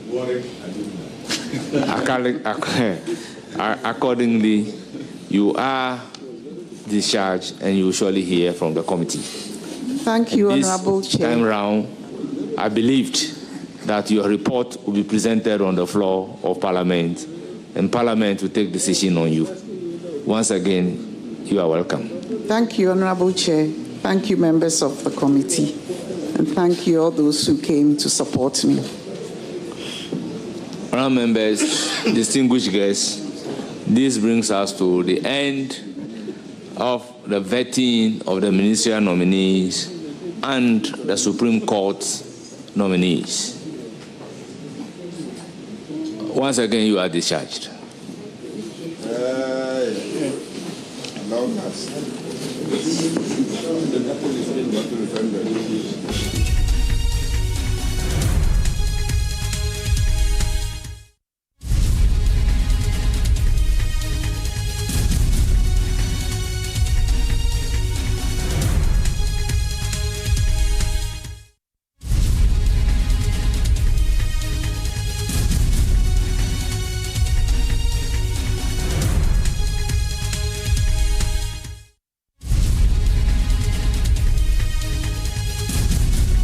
By there is a vetting of Justice Sophia, and some key things that have come up really. If you've been following the media space closely, in 2024 she was vetted. Unfortunately, the then minority pushed that the new administration should be in charge of filling those gaps in the judiciary, and so this process was seamless for her. Most of the individuals before the committee decided not to ask her questions because of the premise I just cited. And so, yeah, her process has gone on smoothly. You're still watching the Pulse. Let's take some commercials. We'll be right back. Stay with us.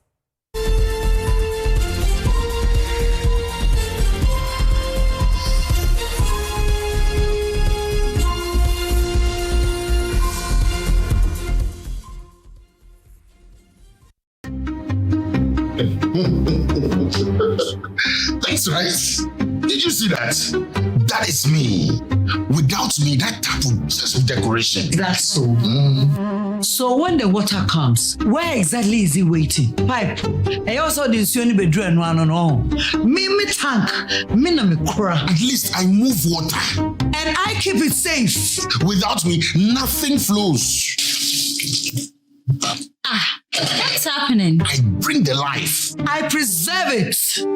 Hey, why is the water going on and off like this? Maybe I can do it alone. Maybe I need you too. Strong, reliable, built for every home. Syntex pipes and tanks, the perfect water team. Syntex, are you strong? Are you tough?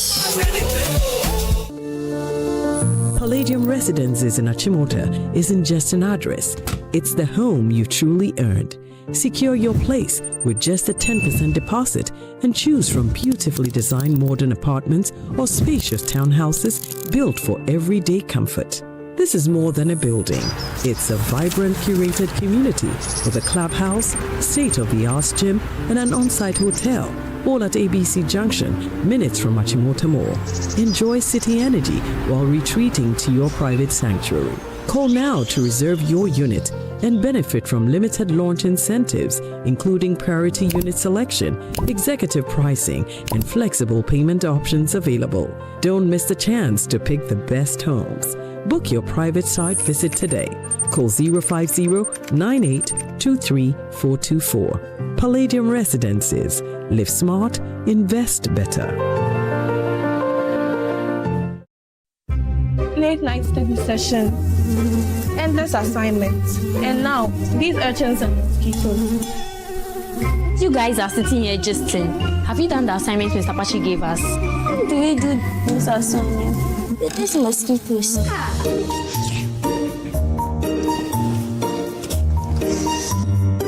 Let me quickly upload this and deal with these mosquitoes.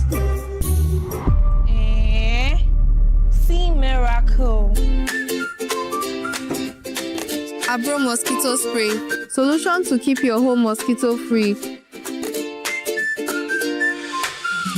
Mom, this is what I call a good night's sleep. Oh yes, baby. With Abra Mosquito Spray, you get to sleep comfortably and wake up refreshed. Marketed and distributed by Kosharish Ghana Limited, number 5 Sprintex Road, Accra, Ghana. Please call 0243-690-066. Abra Mosquito Spray.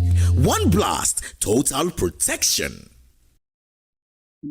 Upgrade your print game with Konica Minolta, proudly powered by SkySat Technologies. From all-in-one machines that print, scan, and copy to professional systems and heavy-duty production machines, we deliver unmatched performance. Right now, SkySat has an unbeatable offer.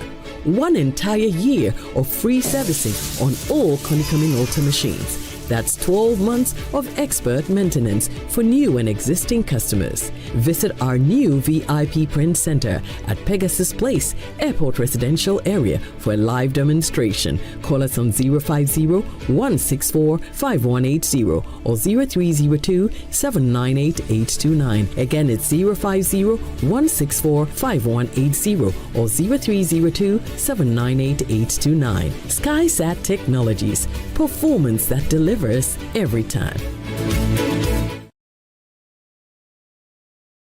Presenting the ultimate bragging rights in Vanderbilt School. It's that time of the year on the academic calendar. The National Science and Maths Quiz is back and bigger than ever. The nation's brightest minds, the sharpest reflexes, and the question that changes everything. For the first time, over 170 schools enter the arena. More schools, more rivalries. Only one school will lift the trophy and claim the bragging rights of Ghana's champion of science and maths. Who has what it takes? Catch the contest on Joy News, Joy Prime, Joy FM, and across all our digital platforms. Date 20th August to 10th September 2026. The 2026 National Science and Maths Quiz.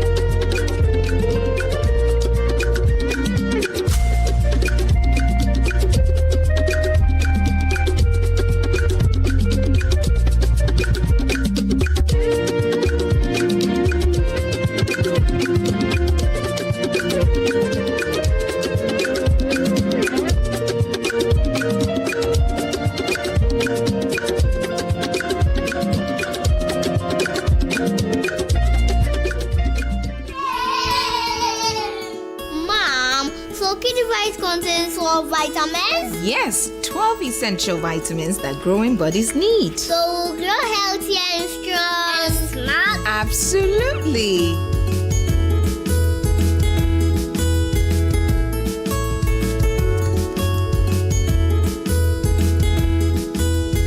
Kidivite Multivitamin Tonic contains all the essential vitamins and nutrients needed for the healthy development of children from age 1 to 12 years. Also available, Kidivite Multivitamin Drops for babies under 12 months. Grow strong, grow healthy with Kidivite. Distributed by NS Chemist Limited. This advertisement has been vetted and approved by the FDA.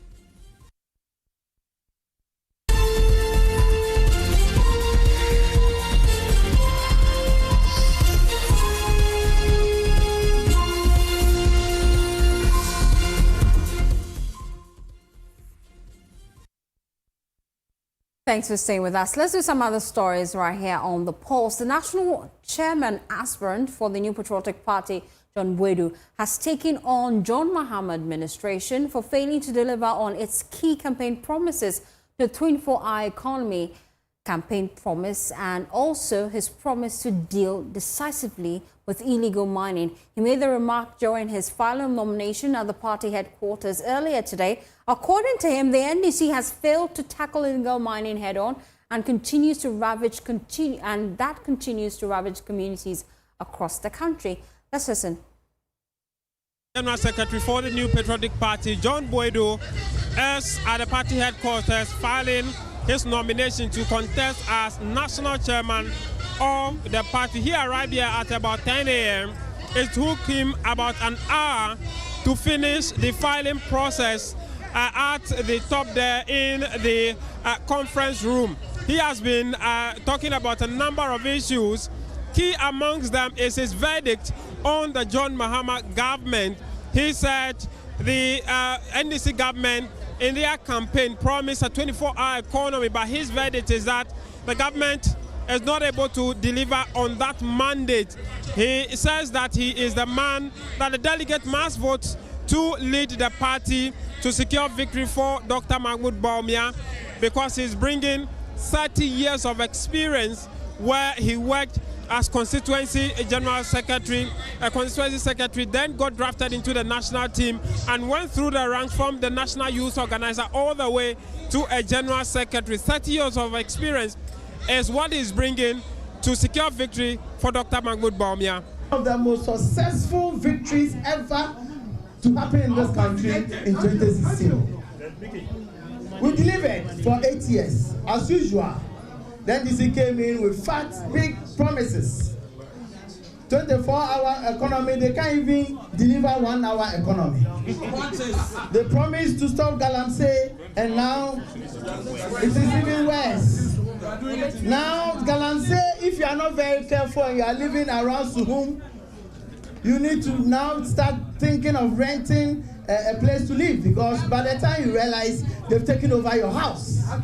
And this is happening under the watch of the so-called society of people of conscience, who stood up strongly when the MPP was in power. Having watched and studied and observed the work that the current executives they've done, holding forth at this time, and being able to manage to this point, going through the reorganization to this point, has not been very easy for the national officers of our party. I'm coming to add on. I'm bringing back 30 years worth of experience, 30 years of organization, 30 years of communication, 30 years of strategizing with party people, 30 years of ensuring that there's disciplined party for us to win 2028. And for me, as for our flag bearer, we will let him sit somewhere. The only thing we will do with the region, constituency, electoral area, and polling station is to win majority in parliament, and that will ensure that our flag bearer His Excellency, Dr. Alhaji Mahmoud Bawumia is elected. Back from that filing process, which has been completed now, and if you can see, he has climbed the podium right behind me, flanked with a number of both current and former MPs, the MP for Trobu, as well as Fantiakwa, and other MPs are with him. He will be addressing the supporters here. When he is done, then he will take his leave before other aspirants also come to file. We are told that the national organizer of the party, Henry Nana Boachi Nanabi, is going to also file today. Let's interact with some of the supporters who are here on their support to him. I mean, I'm interested in knowing, why are you supporting John Boydu and no other person? I'm supporting John Boydu because I think he has the experience, and then he has been the national secretary before. So I think when he wants to go for the chairmanship, I think is the best idea. He will be the best candidate. He's my not Boachi Ejako and the others. Not at all. You see, when you look at the age, you can see John Boydu is the youngest among them, and you know, to be a chairman, you need to be vibrant. You understand? Okay. So I think why you say that is the reason why. Okay, thank you, and that's his thought as a supporter of the party. Can we have a conversation? Well, mommy, let's talk. Why John Boydu? John Boydu oyo nipa papa. Party ne ba power no. Onu no hwe ma party ne ba power ka ye bomu. Enti ye bom pa ye so be say wi ni biom na waka party ne nyina bom. Na ye tumi ama party na ba power. Enti ye pese obi antoma John Boydu because John Boydu 2016 Nana do time onu no man Nana do win power. Enti sa no be ma ba omi so win power. Enti ye stress delegate mutu abana mutu ma ya papa John Boydu esanse ni ntuma no eye papa pa. Okay. Mommy, why John Boydu? Oh, John Boydu is our old former destination, so we like John Boydu. Okay, thank you. And those are the thoughts of some of the supporters of John Boydu. They believe that he will be the best man for the job. We'll be monitoring what else he has to tell the party supporters at the grounds here. If you see what is happening, another candidate is also coming to file, and his supporters are also mingling with the supporters of John Boydu, all for the beauty of their process here at the party headquarters. My name is James Abeji for Joy News.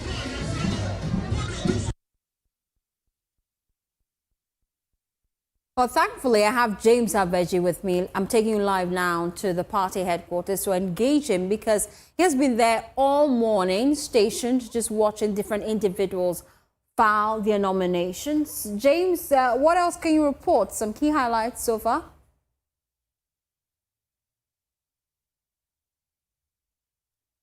James, you have to unmute for me to hear you clearly.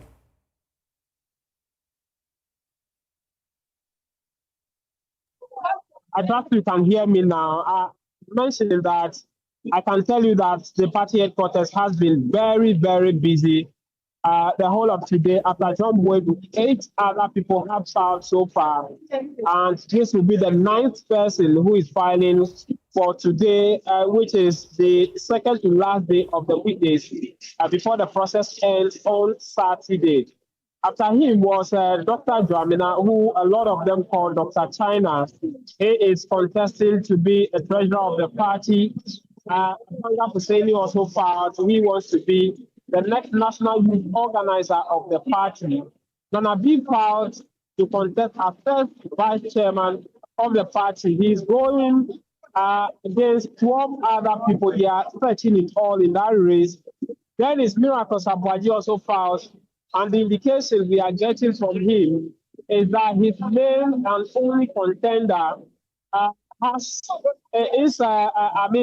checking out of that contest. And so if that is confirmed officially, he will be the sole candidate going for the director of communications for the party, and that will be a yes or no vote. If indeed what we are hearing that his sole contender has pulled out of the race. Osiboja has also filed to contend as national organizer of the party. Alice Raj, another contender in the national organizer of the party, has also filed. And as we speak, the team of Obaya Primpong who is the first female who will be filing in this contest. In fact, there are only 3 women who are contesting among the 50 aspirants who have picked nomination forms, aside from the 3 who are going as national women organizer. If you take the rest of the positions, there are only 3 females who are contesting in that, and she is the first female who will be filing in the course of today. And so 9 of them, if you look at their message, is largely about the need to reunite the party and key strategies they will be adopting in order to win victory for the party. Nana B, for instance, talks about the fact that the race will not be an easy one for the party going into the elections, and that he is coming with many years of experience. He has 3 key strategies he's adopting, which will be that he will be fearless, he will be bold, and he has all the experience to go into the election. He said that the NDC needs someone of that caliber to face them squarely in the 2028 campaigns and the elections. And so that is the CV he's coming on board with as he contests as first vice chair of the party.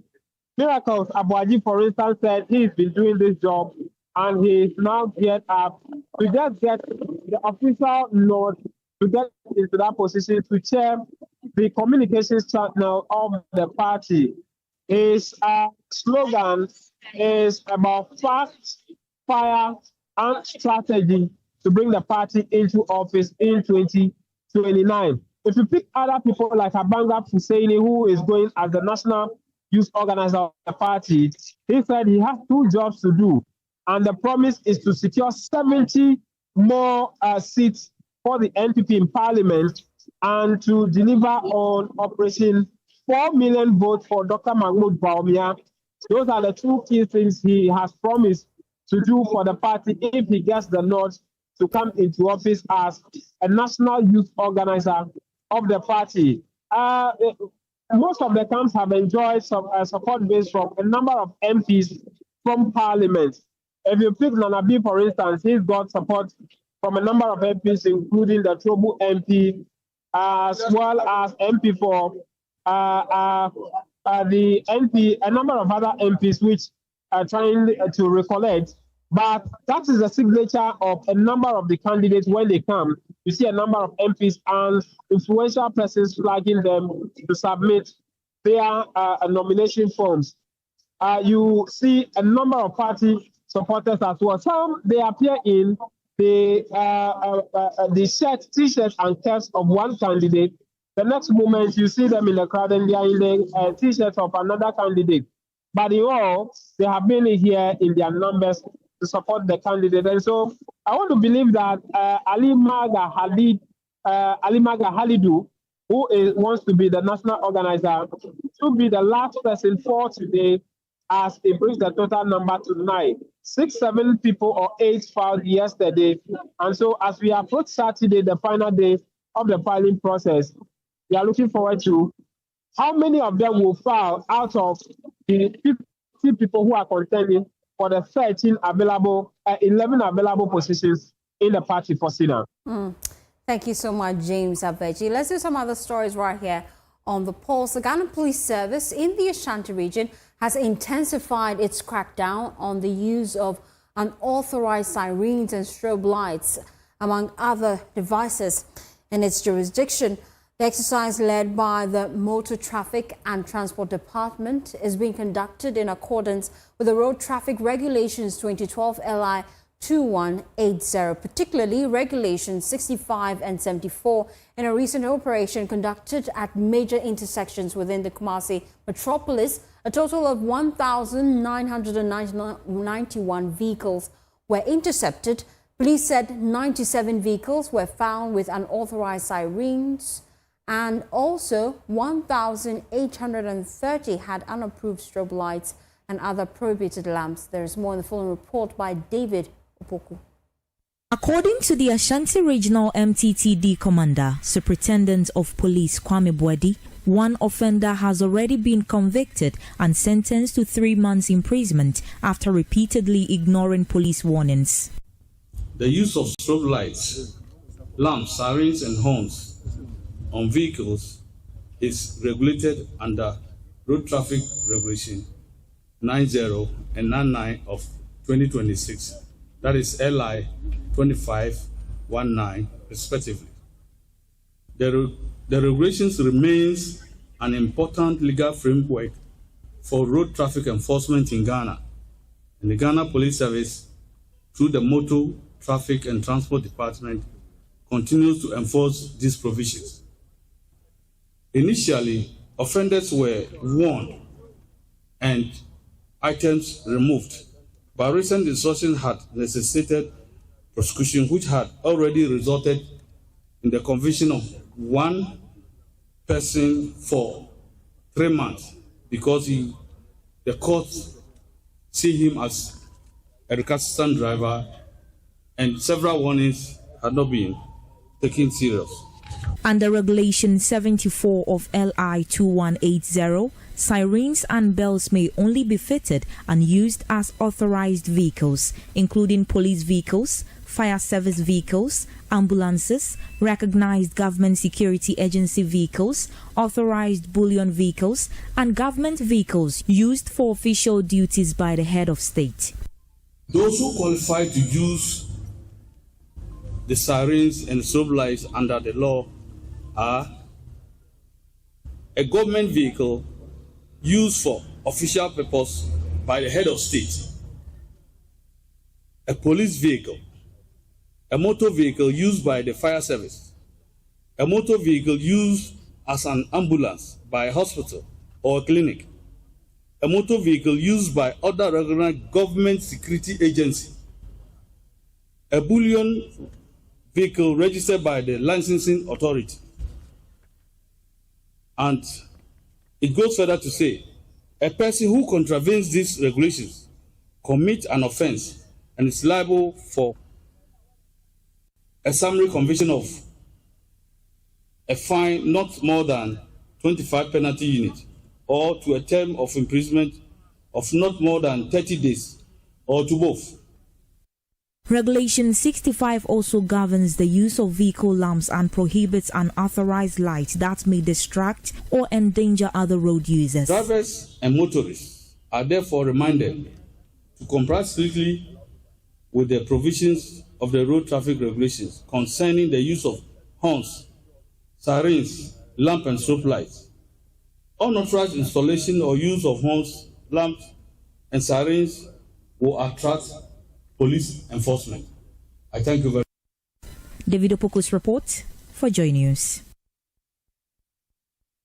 To other stories now. For more than a decade, nightfall in a small farming community near Afremanso meant fear, silence, and darkness. But today, solar light is changing that story and bringing safety, learning, and climate-friendly development. Mahmoud Nuruddin has more in the following report.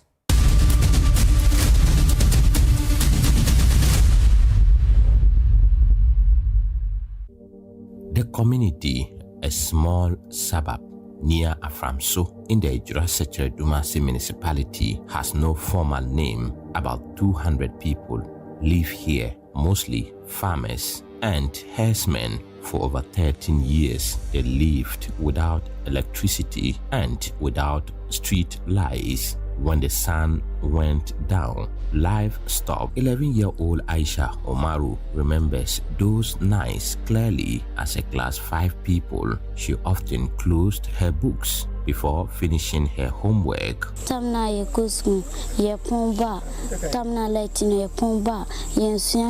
Children struggle to learn. Women cook quickly and stay indoors. At night, residents fear snakes, thieves, and accidents. Community life disappeared after sunset. Abubakar Garba is a resident. Anytime they were studying and the place began to get dark, they would stop. That changed when 10 solar street lights were installed at key points in the community, powered by the sun The lights come on automatically at night. They do not need fuel. They produce no smoke. They pollute nothing. The impact was immediate. Today, Aisha reads after sunset. She studies with Osman Adiza and little Muhammadu Hawa. Learning no longer ends when the sun goes down.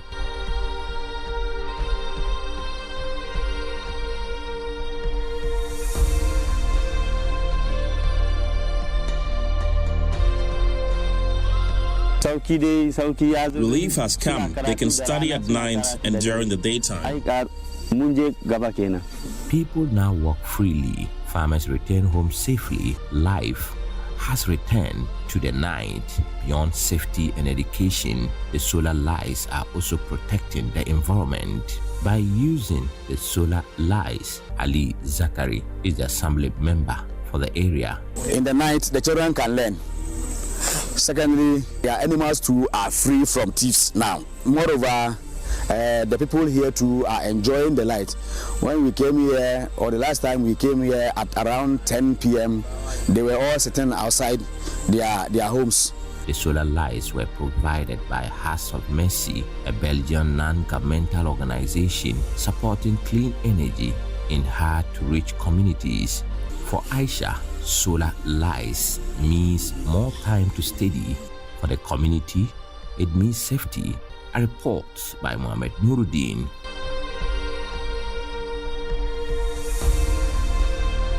Climate Focus is brought to you by Joy News in partnership with CDK and Ghana, Beyond the Science and the Ministry of Foreign Affairs of the Netherlands and the International Development Research Center IDRC Canada.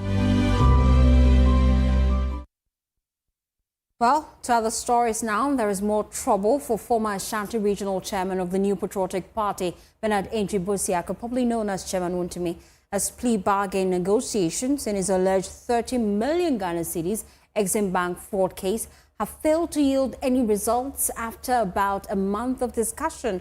Wontumi, who is currently serving a 20-year prison sentence after he was convicted in the Samrebo illegal mining case in July, sought a plea deal in the Exim Bank case. However, negotiations have now hit a snag. Our legal affairs correspondent Fatal Bayaga was in court today. He joins me in the studio with more. Fatal, what exactly transpired in court? So, Faustina, remember, Andy Apiakubi, who was the lawyer for Chairman Wontumi, began this particular conversations with the AG, but could not reach an agreement. And basically, just a few weeks after that, Samuel Atache took over as the new lawyer for Chairman Wontumi, and then the legal vacation controversy affected the talks. And because of that, and in fact, according to the court, they were expecting that they would reach an agreement after a month. And today, the principal state attorney at the AG's office, Reverend Joseph Saki, came to court and basically said that they've not reached an agreement as of now. And when he made that point, then the trial judge, Halima Abdul Alawa Bassett, then said that, since they've not reached an agreement, they would have to, the court would have to go with the trial. And basically she said that they have been two adjournments. Apart from that, the 30-day time limit has elapsed, among other things. So the best thing now is to go with the trial. So basically this was what the judge said in court today. And I know that Wuntumi's lawyer was in court today. What was his reaction to the court's decision? So for Wuntumi's lawyer, Samuel Atache, he said that they are open for the trial to start. But then he said he's quite convinced that even before the judgment date in this particular case, he's convinced that they would reach an agreement as far as this case is concerned. And then the judge basically adjourned the case to the 22nd of September for both parties to come to court for the process to begin. And in fact, firstly, the judge also ordered the prosecution, talking about the AG, to profile its disclosures within 14 days, right? So that when they come, it will now be case management conference. That's basically the pre-trial of this particular matter. But basically, according to the defense, they are quite convinced that they will reach an agreement even before the judgment date. And another case before the court today was one that involved the man that once held the nation's purse strings. I'm talking about Ken Ofori-Atta. What transpired? Absolutely. So the OSP returned to court after obviously the Supreme Court, upheld its powers as having independent prosecutorial powers to prosecute, among other things. So today it was meant for case management conference. But just when the lawyers introduced themselves, the OSP started, Kesi Agyeman, who is the special prosecutor himself, was in court. He introduced himself and the lawyers that he came with. And then the other side, the lawyers for the accused persons also did the same. Just when they did that, he, called the lawyers to the bench. Called the lawyers to the bench means that to meet the judge for private discussions. So the judge, I'm talking about Francis Apanga Chibonga, then ushered them into his chambers. They had a conversation for about 10 minutes. When they returned, the special prosecutor, Kesi Agyeman, basically told the court that he would need a month adjournment. The reason, he said, they are here to, serve the summons on the on former, Finance Minister Ken Ofori-Atta. So he wanted the court to grant them a month period to be able to do that. The lawyers for the other parties did not say anything, and then the judge, Francis Apanga Chibonga, went ahead to say that, okay, the case has been adjourned to September 29 for the parties to come back to court. But he's expecting that within that period, the U.S. authorities would have been able to serve these summons on the former finance minister. Another case that was also adjourned was the one involving the NPA former boss, Mustafa Hamid. Exactly. What transpired? So in that case today, one of the accused persons, I'm talking about the second accused person, Jacob Kobna Amwa, who is the former UPPF, coordinator. Basically, he said that he has filed an application to strike down or strike out his charges because he believes that the state has not been able to provide enough information to hold him down with those charges. So what happened was that the OSP, according to the lawyers, the OSP could not provide, the OSP filed an affidavit in opposition, but according to the lawyers, they were not served with that particular motion. And for that reason, the judge then told the OSP to do that in open court. So the OSP went ahead to serve this particular affidavit in opposition to the lawyers. And based on that, the judge adjourned the case to the 2nd of September when they are back in court to hear that particular motion. Thank you so much, Fatal, doing a great job in court. But before we go, the Speaker of Parliament, Agyeman-Rawlings, has voiced disappointment in the performance of candidates in the 2026 Basic Education Certificate examination.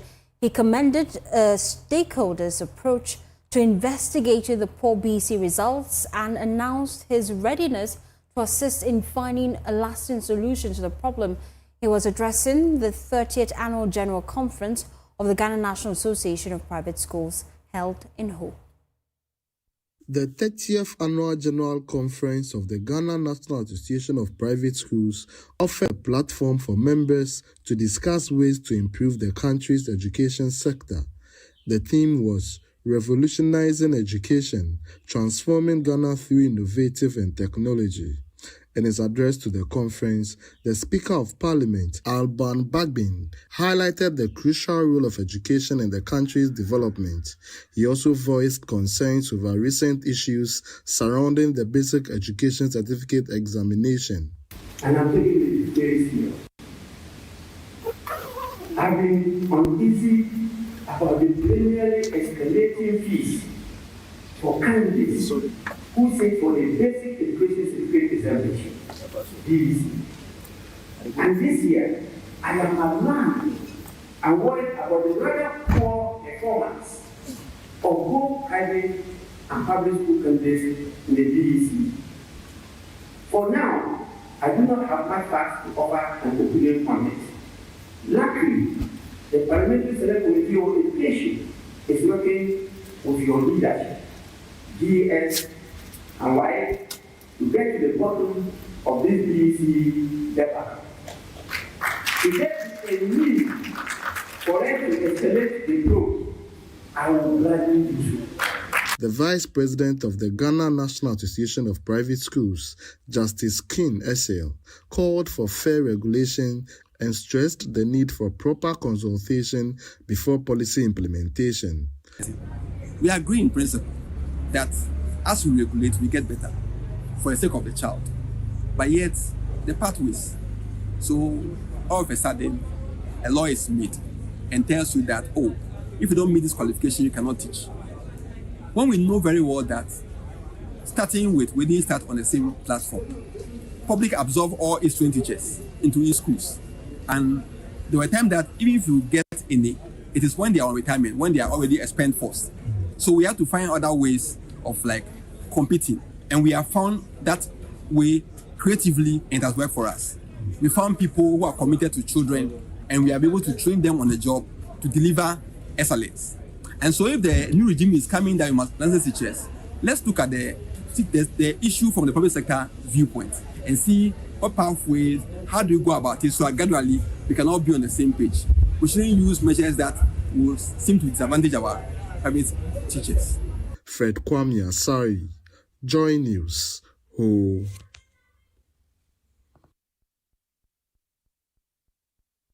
And that's how we wrap up the polls. We appreciate your time and company.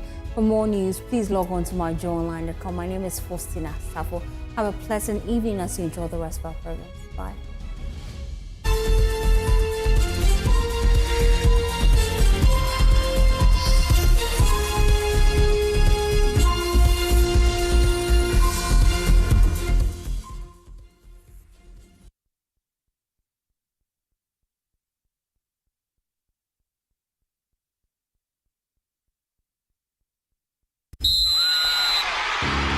Corporate Ghana, are you ready? The biggest gathering of Corporate Ghana is back. It's time for the Joy Sports Invitational 2026, where competition meets networking, fun meets fitness, and champions are made. Battle it out in football. Take your shot in the thrilling CEO penalty shootout. Test your speed in the lime and spoon race. Laugh your way through the unisex sack race. Pull together in the tug of peace. Show your accuracy. Hello, my name is Pamela